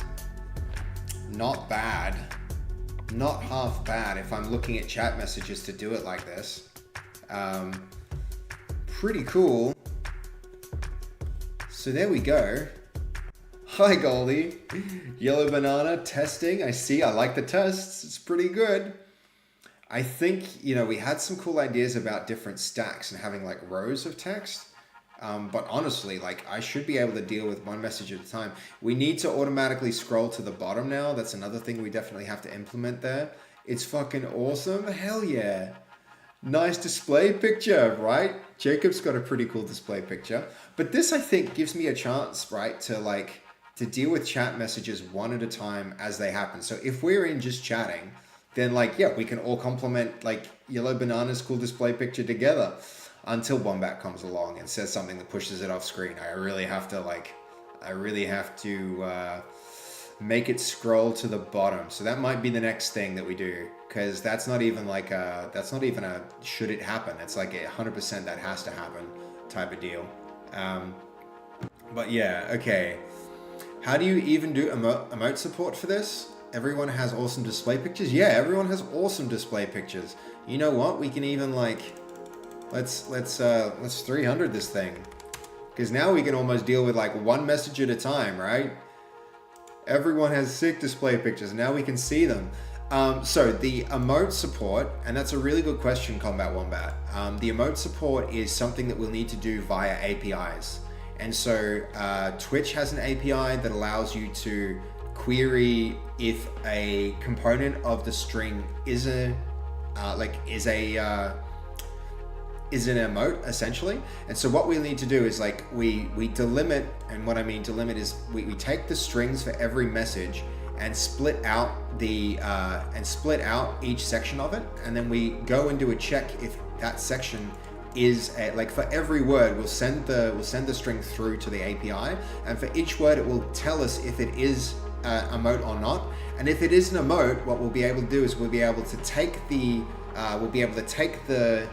emote message, like the emote message, and it'll give us back a URL which will contain the image, and then instead of rendering the word, we'll render the image.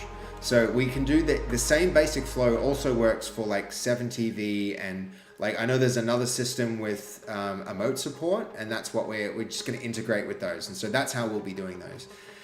Okay, we implemented Zoom, which is awesome. We can go have a look at chat here and see that in use. We need to definitely auto scroll this to the bottom of the page. So that'll be another thing that we implement before we call this feature done. And then I don't even know if we'll get time, like our viewers keep going up and up and up for this stream. So that's fucking amazing. And I'm very tempted to keep streaming till like 3 or 4 a.m., which, Goldie, I know you like to get your sleep, and I'm doing it again. Where I'm like, it's not going to be that long, and then it turns into being a really long stream, but people keep following, and I got an amazing raid, and this channel's going so well, Goldie. The channel's going so well. I can't stop. There you go. Exhibit A, Belly. Thank you for the follow just now.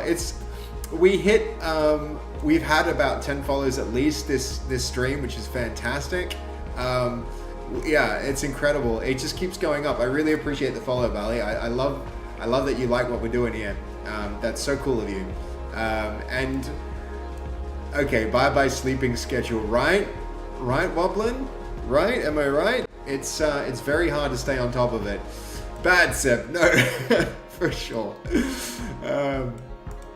Okay, you posted the repo on Discord. That's awesome, Combat Wombat. We're going to have to try and schedule some time to go and like do a code review of it, because if I distract myself, it's too easy to side quest. There are so many things that can cause me to side quest, and as much as I want to do it now, let's have a really, really quick squiz at it.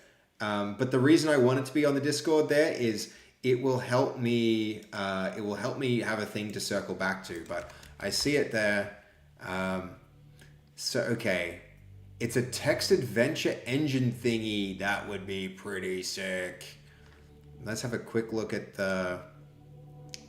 Okay, it's a web page. The source code is in NIM. I haven't even worked in. Hold on, no. This is looking very just JavaScripty. Get tile height. I mean, that's cool. Okay.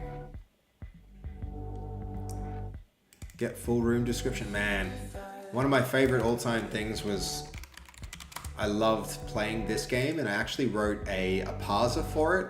And it's just like text-based adventure. I really, really, really love that mod. So it's cool to see somebody making their own mod. But I imagine this has some tile editor stuff. I mean, I don't know this language and environment quite so well, but like, it's pretty interesting. It's cool that you have tests. It's cool that you have this whole system running in running in 600 lines. Is that? No, there's got to be more to it. You've got helper methods down here. Okay, another 200 here. You're importing things from asset. It's cool. This is cool code. I would love to do a bit of a deep dive and maybe even like, you know, see this thing in action. I'm not sure if we go back to the README, maybe it says where it's hosted. Is it hosted somewhere? Where can I see this this index running? So yeah, okay, just JavaScript, adding the event listener. So yeah, this could in theory be a web page that you host somewhere. Is this hosted somewhere? Out of curiosity, Combat Wombat? If so, we might have a look down the line. All right, that thing is all right. Stream as long as you want. Diablo 3, Friday friend. Diablo 2, I'm very keen to get into that very soon. I might be able to fix mine up if I stay, right? It's a 4-year-old game jam repo, so it might be a teensy bit messy. Fair enough, man. Fair enough. It has its own markup language to make the game itself. There should be an exe in the released section. Nice. Yeah, it's cool when you can do that. Is it using like Electron or something? Good night, Burlap. Good night. Dude, how cool is your display picture? Did you draw that? I hope you did. That's really cool. Okay, there was a whole bunch of messages that I missed, like way back. I'm gonna quickly go look through those to make sure I haven't missed anything really important. Honestly, I started with JavaScript. So Vrug started with JavaScript. Hold on. No, we're still looking at the clip. I've seen all this. Okay, by the way, I see you in the Discord. I posted the old... thank you for joining the Discord, Combat Wombat, and for sharing your project. I would love to do a bit more of a deep dive into it at some point. You know, like on the face of it, I think... so let's bring it back. Some like gut reactions after looking at it initially is that this is really quite neat and well put together. I do like the simplicity of what you have here. I'm not really familiar with NIMS, so that's going to be something where, you know, a little bit of okay, cool. The structure is very, very good. The structure of your repository is very, very, very good. What's in this? Okay, so you're just using JSON to format your save files. That's cool. Though I guess if you're running this locally with some kind of system that like, so you'll have access to a local folder where your save file can be loaded from. It seems like the bulk of your code is in this file. One bit of feedback here, although it's very well structured and you have nice like function names that are very good and descriptive, I would say that the fact that most of your program can run in 600 lines is great, but one thing that you may want to do is separate some of these functions out into different libraries which you import. I can see that importing is supported here in this library, and so like you're importing your library, your helper here, but the fact that you've thrown everything in one script like this can make it a little bit harder to understand and to manage. Ideally, a little bit more segregation can help, like, it can help maintain this thing, and it can help people who come to the project understand what's happening and find things. So for instance, you've got like text control things. It might be useful to separate some of this stuff out into like a text control NIM file, which handles those things. Like check interaction, I imagine there are interactions which might be possible to put into their own file. I mean, this method, if I'm honest, is like, this seems a little bit long. So you're doing a lot of checking here that like the logic, although it might legitimately just be like linear logic, like, oh my gosh, there's so many cases in here. Like this method seems to deal with a lot of the logic in your game, but again, it would be easy to forgive such a long method if it were in its own like class that related to other bits of information. So check new game or save game. Like, yeah, saving and loading should probably be in its own file. Parsing input. So that there is a lot of instances where these methods are just like really long and they get a little bit hairy, and it's a lot of like branching logic where I don't know how much support there is for objects, but this is JavaScript like, so at very least I would expect that it is possible to do that kind of thing. But you know, I've seen much worse in terms of, oh, this will be interesting, these room descriptions. So it's loading room descriptions. Yeah, very cool. And you're parsing and formatting your text.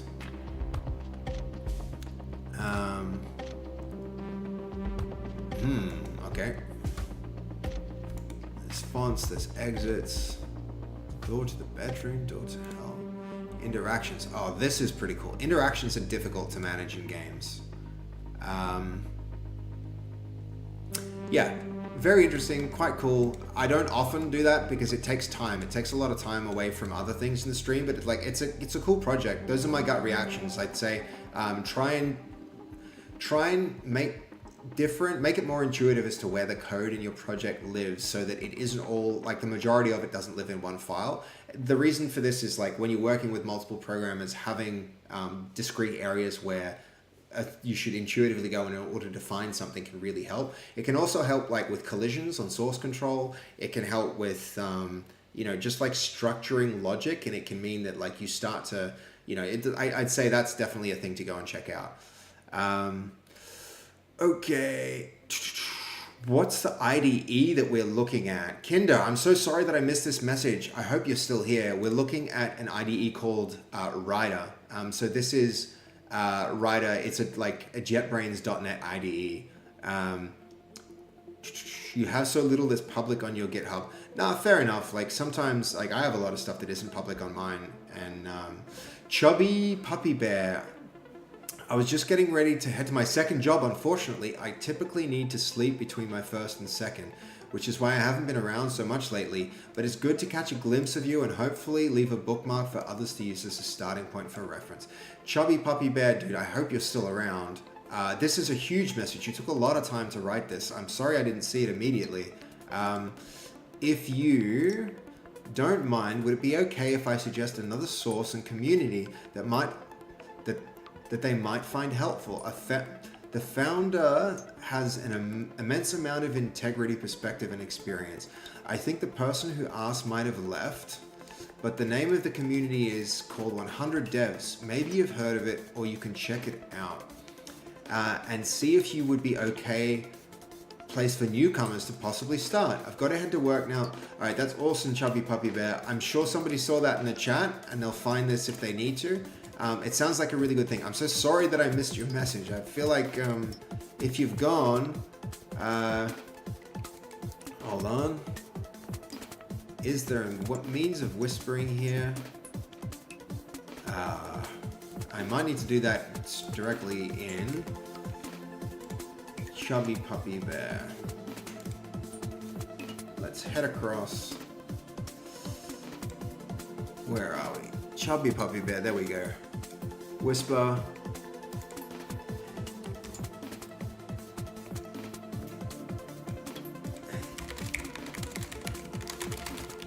I'm just gonna message him.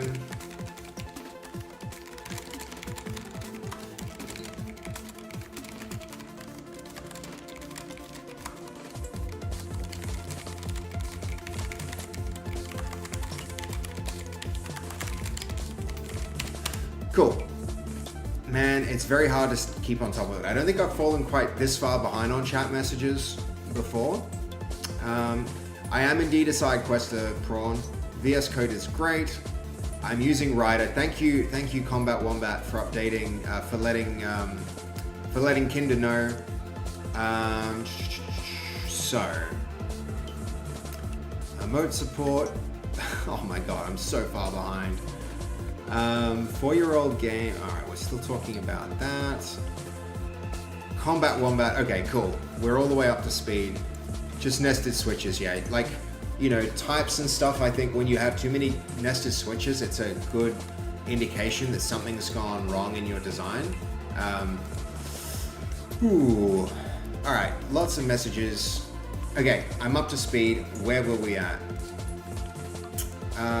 For chat, now we have chatting. Let's get a good look at this. So I think I want chatting to support. All right, we've got our zoom level. I think zoom should go in its own row potentially. So let's go have a look at this code. We need that to be neater. I mean, this whole thing needs a bit of a facelift, honestly. I need to take a bit more time to be neat with this stuff. Because you try and move fast, but you sacrifice a little bit of neatness with it. We did take the time to put it in a grid though, so that's gonna help a lot. So let's see, 100 here for our sample. I think a line is just taking up too much space. A line is 6 and it should be like 2. And then we've got 3, 6, 7, 8. I mean, we want a total of 12. We could give them each as much space as one another. So this one I think needs a little more. So that can go to like 4. Nice that the hot reload is a little bit working here. And then also this can be 4. And then these need a little more breathing room, but this is already a lot better. So custom color has its own switch, so we're gonna leave that. Okay, we're looking pretty cool for this now. So the next thing to do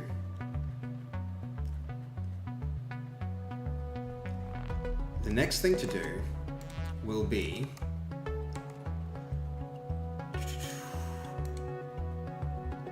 let me just see.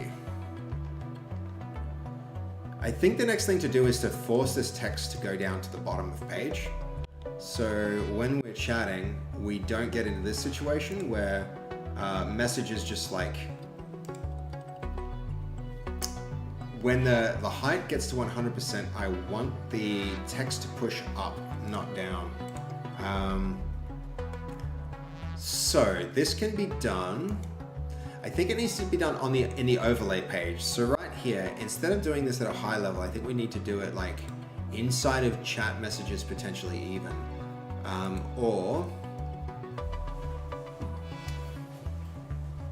So let's see, at this level might be the place to do it.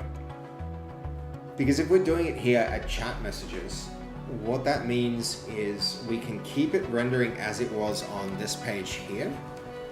On this page here, we don't necessarily want that to push down to the bottom. Or maybe we do. Maybe we do want that. Because if we like create support for that,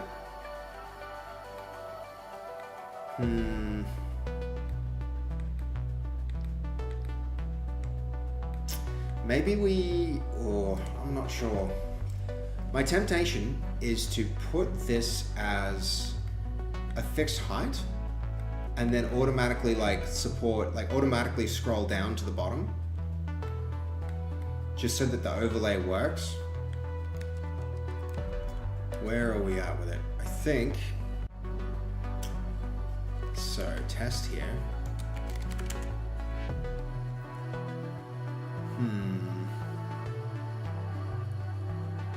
So when it gets to the bottom, let's test again and again and again.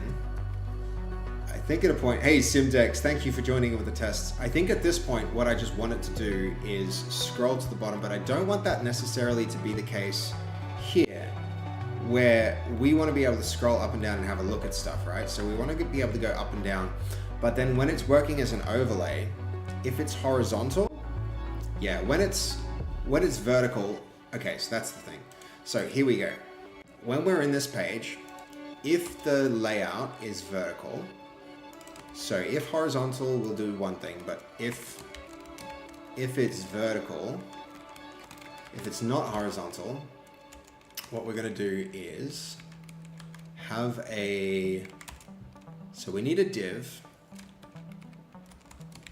and its height. Height is going to be 100 view height. So 100, like as tall as the whole thing is, and within that 100 view height, then I think overflow. You know what? This is the kind of thing where I'm just going to, rather than messing around with overflowing and scrolling, because I know I need 2 nested divs. What I think I'm just going to do is have have cursor do this. I think rather than mess about with it, I'm just going to say so.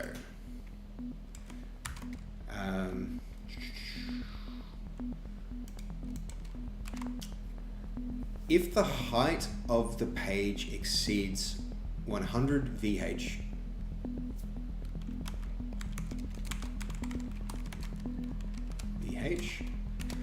I want the page to scroll to the bottom and push the higher chat messages away. No, so there's nothing about chat messages in this page. So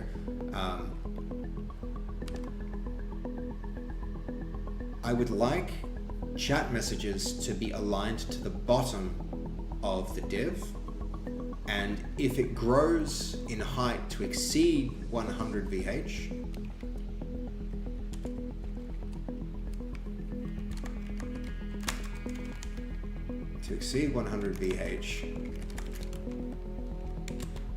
for the bottom of the element to remain in view. I don't want a scroll bar to appear. Let's see what it comes up with here.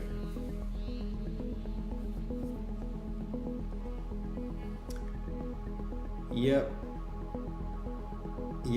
And then down the bottom, it should make some CSS. Yeah, okay. Let's have a shot at that. What did it do for that? Where did it put the styles? Nope.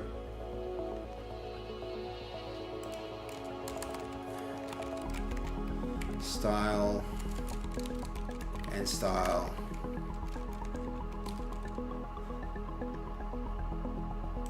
Let's see if it applies that properly. Yep, it put it in the style. It should be tabbing that in there. And all of this as well. Now, it's done the chat overlay fixed.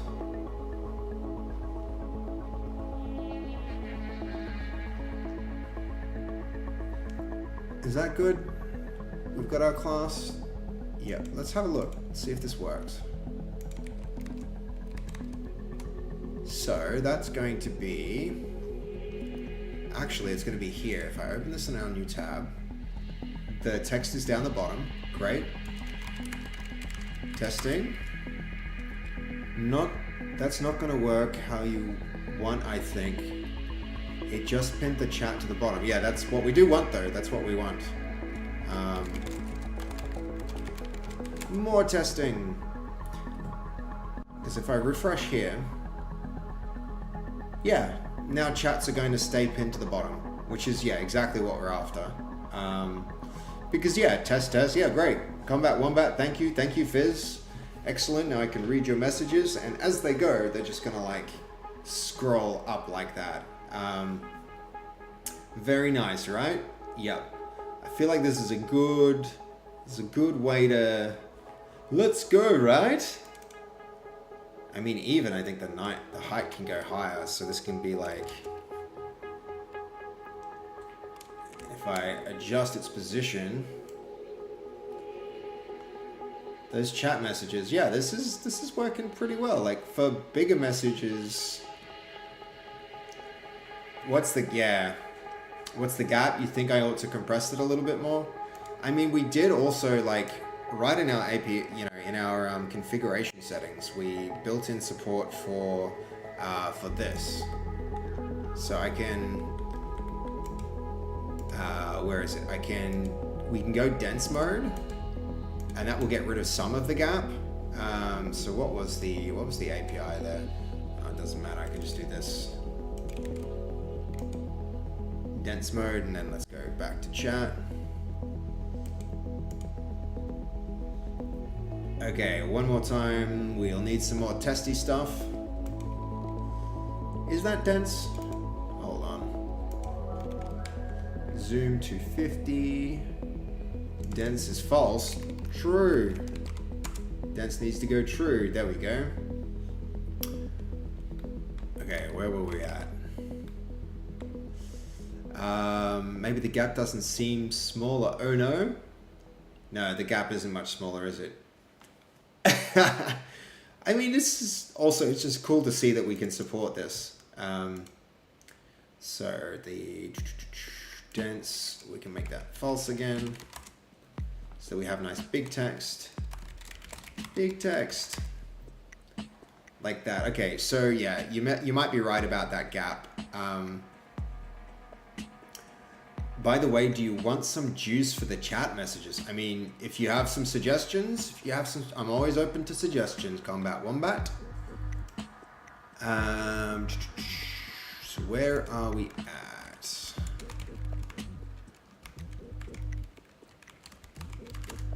So, I think you might be right, Fizz. I don't like the space between those elements. I think it would be a little bit better with less space. Let's go have a look at that.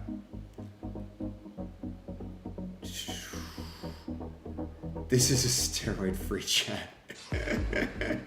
So many gym puns. Is Voodoo still around? That's hey, Farisa, how you doing? Hello from Australia. It's good to see some more activity in the YouTube chat. That's awesome. How are you doing? How are you doing, man? The ones between messages from the same person is fine. Yeah. I'm with you, Fizz. I'm with you. But I do think I also agree that like more space between, like more horizontal space would be better. And you know what? I actually think the alpha on this, let's see, we've got E8. So let's see. You could do like 9 as well for the. Okay, sorry, your message got cut off there, Combat Wombat, as I refreshed something. I think you might be able to fit an extra message by halving the gap between the different ones. Yeah. Try putting this on your chat messages. -100. Wombat, that will not have the effect that you want because of the way that the DOM reloads for Blazor. What happens is every time the DOM changes, it would need, like we need something to, like every time it redraws, all of them would do that, but we can definitely do a slide from the side type effect. It just, we need to do that only on the last element. But yeah, absolutely. That's not a terrible idea at all. I quite like it. First things first though. First things first. Let's fix the gap and then maybe we'll do some animation and then we'll probably put a toggle to say like, do you want animation on or off for the last message? But yeah, the gap I think is the first thing to do. And I put a bit more transparency on there so you can see the ring through the background. I think it's pretty cool. Also, I should fix the looping animation here. I did this in such a hurry that like, I just like copy pasted. Bots1, thank you for the follow, dude. Really appreciate you joining in and following along. That's awesome. That's huge. That means that we're now at 708 followers. Look at this, how fast it's going. We went from about, I think we were at 696. And then we've gone all the way up to 702 this stream. That's incredible. Thank you so much. Good morning, Bots1.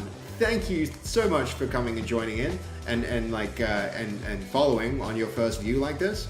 We're in the process of making this cool, chat system so that we can do exactly this. So that when people come along, I can just like jump into our just chatting and we can back and forth.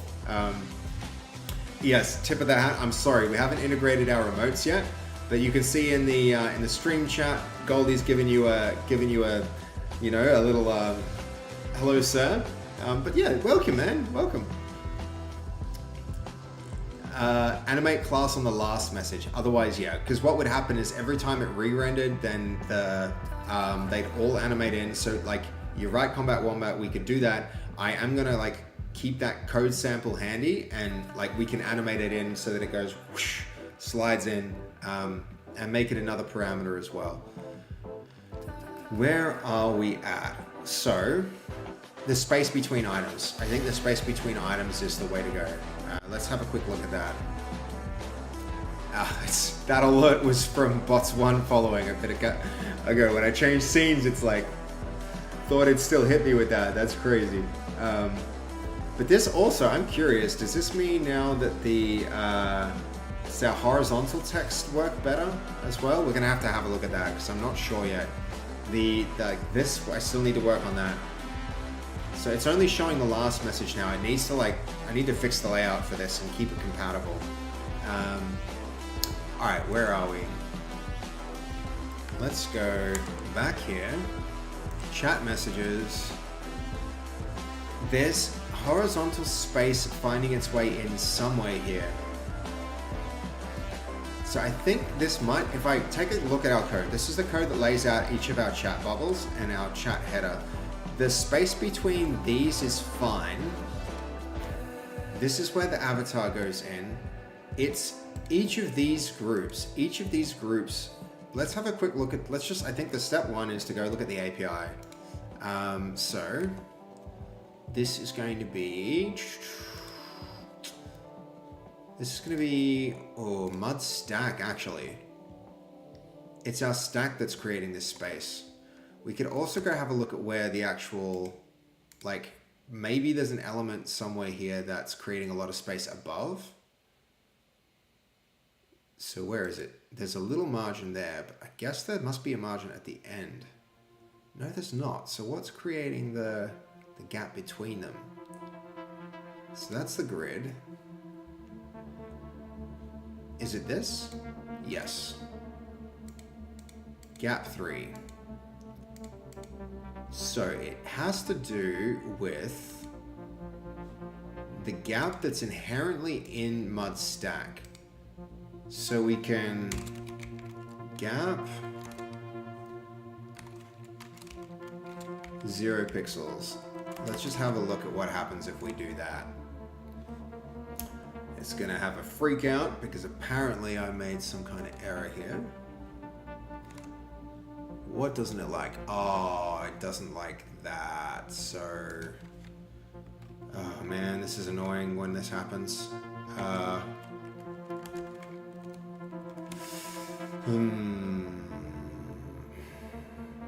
Annoying, because we've got our branching logic here, so we kind of have to.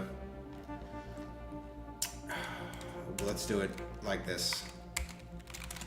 Style string, and then we can do this. So that's going to be a string where get zoom is a part of it, and then gap 0 is in there as well.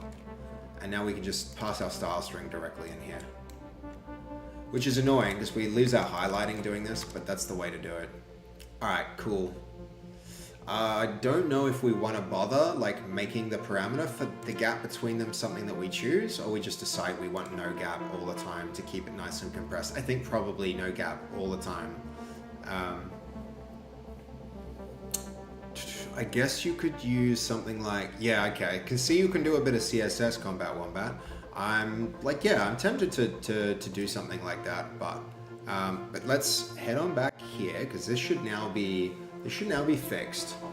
So there we go. So what happened there? Oh, that's the edge of my webcam's limits. But very cool. Now we can chat, guys.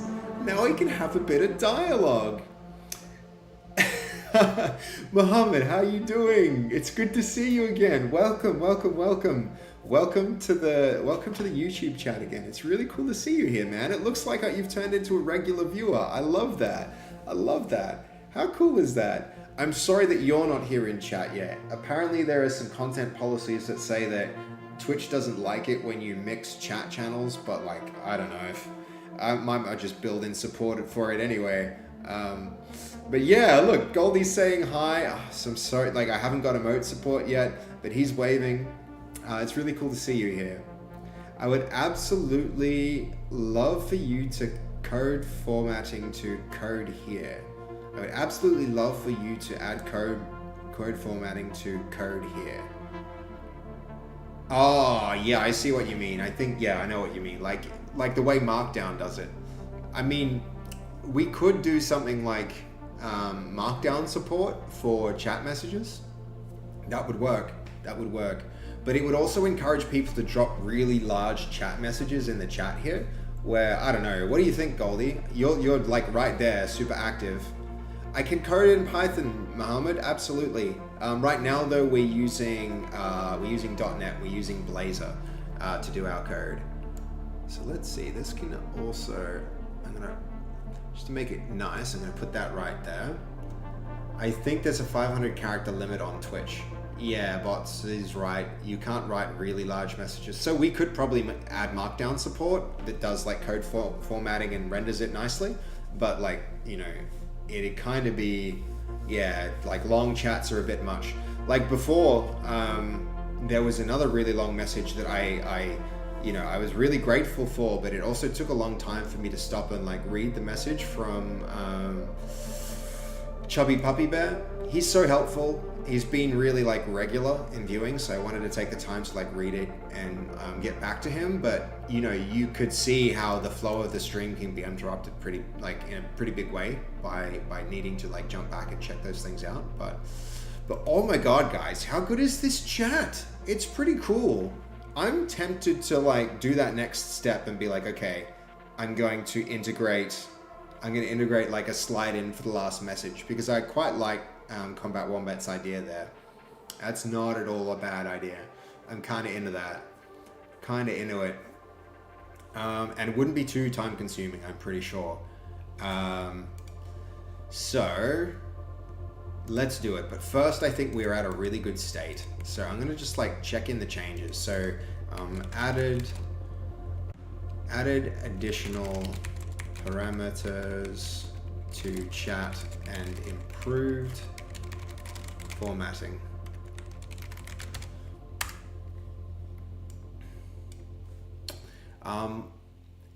What would I say the best programming language to learn is right now? Mohammed, it depends what you want to do. Programming languages are a bit like tools, and the right tool depends on what you need to do. You know, it's like there are so many different things you can do with a computer that like the question's a bit like, you know, what's the best tool to use to build a house? And the answer is like, are you a carpenter? Are you laying foundations? Are you doing, you know, are you an electrician? Because the tools that an electrician will use, like he'll be using a multimeter and he'll be using like wire cutters, and a carpenter might use a saw and a hammer. The tool depends on the job. And so if you can add a little bit more information about what it is that you're going to do when you're programming, then I can probably help illustrate like what languages to use. Because like, I don't know, learning programming in primary school right now, people are using something like Scratch, and it's not even a programming language, but it teaches you logic, it teaches you process, it teaches you all these different things that can help you get up to speed. And like the other thing that matters is like, how old are you? Like where you at with your computer use? How computer competent are you? Lots of those things go into like shaping what the right answer to that question is. So if you can add a little bit more context in the YouTube chat, I'd be happy to answer the question with a little more detail. We do have an answer here from Combat Wombat in Twitch. He's saying if you want to work corporate, it's Java, C#, C and C++, but you'll definitely see places to use Haskell, Golang, PHP, Laravel, and so on. Yeah, it's like it's as right as Combat Wombat is there, it is also a bit of a non-answer, because it just says like there are many languages which you could learn, and it, you know, the right one depends on what you're trying to do with it. So yeah, okay. With all of that committed, let's go on and, I mean, like, let's go on and, I mean, there's lots of parameters. At some point, it might be worth passing a single object in, though we're passing them all through the URL so that it can be supported as a browser plugin. But like, I'm tempted, very tempted to get all this and stick it all in one object. That might wind up being neater in the long term. The thing is, that object's not really being passed anywhere because we're getting the data through the URL itself. But at very least, we could tweak this to see, like, you know, with objects, we could do like a default object and we can compare each variable and then add the strings according to whether it's default or not. That would be one advantage to doing it, but maybe we don't have quite as many parameters to, like, quite enough parameters to justify that yet. Bots1, you were an electrician for 20 years before you started as a dev. Like, yeah, man, I have a very good friend who's a great programmer who did the same thing. Thank you.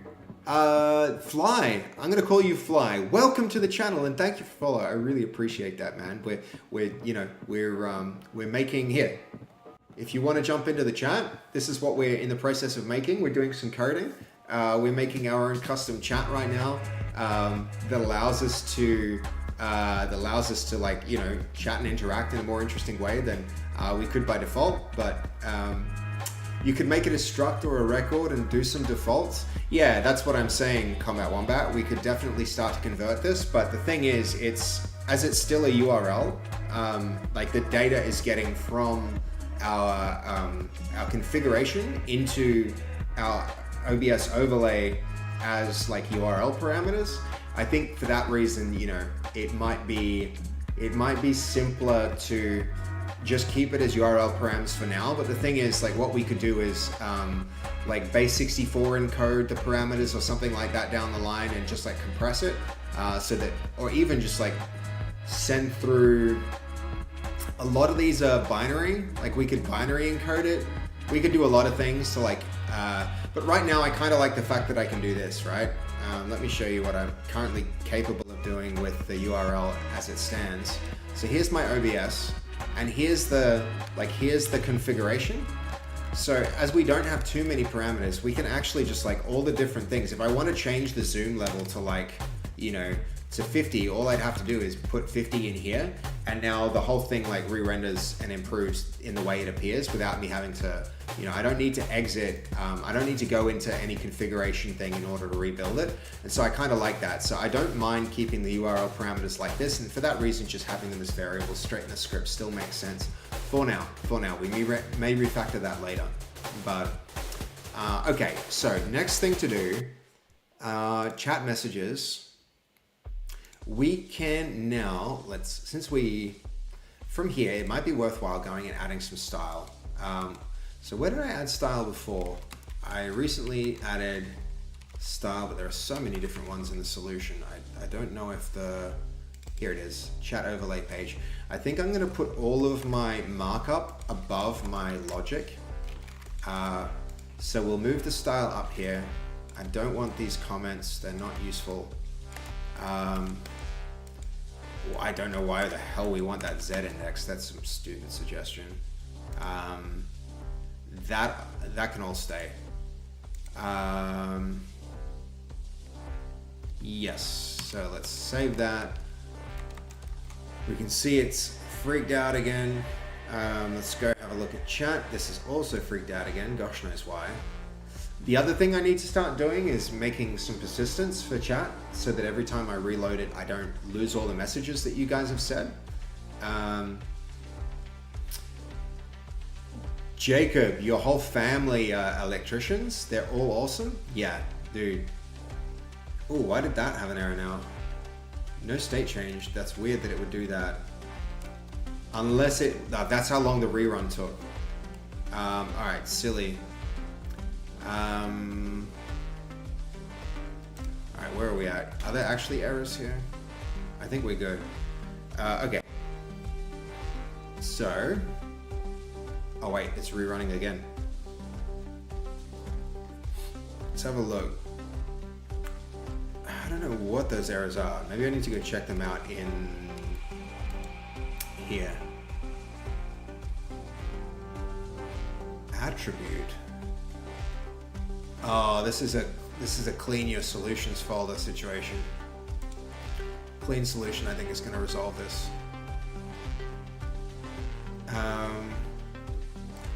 It's saying change in app attributes require, yeah, so we're going to just rerun this. That should be enough to get it going again.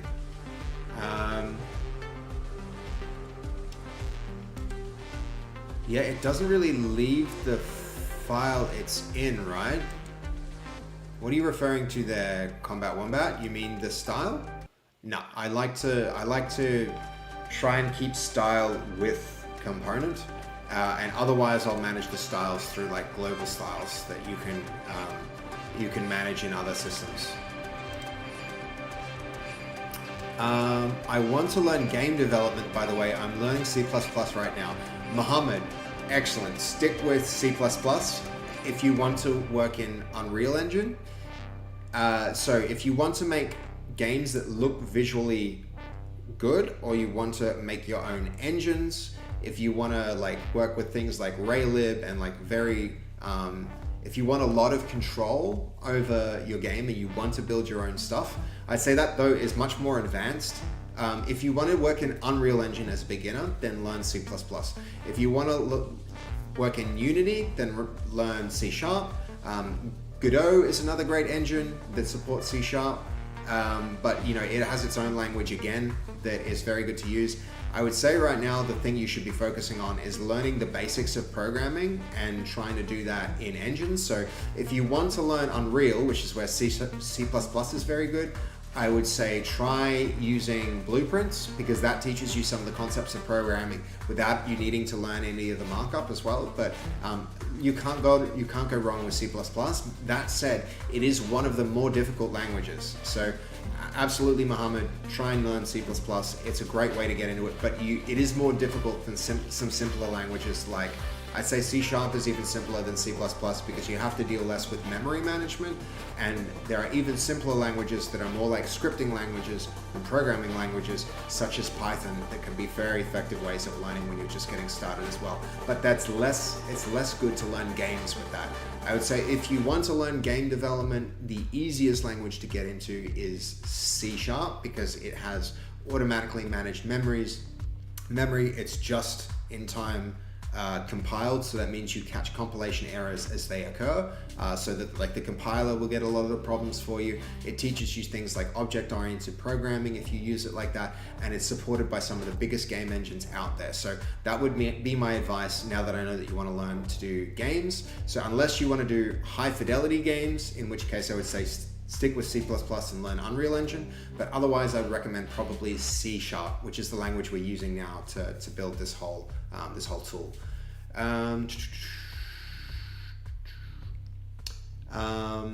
You're referring to the parameters. So for styling, I would highly advise using Scope CSS since you're using Blazor. It makes sure the classes are all isolated, so you have so styles like this are actually still isolated. Combat Wombat, the way that it like if you go inspect the style, like this does have, I believe it still has isolation, and I know I can do like chat messages.razor.css and stuff like that, but it just adds more unnecessary files. And so maybe you can, like, I'm open to learning, maybe I misunderstood things, but this is, I think, the approach that I prefer for this, especially since this component is only ever going to render once. This will render once any given time, and so in any given context. And so this is just a nice way. Like I could definitely make another, like, you know, chat messages.razor.css, but then I'm separating my my code from where it's used, and I like to try and keep as much like locality as possible. I would have to test that. I think the inline CSS rules would isolate. I'm not necessarily sure, but even then, I don't need to worry about multiple components using this class, because this only runs once. This runs at the highest level of the page. It's nice, probably right to try and aim for clearer isolation, but I do believe that this will still work quite neatly anyway. But yeah, I could definitely, I mean, there's no real harm in moving it into a file. It just introduces another file for this that I have to navigate out of to see what's being done here. Like, I would also be pretty fine to like, you know, I would be fine to do it like this, even, like to just use like style.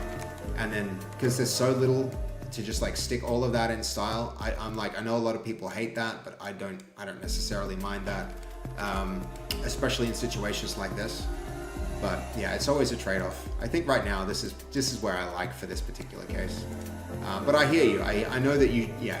Maybe I should just follow some like best practice and stick every CSS bit of like class that I ever write into a .css file. But yeah. Chat overlay fixed. Okay, hold on. Maybe I'll do that on a later pass when I come to clean up, or maybe I really should just do it now. Alright, we'll do it now. Why not? I mean, how often have I done this though? Like a lot throughout the project. I'll stick with the standard of the project for now. Alright, where are we? We wanted to support animations, so we need to drill down into here. So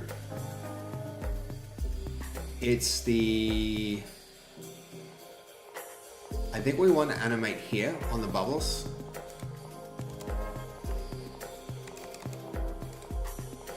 And then, all right, style as background color. So style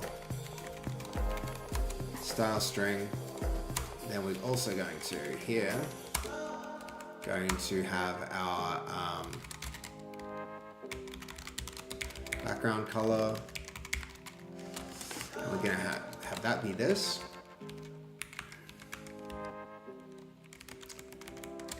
And I guess our style string will sit here.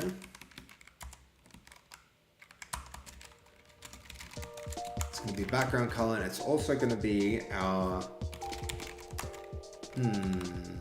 no, we can actually, okay, coming full circle, this can have a class. We're gonna do this with a class as well. So our class is gonna be animate in.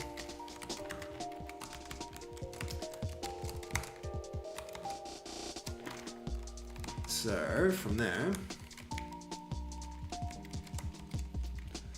we're going to make a new chat. I want to implement this. Oopsie daisy, there we go. Please implement this animate in.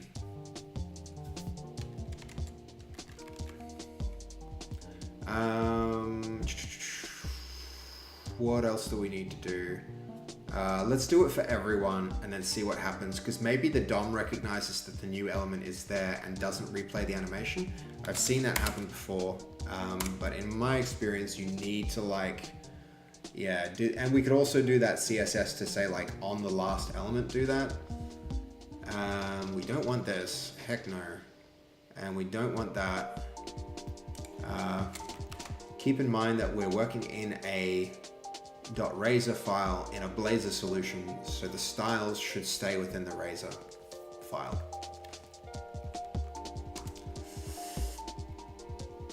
There we go. Animate in. There we go. We can do that. All right, let's have a quick look-see. Keyframes, yeah, it doesn't know to do the double at, which is quite annoying. Animated in from the bottom, which was cool. Fizz, you're heading inside. Sergius, how you doing? Welcome, welcome, welcome, welcome, man. Check out what we're doing. We're making chat stuff. Yeah, see that? We got a nice little pop for the animation. I think that's not bad. Do another test. Yeah, it goes zoop from the bottom. That's pretty cool. That's one way of animating for sure. Should we slide it in from the side or animate it up from the bottom? What do you think, guys? I think that up from the bottom is actually quite quite neat. Neato. Neato. Whoop. Those are some handsome photos, right? Some pretty cool display pictures coming through. Not to mention this guy's handsome display picture. Huh? Pretty cool, right? Pretty nice. What do you think? It's a cool system, no? I think it's pretty cool. I haven't seen anybody do this like Discord style chat looking thing anywhere on Twitch so far. But I figure this is our cool way of chatting, right? Fast wow. Wow, guys. I mean, yeah, we're pretty good. What do you think? Animations? Any thoughts, Goldie? Do you like the pop up from the bottom? Like, give me another message so you see it like it goes bloop from the bottom up. It could also slide in from the side. We could also, honestly, like add a bunch of variants and then test. Yeah, bloop, comes up. It could slide in from the side as another option. We could add a bunch of like configurable options so that it does a bunch of different things depending on what you want. Yeah, bloop, play cone, exactly. You like this? All right, cool. We can keep it like this. All right. Whose suggestion was it? Was it Wombat? Was it your suggestion, Wombat? That, oh, dude, Sergius, you haven't even seen his updated beard. His updated beard is like full Viking, not like little beard. It's like big full Viking beard. Yeah. I love this. I love that we can like have a conversation, guys, where where like we can actually look at one another's display pictures and do it like that. That's so cool to me. And you know what, actually, I think we could emphasize the display pictures a little bit more even. Like, what about this? We're gonna lose our chat history for a moment, but that's even bigger, right? It's belly button length. Hell yeah. I mean, I think this size is probably cool, right? 35 centimeters is an epic beard, Goldie. So now we've got a better way to just chat. We've got a way better way to just chat, and it's only applying to the last message that appears. So it's doing that smart recognition of DOM changes, which I like. I really like that. Okay, so we've got just chatting. Hell yeah. Hell yeah. Is this a done feature, guys? No, horizontal chat. Horizontal chat for the other page. I think horizontal chat for the other page still. For our coding page. But yeah, when this chat gets active, it'll be cool to sit here and talk with you all. You're all being so quiet right now. But I'm liking those little pop-ups. So I need to fix his background so that the looping animation works better, since we're going to be seeing more of it as we use this page. But Him, how you doing? Is that you in the profile picture? It is a very nice beard, dude. It is. Everyone's so shy. Now that their profile pictures are on display, it's but how cool is this, guys? This is such a good way to talk to chat. I freaking love it. I love it. You're just waking up. No, look, it's you and 53 other people sitting quietly in this chat. So no pressure. No pressure for anyone to talk either. But like, I kind of want to use my new chat. I'm so thrilled that I can like sit here and look at it. And the cool thing is like the way that where I see chat on screen, it actually looks like I'm reading the message that I'm reading as I'm reading it, which is a very happy coincidence. I'm so into that. I think that's so cool. Yeah, this is very cool. Okay, so now that we have this working, I think I want to also get the horizontal version working. That would be a pretty sweet thing to wrap the stream out. Yeah, we're gonna do that. We're definitely gonna do that. Oh, I love this music, guys. I need to randomize the tracks which play. Sergius, you're waiting for Fizz to come back? You think Fizz is gonna get all up in the chat? Did you want it that big screen of smaller or more messages? Yeah, like, you know what? I kind of like it like this. I like it like this, Goldie. I know it would be very easy for us to just like reconfigure this and like, yeah, I'll show you what it looks like and we can vote. Poll. size, big text, big chats, little chats. So just so you can see them first, this is big chats. And you guys are gonna have to spam some messages so that we can test this, but like the other one, I'll make the dense chats. Those look like this.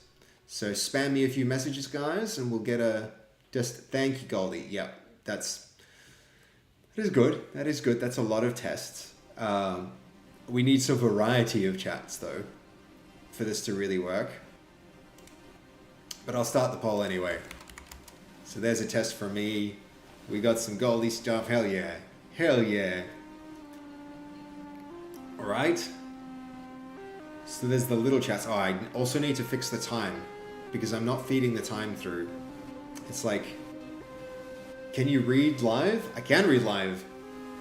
I'll read them out in real time as they come up, guys. You'll see how long it actually takes for the full circle, like the round trip for, you know, you know what we could also do is we could potentially outline everybody's profile picture using the color that their text is. Or we could like tint the text. Like the text of the name could get tinted with your Discord color. Poll results to graph overlay like this. True. So, well, we've got one vote for big chat. Only one vote for big chats. So if I go back to the black name, my text would be black. Hold on, what do you mean, Jacob? Maybe the responsive resizable, Seb, like you did for Fastest Leaderboard? It is responsive, yeah, it's 100% responsive and resizable. I'll show you. So if I want like non-dense, I can go like this. And then it just re-renders and now we've got the bigger chats. Like that. We're just wondering, you said our text would be our color. I could do that. We could implement that feature. I know like you guys use your colors to like tell one another apart. So I would want to support that. I think we could add support for that because that's an important part of recognizing people. Though now I'm going to be able to recognize you guys from your profile pictures. That's huge for me. I'm a very visual person, so yeah, we could do that. We could definitely do that. Do it. Yeah, okay. I think we might need to backlog that one because I don't want to move on to another thing before we have done horizontal text here. I want horizontal text across the bottom because already like I almost voted for big chat but ran out of time. We're sticking with big chat. This is big chat. We're going to stick with big chat. Oh, did they all show up when I switched scene? No. They only refresh when I go back to it. Yeah. So yeah, that's, or just name color. I mean, it's a good question, Riven. I don't know. I think we could do like a really subtle outline of each of your display pictures would be one way to do it. And we could also make your display picture name, like the little bit of text that is in line with my finger now, like Riven 101 could come up with a tint that makes it your, that could be blue, so that we actually have the Riven, the classic Riven color there. That could work. That would be absolutely one option. But yeah, I mean, yeah, this is working pretty well, guys. It's pretty cool. Yeah, right. We need icon support still, because right now it's just going to come up as like, yeah, like that. Though I'm so surprised by how well his glasses fit over your wolf. That's freaking awesome. I don't know how to. The glasses might be an interesting problem to solve. How to get those glasses appearing in our chat. So yeah, we're about to see. But yeah, this is coming along pretty damn well. Pretty freaking well. Okay, so I tested and it does not isolate the classes when you do inline style. You have to use the Razer CSS file for automatic isolation.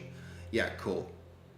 It's something to keep in mind, absolutely. It doesn't necessarily matter in our case, because what we've got here is this phenomenon where our style, where is it? Like this is only rendering once. If I had my style inside of something that's enumerated, then it would become like pretty ugly, because you'd have like multiple things that are actually using that enumerated. It'd be printing the same thing over and over and over, and I like, you know, I don't want that. But yeah, we're in a good spot. Yeah, it was nice to know. Very cool, and it's very cool of you to jump in and like do a test like that, by the way. Okay, let's see. I'm about to switch back to the other scene. We'll see if Wombat's new text like animates in. Only the last one, which is cool. Yep. Yes, so cool, guys. Now we actually have a better chat. We have a way better chat than I think what we had before. I really like this. I really like this as a way to communicate with you guys. I'm so thrilled that we did that. I do want to finish this off by putting stuff across the bottom in a way that I can actually read it, because right now that's not great. So that is going to, horizontal needs to be true here. Let's go look what happens when we go horizontal now, because I feel like it's just going to be chaos.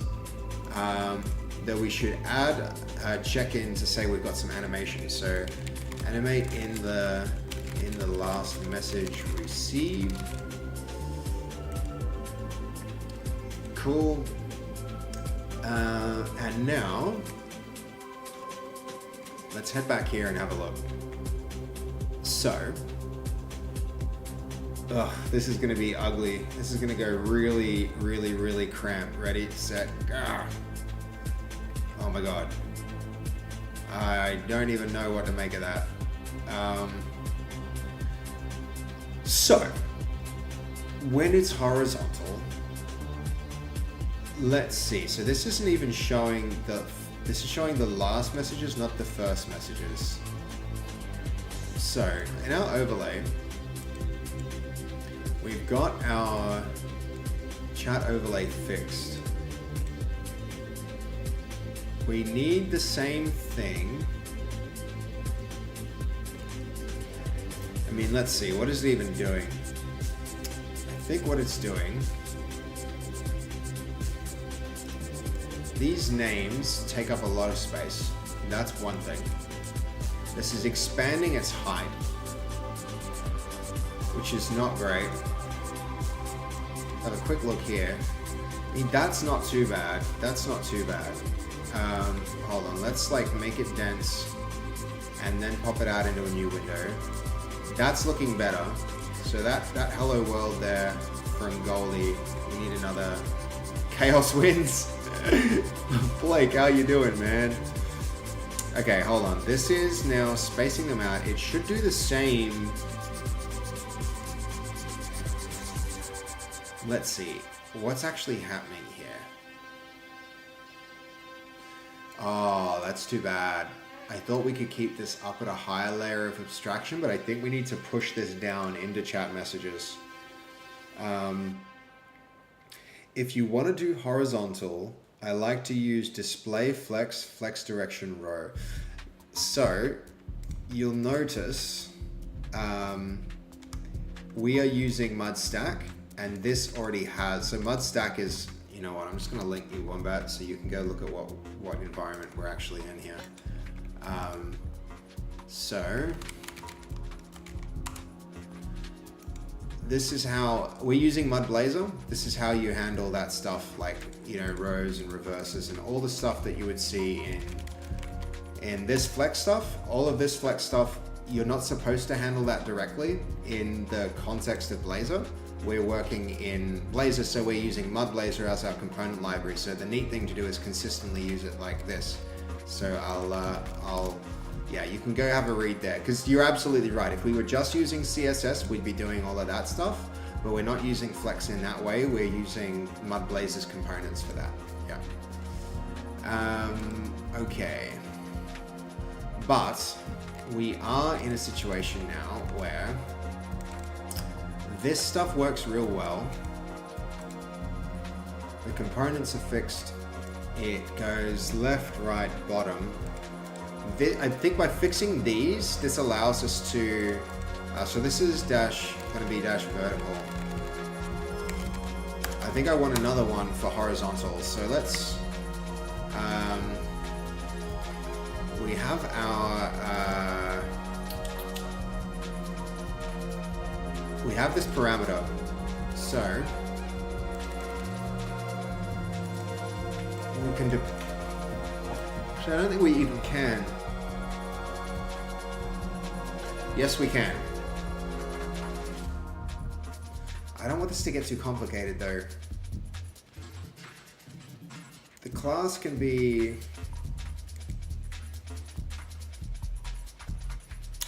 I mean, can we even inline like this? I don't think we can.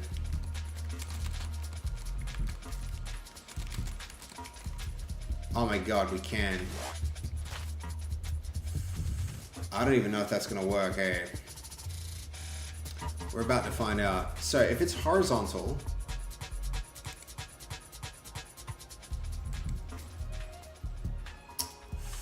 let's try it.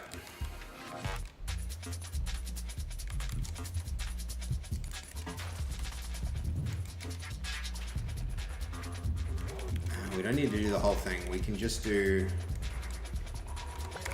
if it's horizontal, it's going to be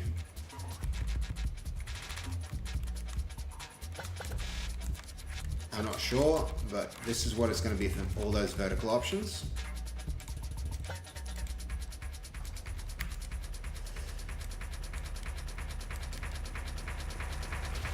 Yep, like that. And then we'll see if this works, because that might be a little neater than trying to inline it some other way.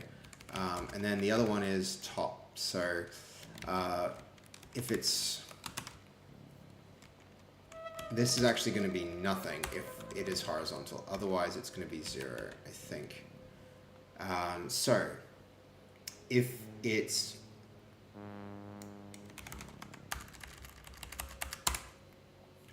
horizontal, then we want to set every value, but which one don't we want to set if it's, I guess we do want to fix it to the bottom. If it's vertical, do we,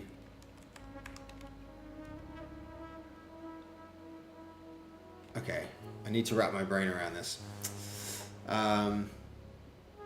Yeah, it's a neat framework, Wombat. I quite like it. I quite like it.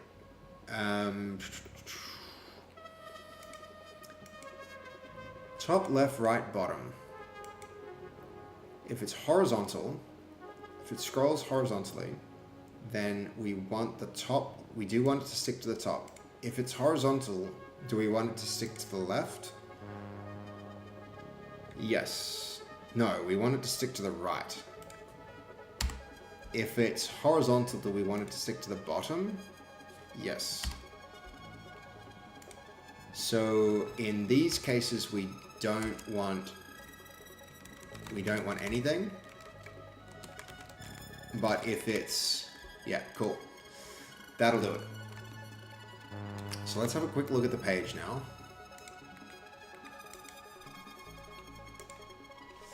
So here we go. If it's horizontal,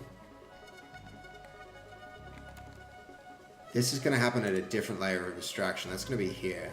Okay. So in chat messages, we've got mod stack. If it's horizontal, we want it to align to the right. So here's where our CSS does actually come in handy. If it's horizontal, we want to justify content to flex end, or are we aligning? Are we aligning or justifying? I believe we'll be justifying. So justify content. Justify is going to be a matter of if this is flex. Good night, Yellow.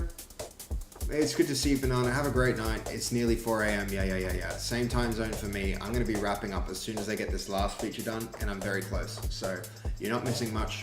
I'll I'll see you sometime real soon. It was good to have you in the stream this whole time. Thank you very much. It's really good to see you, dude. Sleep well, and you won't miss much. And like Goldie, I know you might want to head to sleep too. There you are, saying goodnight. Dude, I love how active you are, man. You're always like so locked and dialed into this stream. Yep. So you guys, I'm not going to be much longer. We're just going to get this one more feature finished, and then I'm sleeping. So, now we all know what happens when I say that.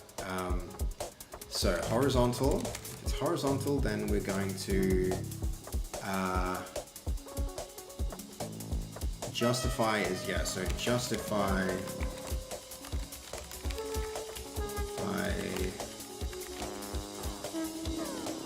flex end, otherwise justify flex start. Just gonna have a quick read of this to make sure. If it's horizontal, items align to the end. Yes, otherwise, yeah, that seems right. So there we go. Is this our vertical? Let's go have a look. Horizontal is false. If we make that true, where do we see it? Okay, this is doing not what I expected. This is doing an align. So this is doing a justify. It's pushing it to the, okay, align is what we wanted. This is going to be align items. End or align items. Dot start. Yeah, cool.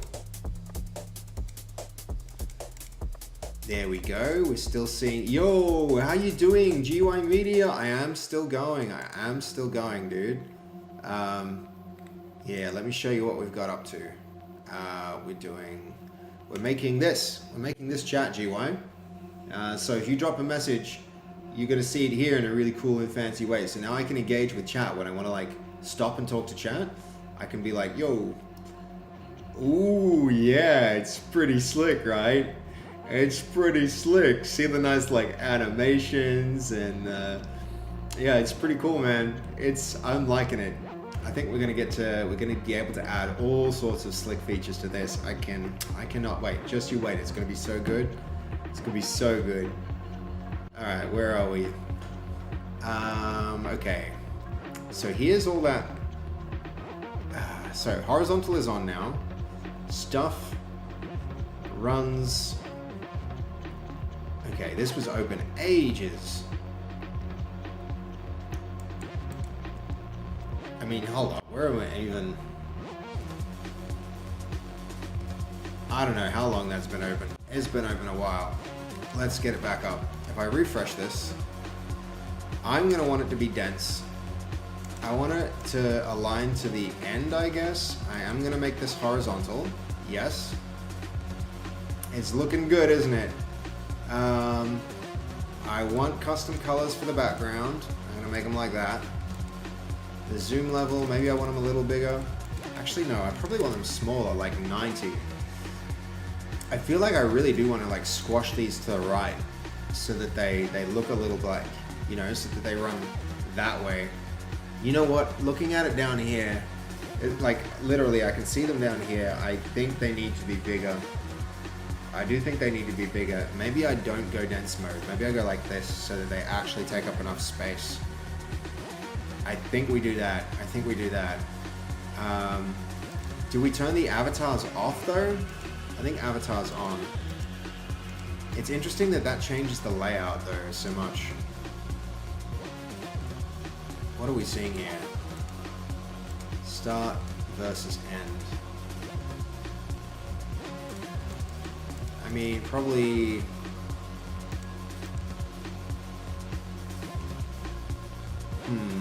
Avatars on I like. Why is avatars affecting it like that?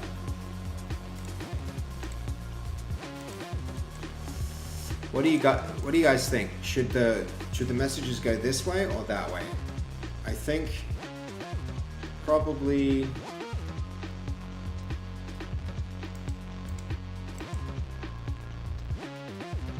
I think it changes the alignment baseline. I mean, yeah, I'm kind of into this one. We have to stop this happening, where two messages after one another, like take up vertical space.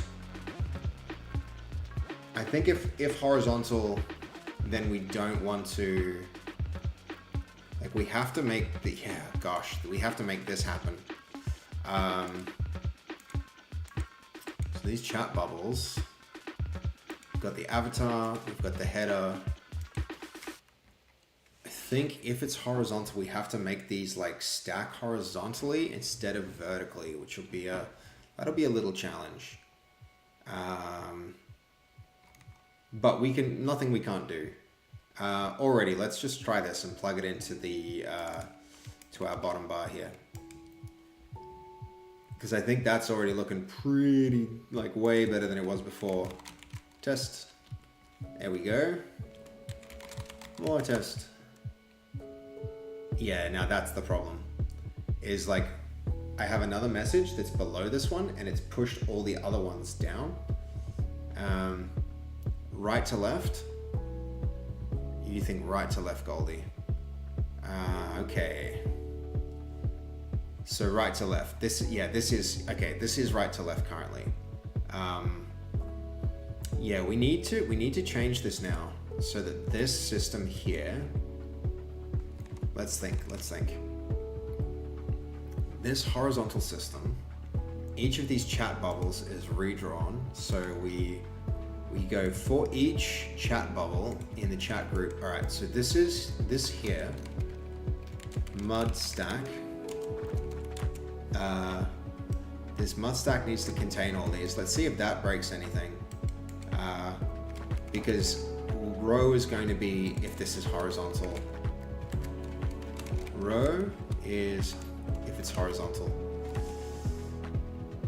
There we go.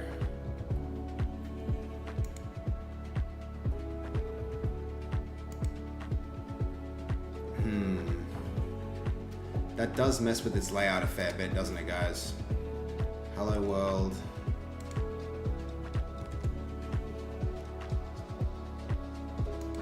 Horizontal. Bacon, you know media? That's cool, man. It's good of you guys to hang out here in my stream. I really appreciate that, guys. All right. These,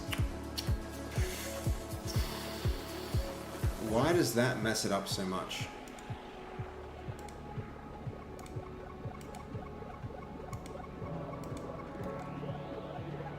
Why does this mud stack mess it up so much? I don't think this whole thing was like the parts that aren't of our design. I don't think they're designed to work with like,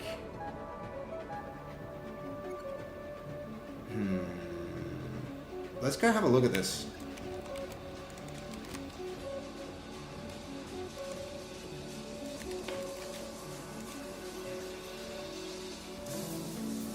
Like none of these are actually intended to go like horizontally. We might have to really like mess with it to get it to work, to do what we want. So, mud chat. Yeah, let's start messing with it. I think we need to, in order to get it to go.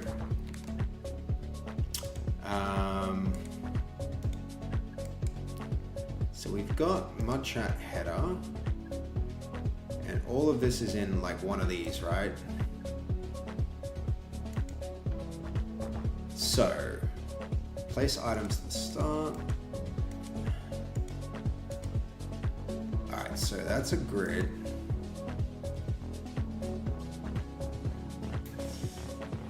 Can you click the flex button next to the message container?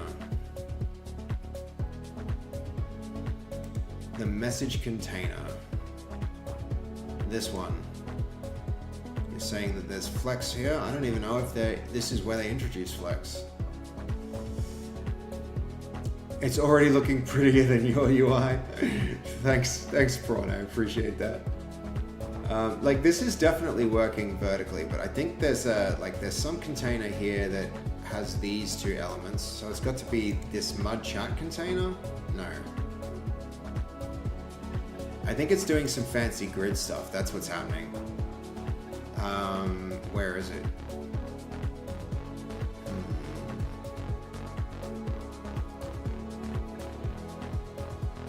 It's gotta be here.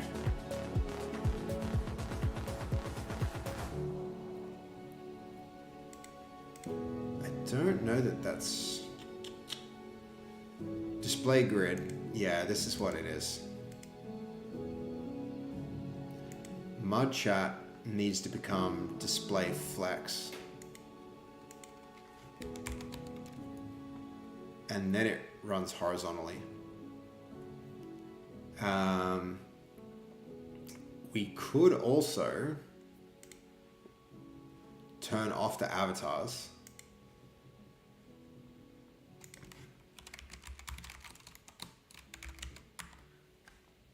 And also probably the, oh sorry, not the avatars. Not the avatars, I mean the names. These names here.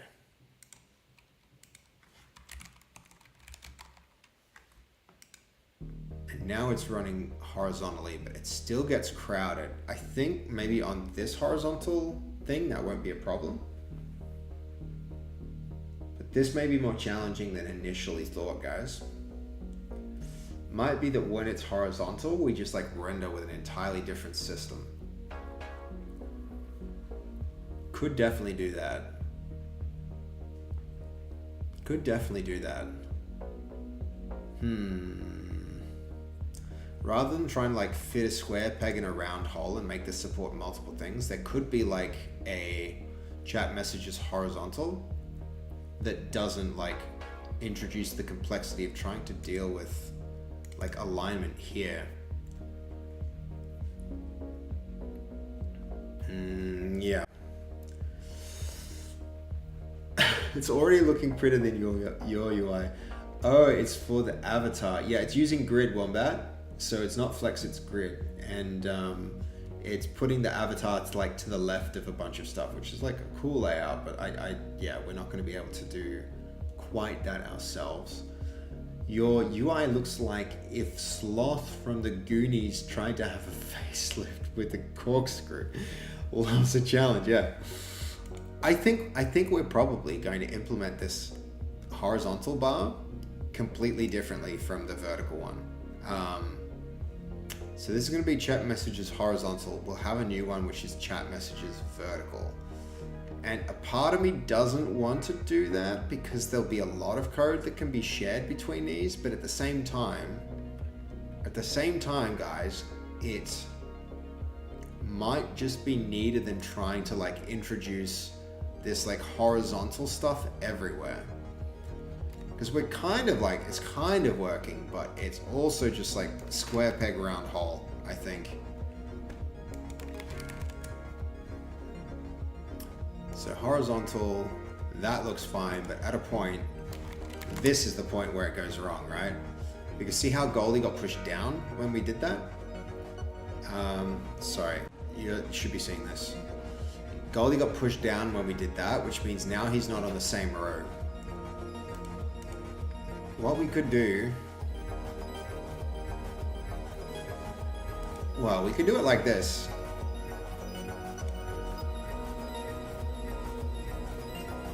We could say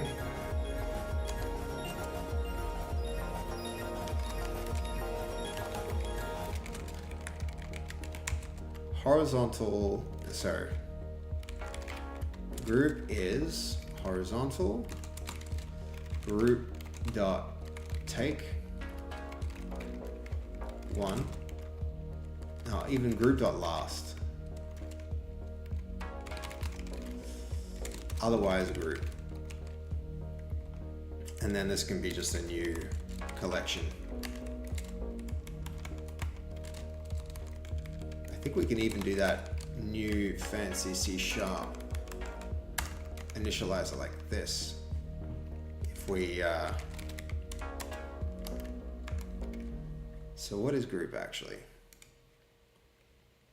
group is a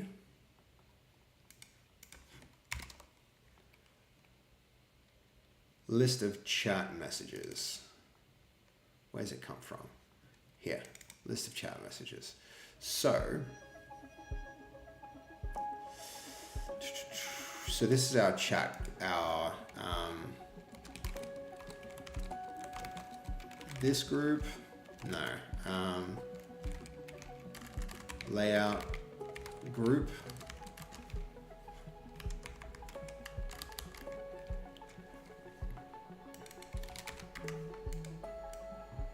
So that's a new,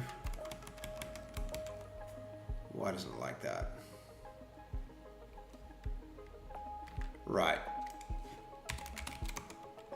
We can to array that.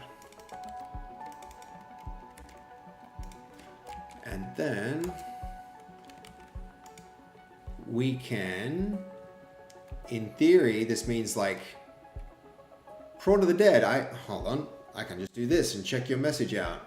I have a Twitch project for you with an interactive UI concept included in the future if you want. I kind of gave up because I was spending too much time making it on Python and I have no time to work on it anymore. I mean, that's pretty cool, Prawn, but like, I also am pretty short on time. So like, sell me on it, dude. Why would we jump in and like work on that project rather than continuing on this one, for instance?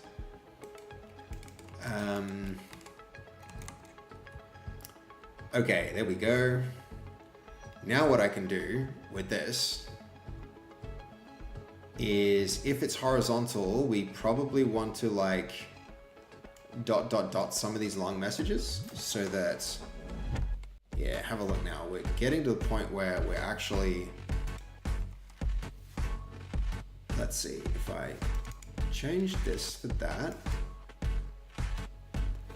do we need to align end? Yes. Let's copy that and have another little look with our overlay. Okay, now we're end aligned. It's been cool hanging out. Yeah, it's been really cool hanging out as well, Wombat. Thank you for, please ping me in the Discord if you do a code review. I need to dash. Absolutely, Wombat. Have a great night. Oh, gay, or I don't know where it is for you. Having a C# dev here who like has done some Blazor, and thank you for your help with the hot reloading. Really appreciate that. Really appreciate that. Very cool of you. Okay. I see Goldie speaking up in the chat here too. Look at that. Kind of working. I wonder what happens when this gets too like compressed to fit it all in. There's Prawn of the Dead's long message, and now it gets pushed down. So what I want is, oh, this is gonna be hard CSS, but when there's multiple lines, I need to like ... them. But that's pretty cool because now we're not, like, you'll notice if I go to this one, it's not going to have, I need to almost like delete these just to see what's happening at those higher levels. So sorry, hello world Goldie, sorry other Goldies, sorry me. Let's get to the right here and have a look at that other stuff. There we go. That can go. That can go. That can go. That can go. That can go. So this is keeping like just one message per group.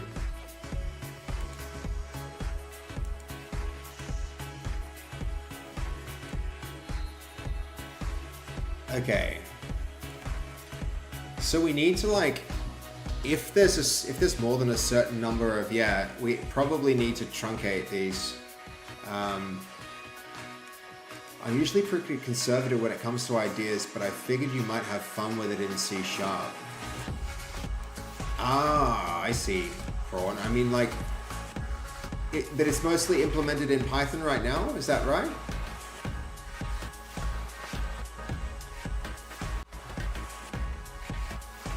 I mean, potentially Prawn, but like, if you like, go share it in the projects channel on Discord, and like, I'll check, like, if I get time, I'll check it out sometime, and if it's really cool, then yeah, we might be able to do something with it, but, you know, you could also potentially share like some screenshots and stuff like that. That really helps like communicate ideas.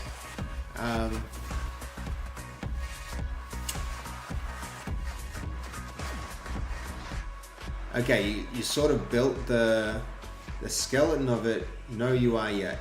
All right, cool. Yeah, it's hard to understand the concept of a thing from reading the skeleton sometimes.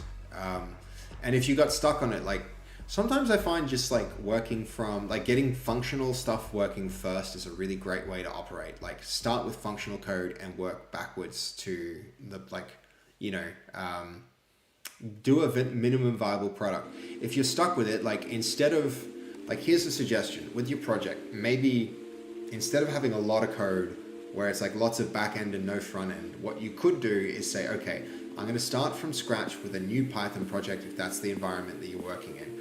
Like, jump in there and say, I want to work on just one feature. I just want one thing to work.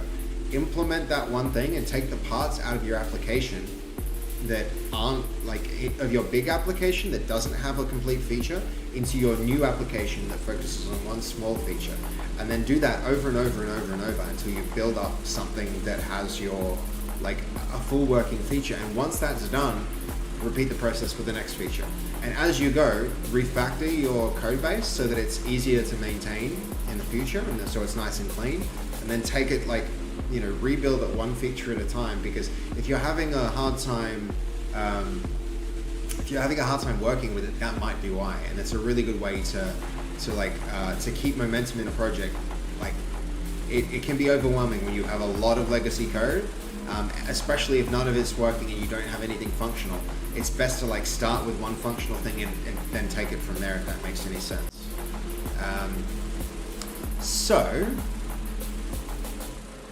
And check this out, this is kind of working, guys. I think I need to ...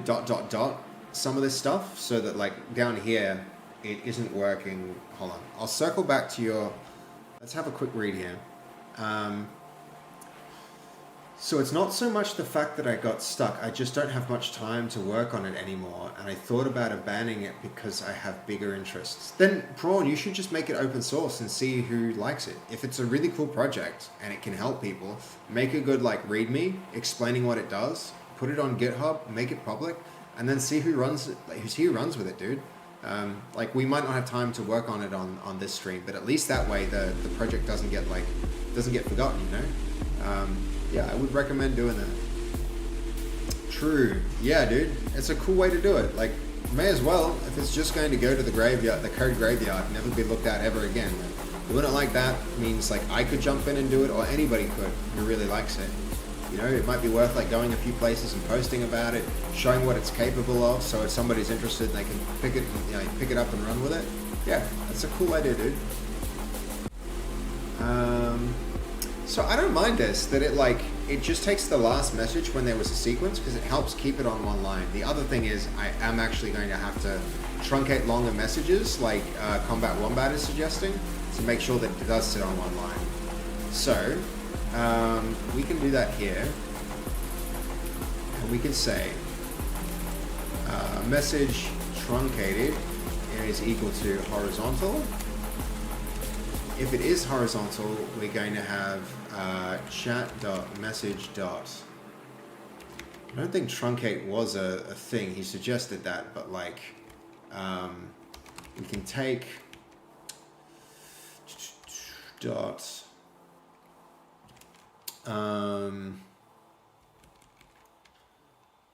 We can take the first, like, the problem is take doesn't work if we can take, like, the first 10 characters. I think also this might be a thing to do with CSS.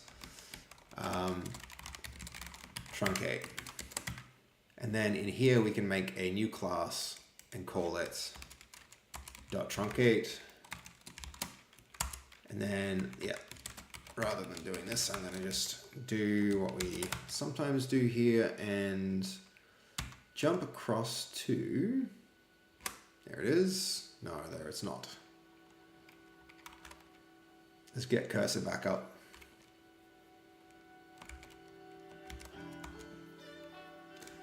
So here we go.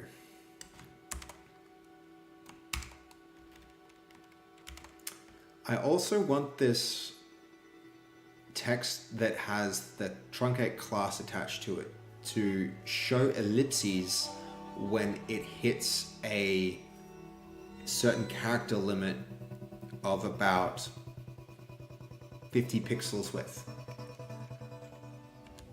Let's see what it does with this.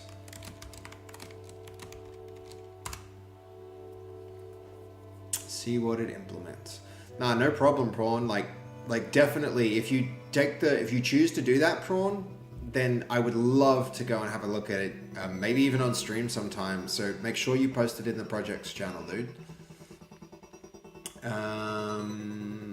Yeah, okay. Let's go with that. Accept that here. And we will only truncate if we want to. So we've got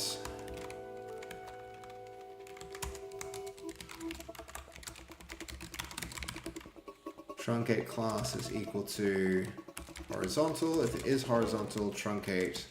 Otherwise, nothing. String.empty. And now that's getting applied via this.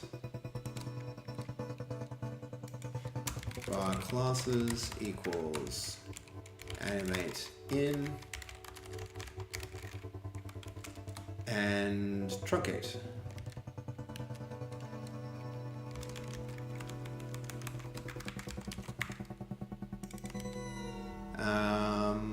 Sometimes the CSS can get kind of like funky and weird here, but what are you gonna do?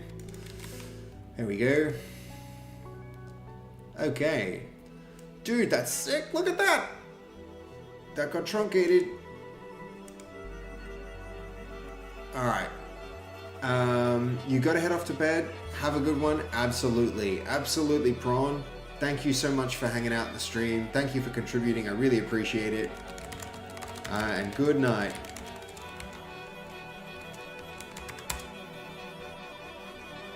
All right, look at that. We got some messages down here, guys. I need to just change the background color. Right? How sick is that looking, guys? Let's make our custom color first so that this actually gets readable. I think I want to increase the size. Drop the alpha a little. Definitely want the shadows on. They are horizontal. Probably make it dense. Yep, I think that's nicer. But the zoom can be like 150%. Yeah, now we're cooking with gas. Check that out, guys. Hello world from Goldie. As always, hello Goldie. Hello fake Goldie. Right, messages. Now we just have to overflow this, guys. We need a few more text to like bump it across. Goldie is fake. Hi, fake me. Guys, look, it's working. It's working. We just need a few more so that it runs out of space to see what it does. But this might be it. This totally might be it. Yarr. Oh, yes. Dang it. Okay, it's,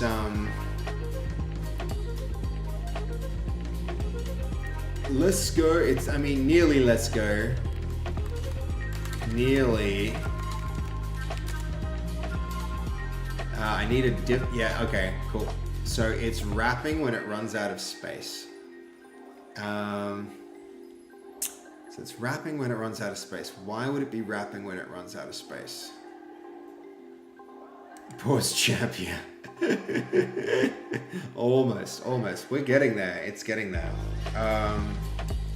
So, why would that be happening? I think that has got to be happening because if we go here and have a look. Oh, position fixed. It's the time. The time is the thing that's like wrapping. If I go to chat messages and have a look, it's not the avatar, it's the header. The time, if we inspect the code for that, if we have a look here, we need this to like no wrap. Oh my god, it's in a special time format. I've never even seen that tag before. That's not even a class. That's just like straight up the type. No wrap.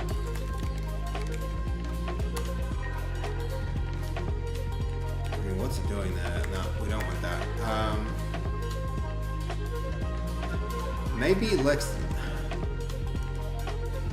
I mean, time string here. Where's that come from? Maybe if it's horizontal, we don't show the time string. It's horizontal string though, empty. Trying to make this support horizontal is really like messed up there. It's a lot more messy than it would otherwise be. All right, there we go. Give that another quick run. And there we go. It is kind of working, but the truncation now, it's not leaving them enough space to breathe. So what we need is, again, this is getting more and more messy as we treat horizontal cases differently. Like, it's times like this where you start to, I look at the number of times where horizontal is being passed in to create branching logic for this same thing. It's like a lot of times now. 1, 2, 3, 4, 5. 5 instances where we're doing something different. I feel like there's a point at which you just go like, okay, stop what you're doing, make a new class, like make a completely new system that doesn't replicate that code. And that might have been a smart thing to do, but you know, we're here now. What I'm gonna do is set a minimum width for each of these mud chats. So that can be style.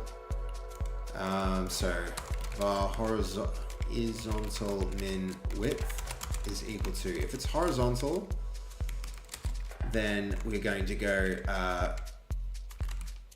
min width 90 pixels. Otherwise, string.empty.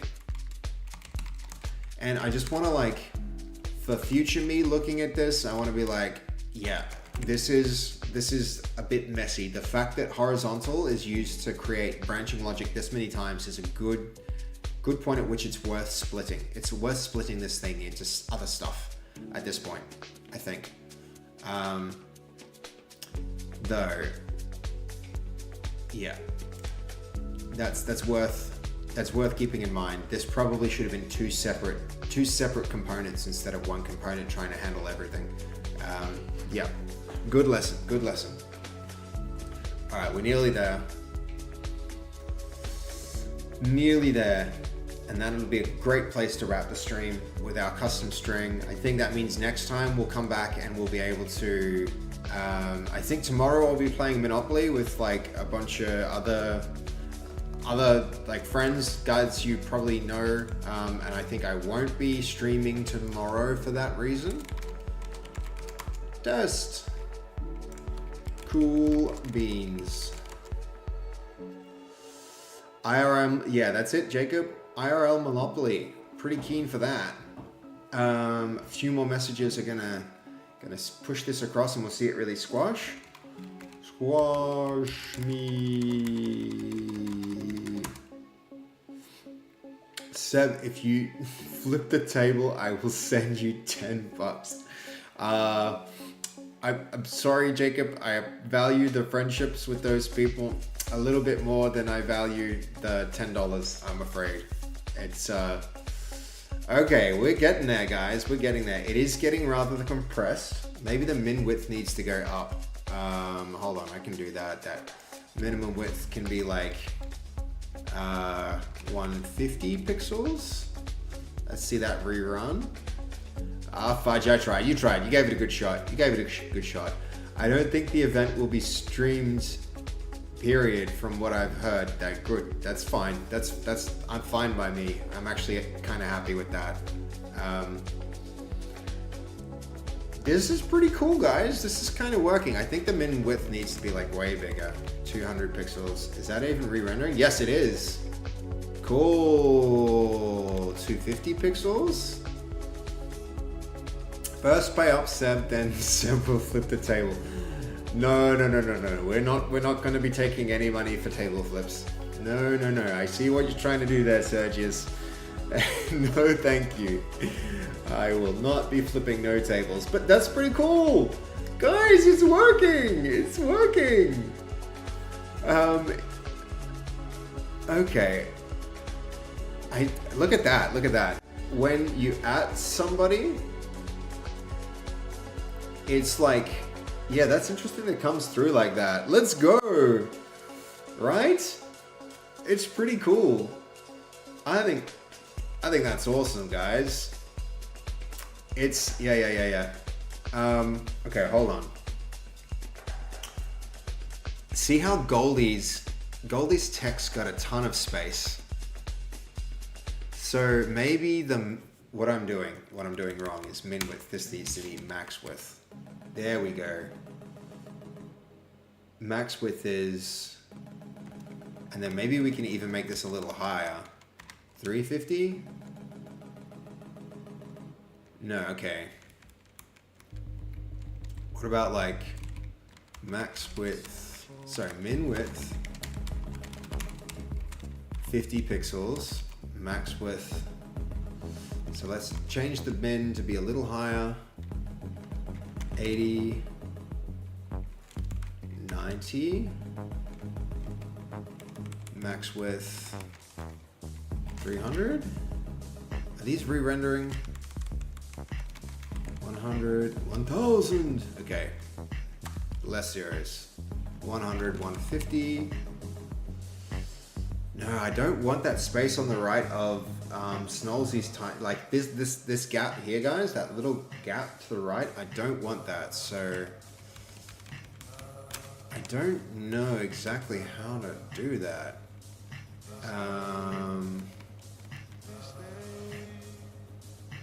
Let's see, hold on.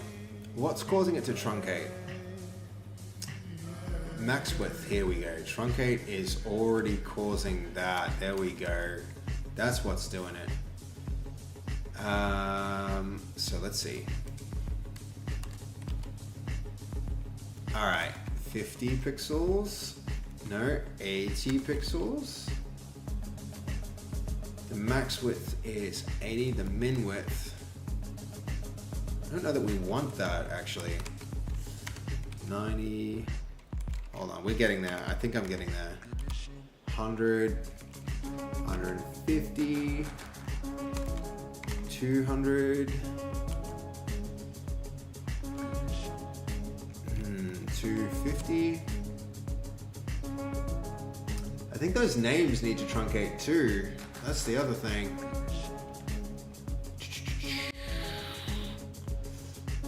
The old flable, is that a table flip emote? That's hilarious. That's hilarious, guys. No, I'm not gonna do it. There's no way. There's no way. Jacob, Seb, I actually have a question. Would you want some bison or other game jerking? Putting together a small thing for fast and I can throw some in for you? Are you kidding, Jacob? I freaking love jerky. I love jerky, man. That's like, the problem is it's pretty expensive, but like, you know, I really like jerky. It's high in protein. It's very flavorful. It's like a healthy snack that you can eat while you're working.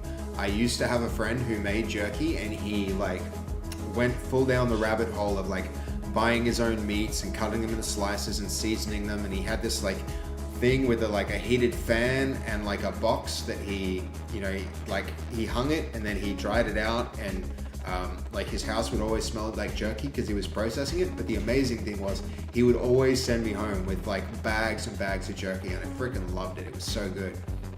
So yeah, short answer is I would love some jerky if you wanted, you know, if you were sending some to Faz, absolutely.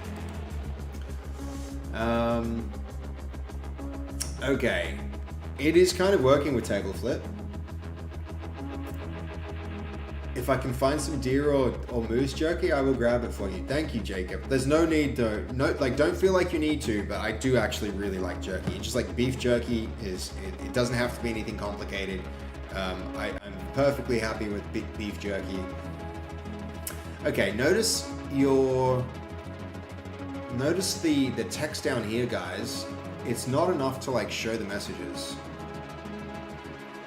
Let's see, the max width, I think we need like 300 or like 500. Where something is truncating this. Overflow hidden, ellipses, yes. So I think that truncate needs to go.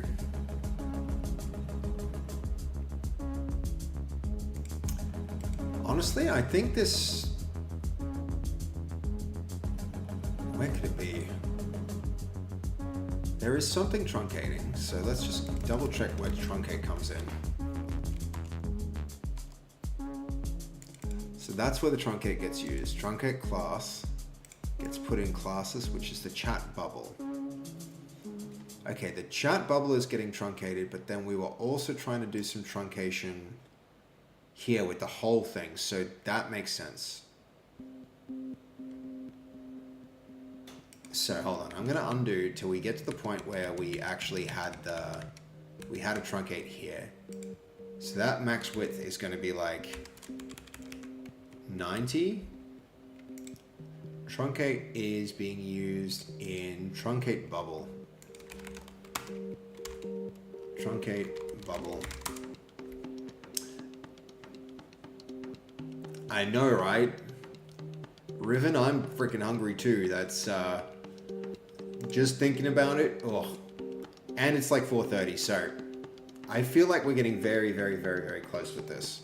But at the same time, there's some stuff missing there where like Riven's message, we should be able to read that, right?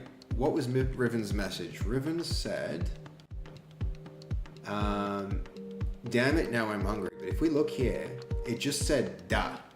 It truncated way too soon, and I don't know why, because honestly, his text wasn't that long.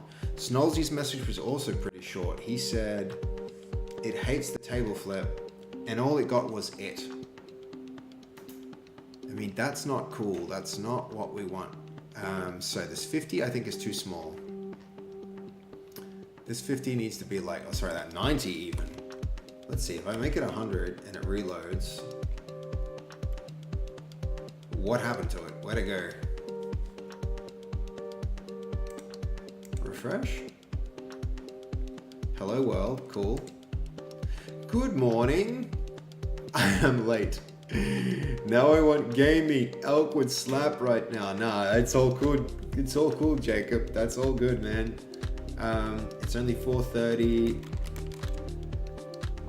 Yeah, it's an early. You are not late. You are right on time for the end of the stream, night streamer. Check it out what we've done. Check it out. How cool is it? How cool is your message, man? Is that not cool? And now we're just working on the little bottom bit. So more text. I need other people to say things. There we go. That's done it. All right, what pushed it all down? Maybe it was like the width of it can allow it to overflow. 30 pixels. Let's see if it reloads and re-renders. 50. Max width can be like, if we do that, what is even going on with it? I think we need to work in here for a while to understand what we're actually seeing. So if that's horizontal, oh, that's what's going wrong. Is it what's going wrong? Maybe.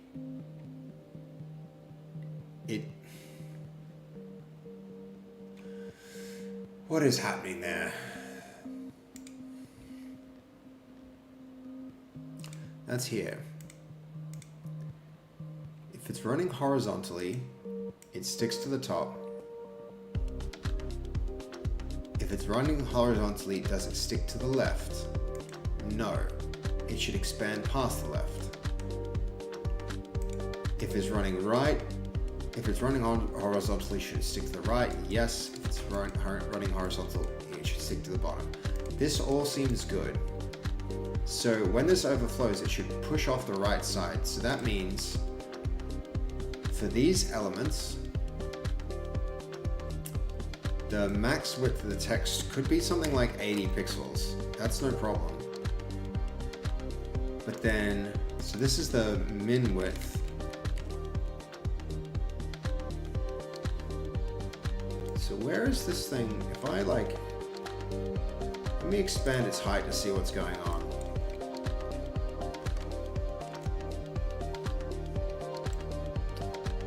So it's not doing its like, it's not running into its width limit, which it should. Truncate bubble, that's why. Truncate needs to be truncate bubble. There we go. That's looking a lot better.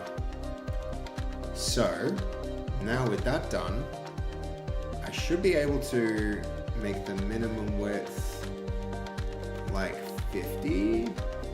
And then the maximum width of this can go up.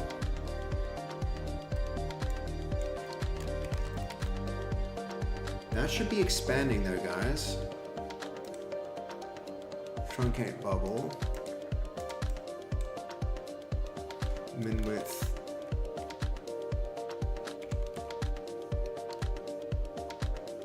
What is going on with that?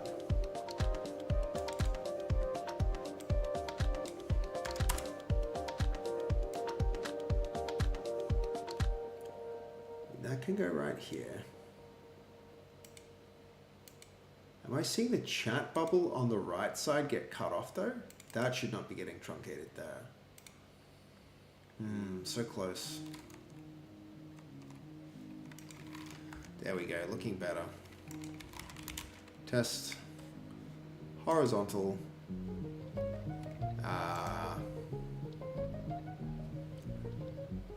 You're ready for bed, Goldie? All right. Very close to bedtime, Goldie. Very, very, very close.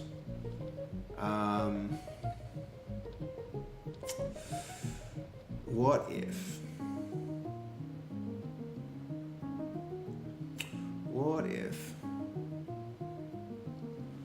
What am I actually seeing there? Yeah, that's Night Streamer there. I do think I want the...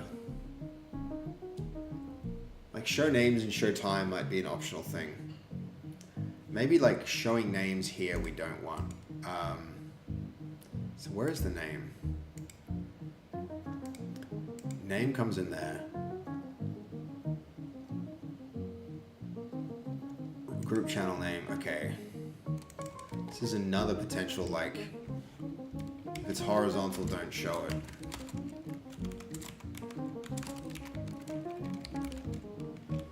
This is bad because we really need to like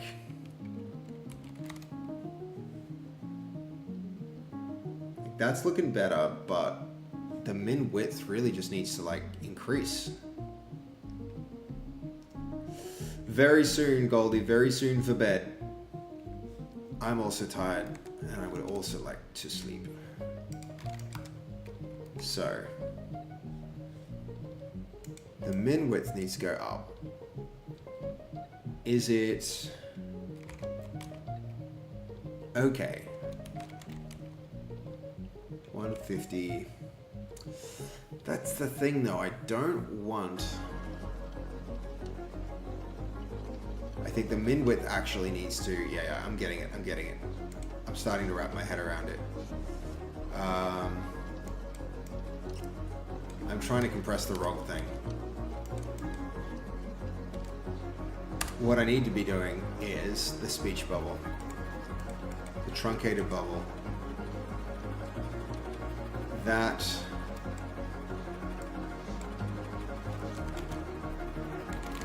That has a min width. If I do that, in theory, animated in the truncated bubble. That should be like 150, 190. It's not doing it. Min width. Its minimum width is 190 pixels. Truncated bubble is in use here. If it's horizontal, use the truncated bubble. Animate in truncated class. That seems fine. Those classes go in here. Yeah. Why is that getting so damn compressed?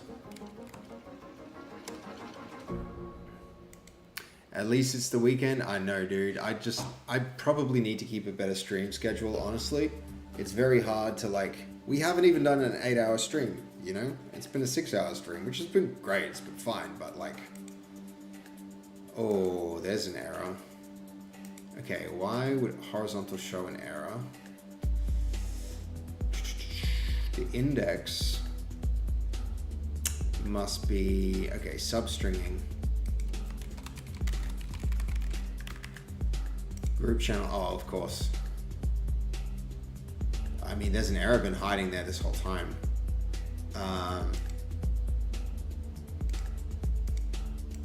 Mod avatar, yeah, okay. There's an error been hiding here the whole time. I don't know if it supports names of 2 characters, but if somebody had a 2-character name, it would crash the system. It's been 7. 1 more hour, maybe not. You need to let Goldie have his beauty. Yes. Yeah, it's just hit 7 hours. Just hit 7 hours, guys. Legit. That was a good stream. We're nearly done. We're nearly done. We've nearly done this feature. It is so freaking close. Look, guys, it's so freaking close. Where are we at?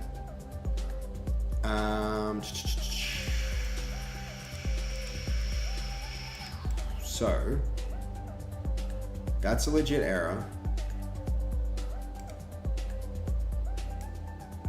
Oh man, this is that's not gonna be that dirty. We could do something really dirty and go like that and then refresh here. No, I don't like it. It's so dirty.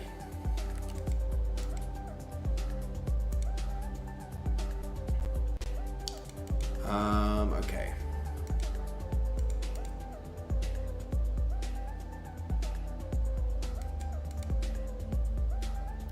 Where are we at? Truncate bubble.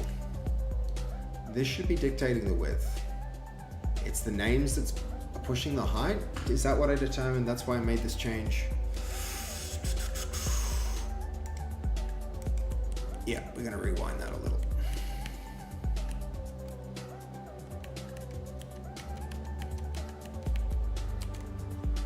Refresh here. Should be good. Hello world from Goldie. You might as well stay awake now and have an early breakfast, night streamer. Yeah, dude. That's I'm gonna get some good sleep. Probably sleep in until like midday. Even then, that's my 8 hours. So test.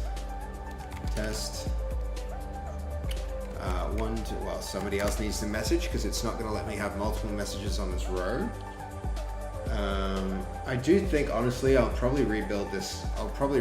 One. It's too much like treating the horizontal differently. We need branching logic. We've got some tests. Excellent. Thank you for the test, Goldie. Now I can test 2 again, and we can see what happens when it starts to collapse. This is a much longer message with more text as an example. And then, yeah, okay, there's a point at which too many people message and it's just like, long messages not allowed.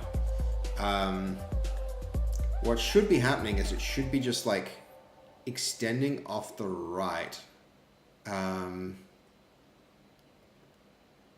So the way to do that, I guess, is to like get to like min width. To like say you cannot be shorter than like.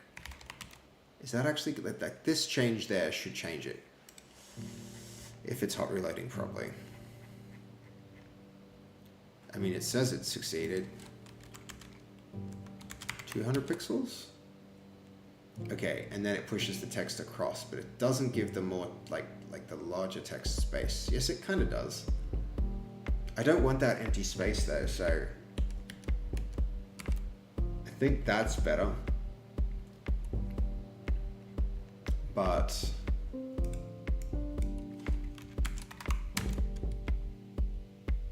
this should be, yeah, okay. I don't know why. I think it's because there's so many elements. It's trying to compress them to fit them all in. It's trying to compress them to fit them all in horizontally. It's the same thing as we're seeing here. If I go horizontal mode, then test. That allows us, but as they keep going, they compress and then squash, and then it doesn't let more text in. So that's actually what's happening. But I think we're so freaking close now. We're so freaking close to this. It might need to be a tomorrow problem. And I believe it is. And I believe we should probably rebuild this to treat horizontal differently. So we need to rebuild this as a separate branching component with chat messages horizontal that does not have a whole bunch of conditional checks around horizontal as a variable. There we go.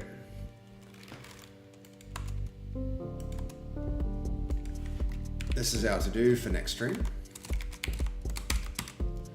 But we do kind of have a working thing here. Where I can see it works. We're very close to this, but I feel like probably we're gonna lose a lot of the progress and just like go again. We're gonna go again with this thing. Yeah. But this has been great. This has been a great stream, guys. It's been like this new webcam I'm really liking. It's coming through crisp and clear, way better than our last one. No big tech issues this time.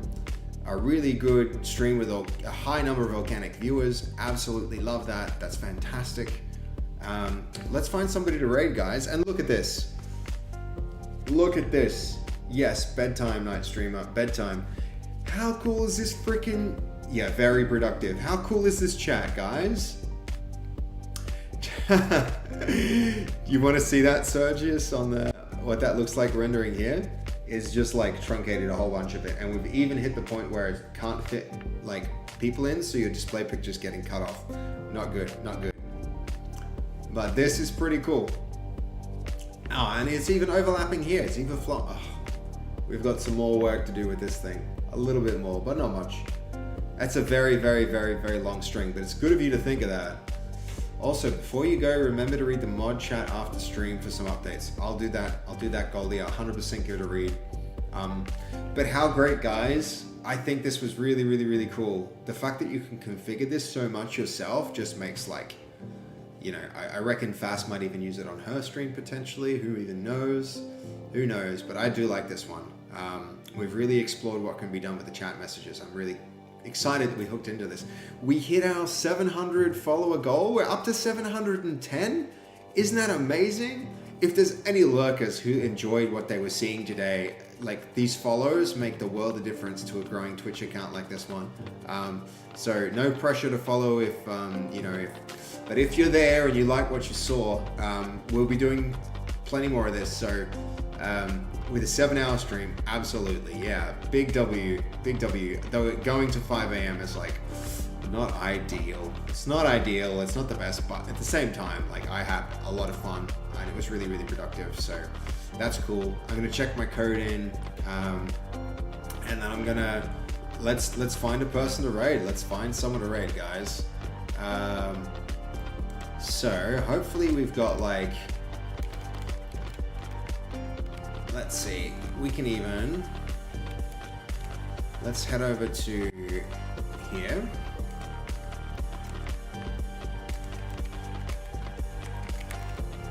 Twitch.tv /basego, just straight up Twitch TV. Let's see who's live.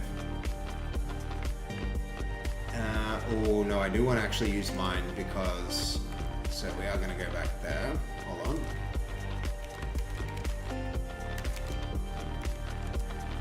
see who's rateable.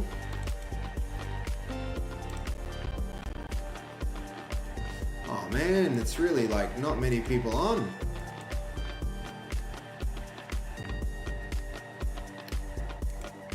Let's see. Oh, dude. Check out this guy's like thing in the corner. That's interesting. He's writing C++ in Unreal Engine, I'm guessing. He's very quiet though. Doesn't seem like the most interesting stream just yet. Hold on. Let's have a quick... What's he even doing?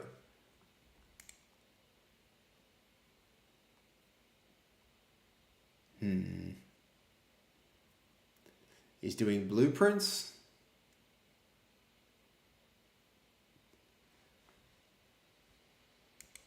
Let's see who else is on. We should go high to low. Who's this guy?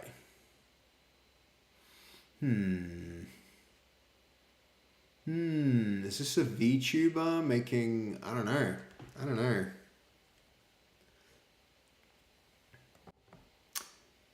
I wonder why there's not many people on at 4:46 in the morning on our side of the planet. It's a good question, Night Streamer. It's a good question, but like also there should be... That's one of the Undertaker Darkness if I've ever... That's some Undertaker... Yeah, it is, right? Look how high we're doing, guys. Look at this. Check us out. We're right here. We're still at the top, like, the top third row with no raids. Pretty keen on that. That's excellent. I'm thrilled that can be where we're at.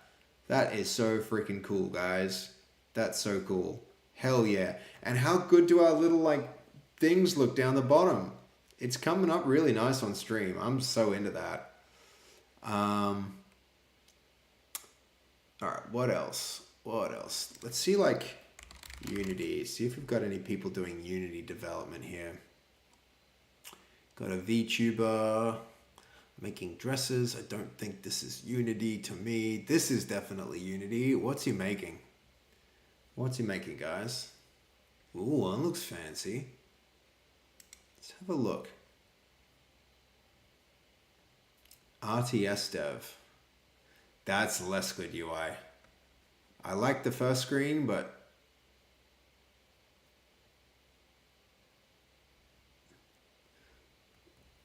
let's have a look.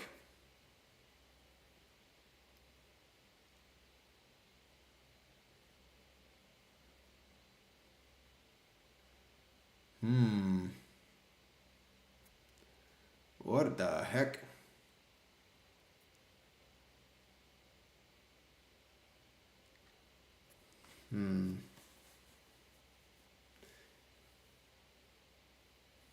Is he made an overlay that's like a Unity program?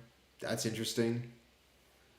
You can't hear the stream, by the way. Yeah, here we go. Thank you, Snolzy. Dukasoft, I'm actually going to give that back to you. For a simple reason. It isn't the earliest time of day anymore. And I do not want to piss off my neighbors. I'm stoked when he gets big and famous and I can say, I know that guy. Give him that bass called Snowsy and swag it out. Yeah, man. Hell yeah. I'm with you, dude. Like, onward and upward. I hope this stream keeps growing. It's like, it's going so well. I'm really thrilled. We're blind. Hey, Twitch, how about a search? How about a search? Right? So what's he even doing? I don't know. This guy has not got me. What about... Who is Liz? Do we know her? No. Oh, it's a shame nobody here is live. Maybe Baylord's the way to go. These are guys they're doing some Godot programming. I like that they're doing it together. But they won't necessarily path around it. I need them to path around it.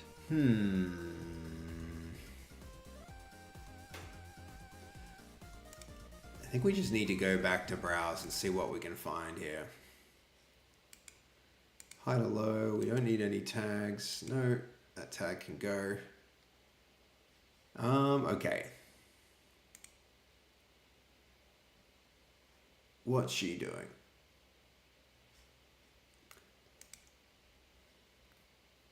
I mean, do you guys want to try seeing a AI bootcamp? See what can be done? It's 75 MCP tools that you can use. And I mean, we're doing .NET Dev here, so...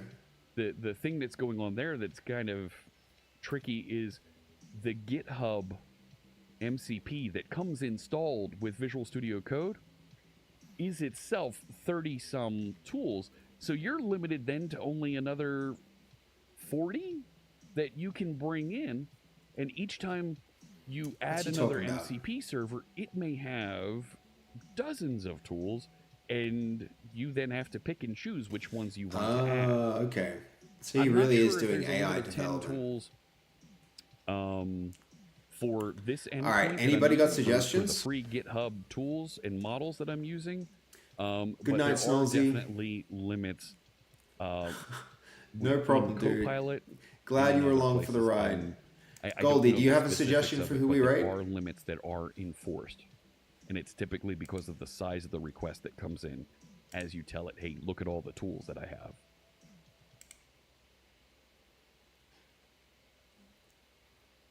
Who else is here?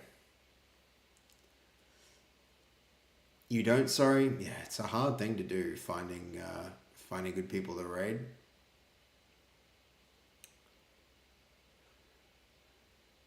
Raid a small artist, make their day. Okay, fair enough. Fair enough. Let's go have a look. Let's find somebody.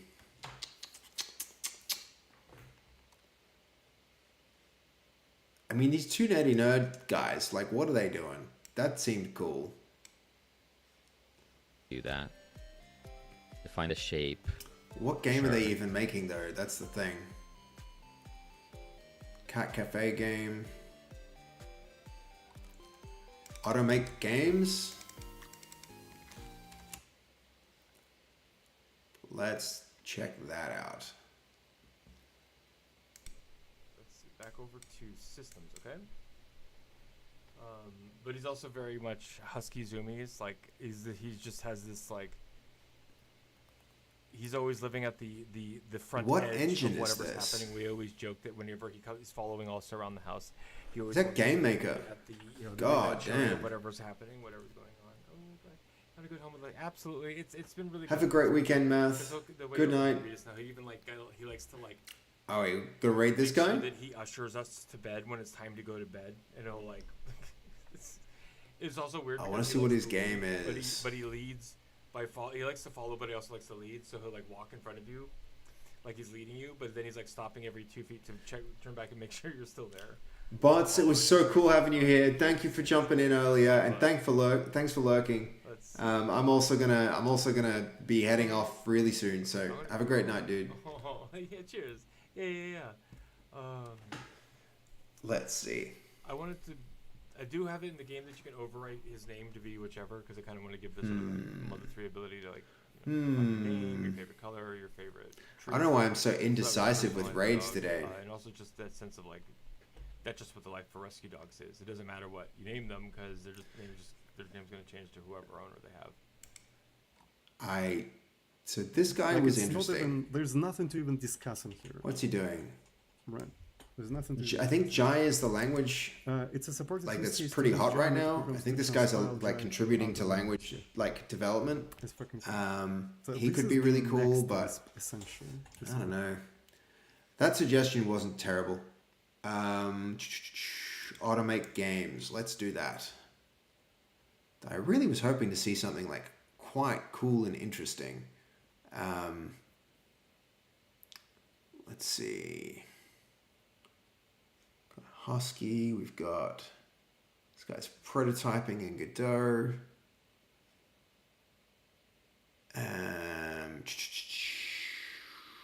Working on a rhythm game. Rogues and Souls like. No, I always want to raid if I can, guys. I think it's like good to spread the love. And you guys might discover somebody else interesting. And who knows, maybe they'll return the raid one day when they can. These guys are cool. Let's do them. These guys are interesting. I like that they're always on, that they're always streaming. We got a character. Let's do it. Target location. Raid ready. We're doing that. Runtime baking. 2 nerdy nerds. I've created Raid a the 2 ramp nerdy in the nerds. scene We're and doing added it. the We're script. doing it. All right, guys. Here goes. Okay.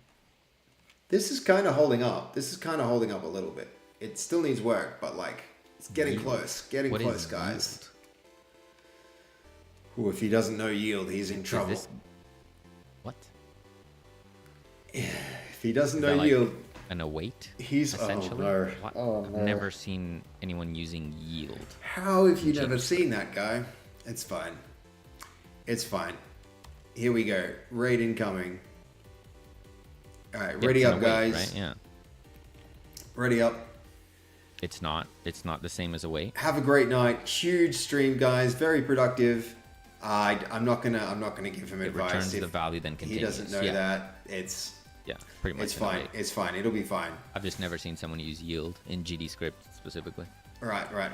Okay, here we go, guys. Have a great so night. Thank wait you all for 10 your follows. seconds. Thank you for the subs. Not the Then yeah. it We had 2 Prime adds the subs ramp. this stream. That was amazing. Then it we had bakes the organic ramp. traffic. We're sitting at 40, which is crazy. And I will see you guys not tomorrow, but I Okay. imagine Sunday. I'm going to be streaming. And like, look, how cool Is that how cool what we made, guys? Is that how cool? cool is this? Like, this is that cool? This is freaking awesome. Is that That's like really cool, cool? though? So Like you can do that? all right, raid time. Thank you all Wait. for hanging out. I really, really appreciate you all joining me in the stream. That was amazing. And I'll see you guys again really soon. Have a great night. Thank you, Goldie, especially think for that hanging would out be this whole enough damn for stream and me. staying up so late. Just I'm so sorry rebake I it, did that to you. 'cause it's dude. not gonna happen. You never need to stay, but I'm That'll- really glad that you did. So, all right, here we go. See you guys. It was before Godot 4. Right. Godot 3. I see.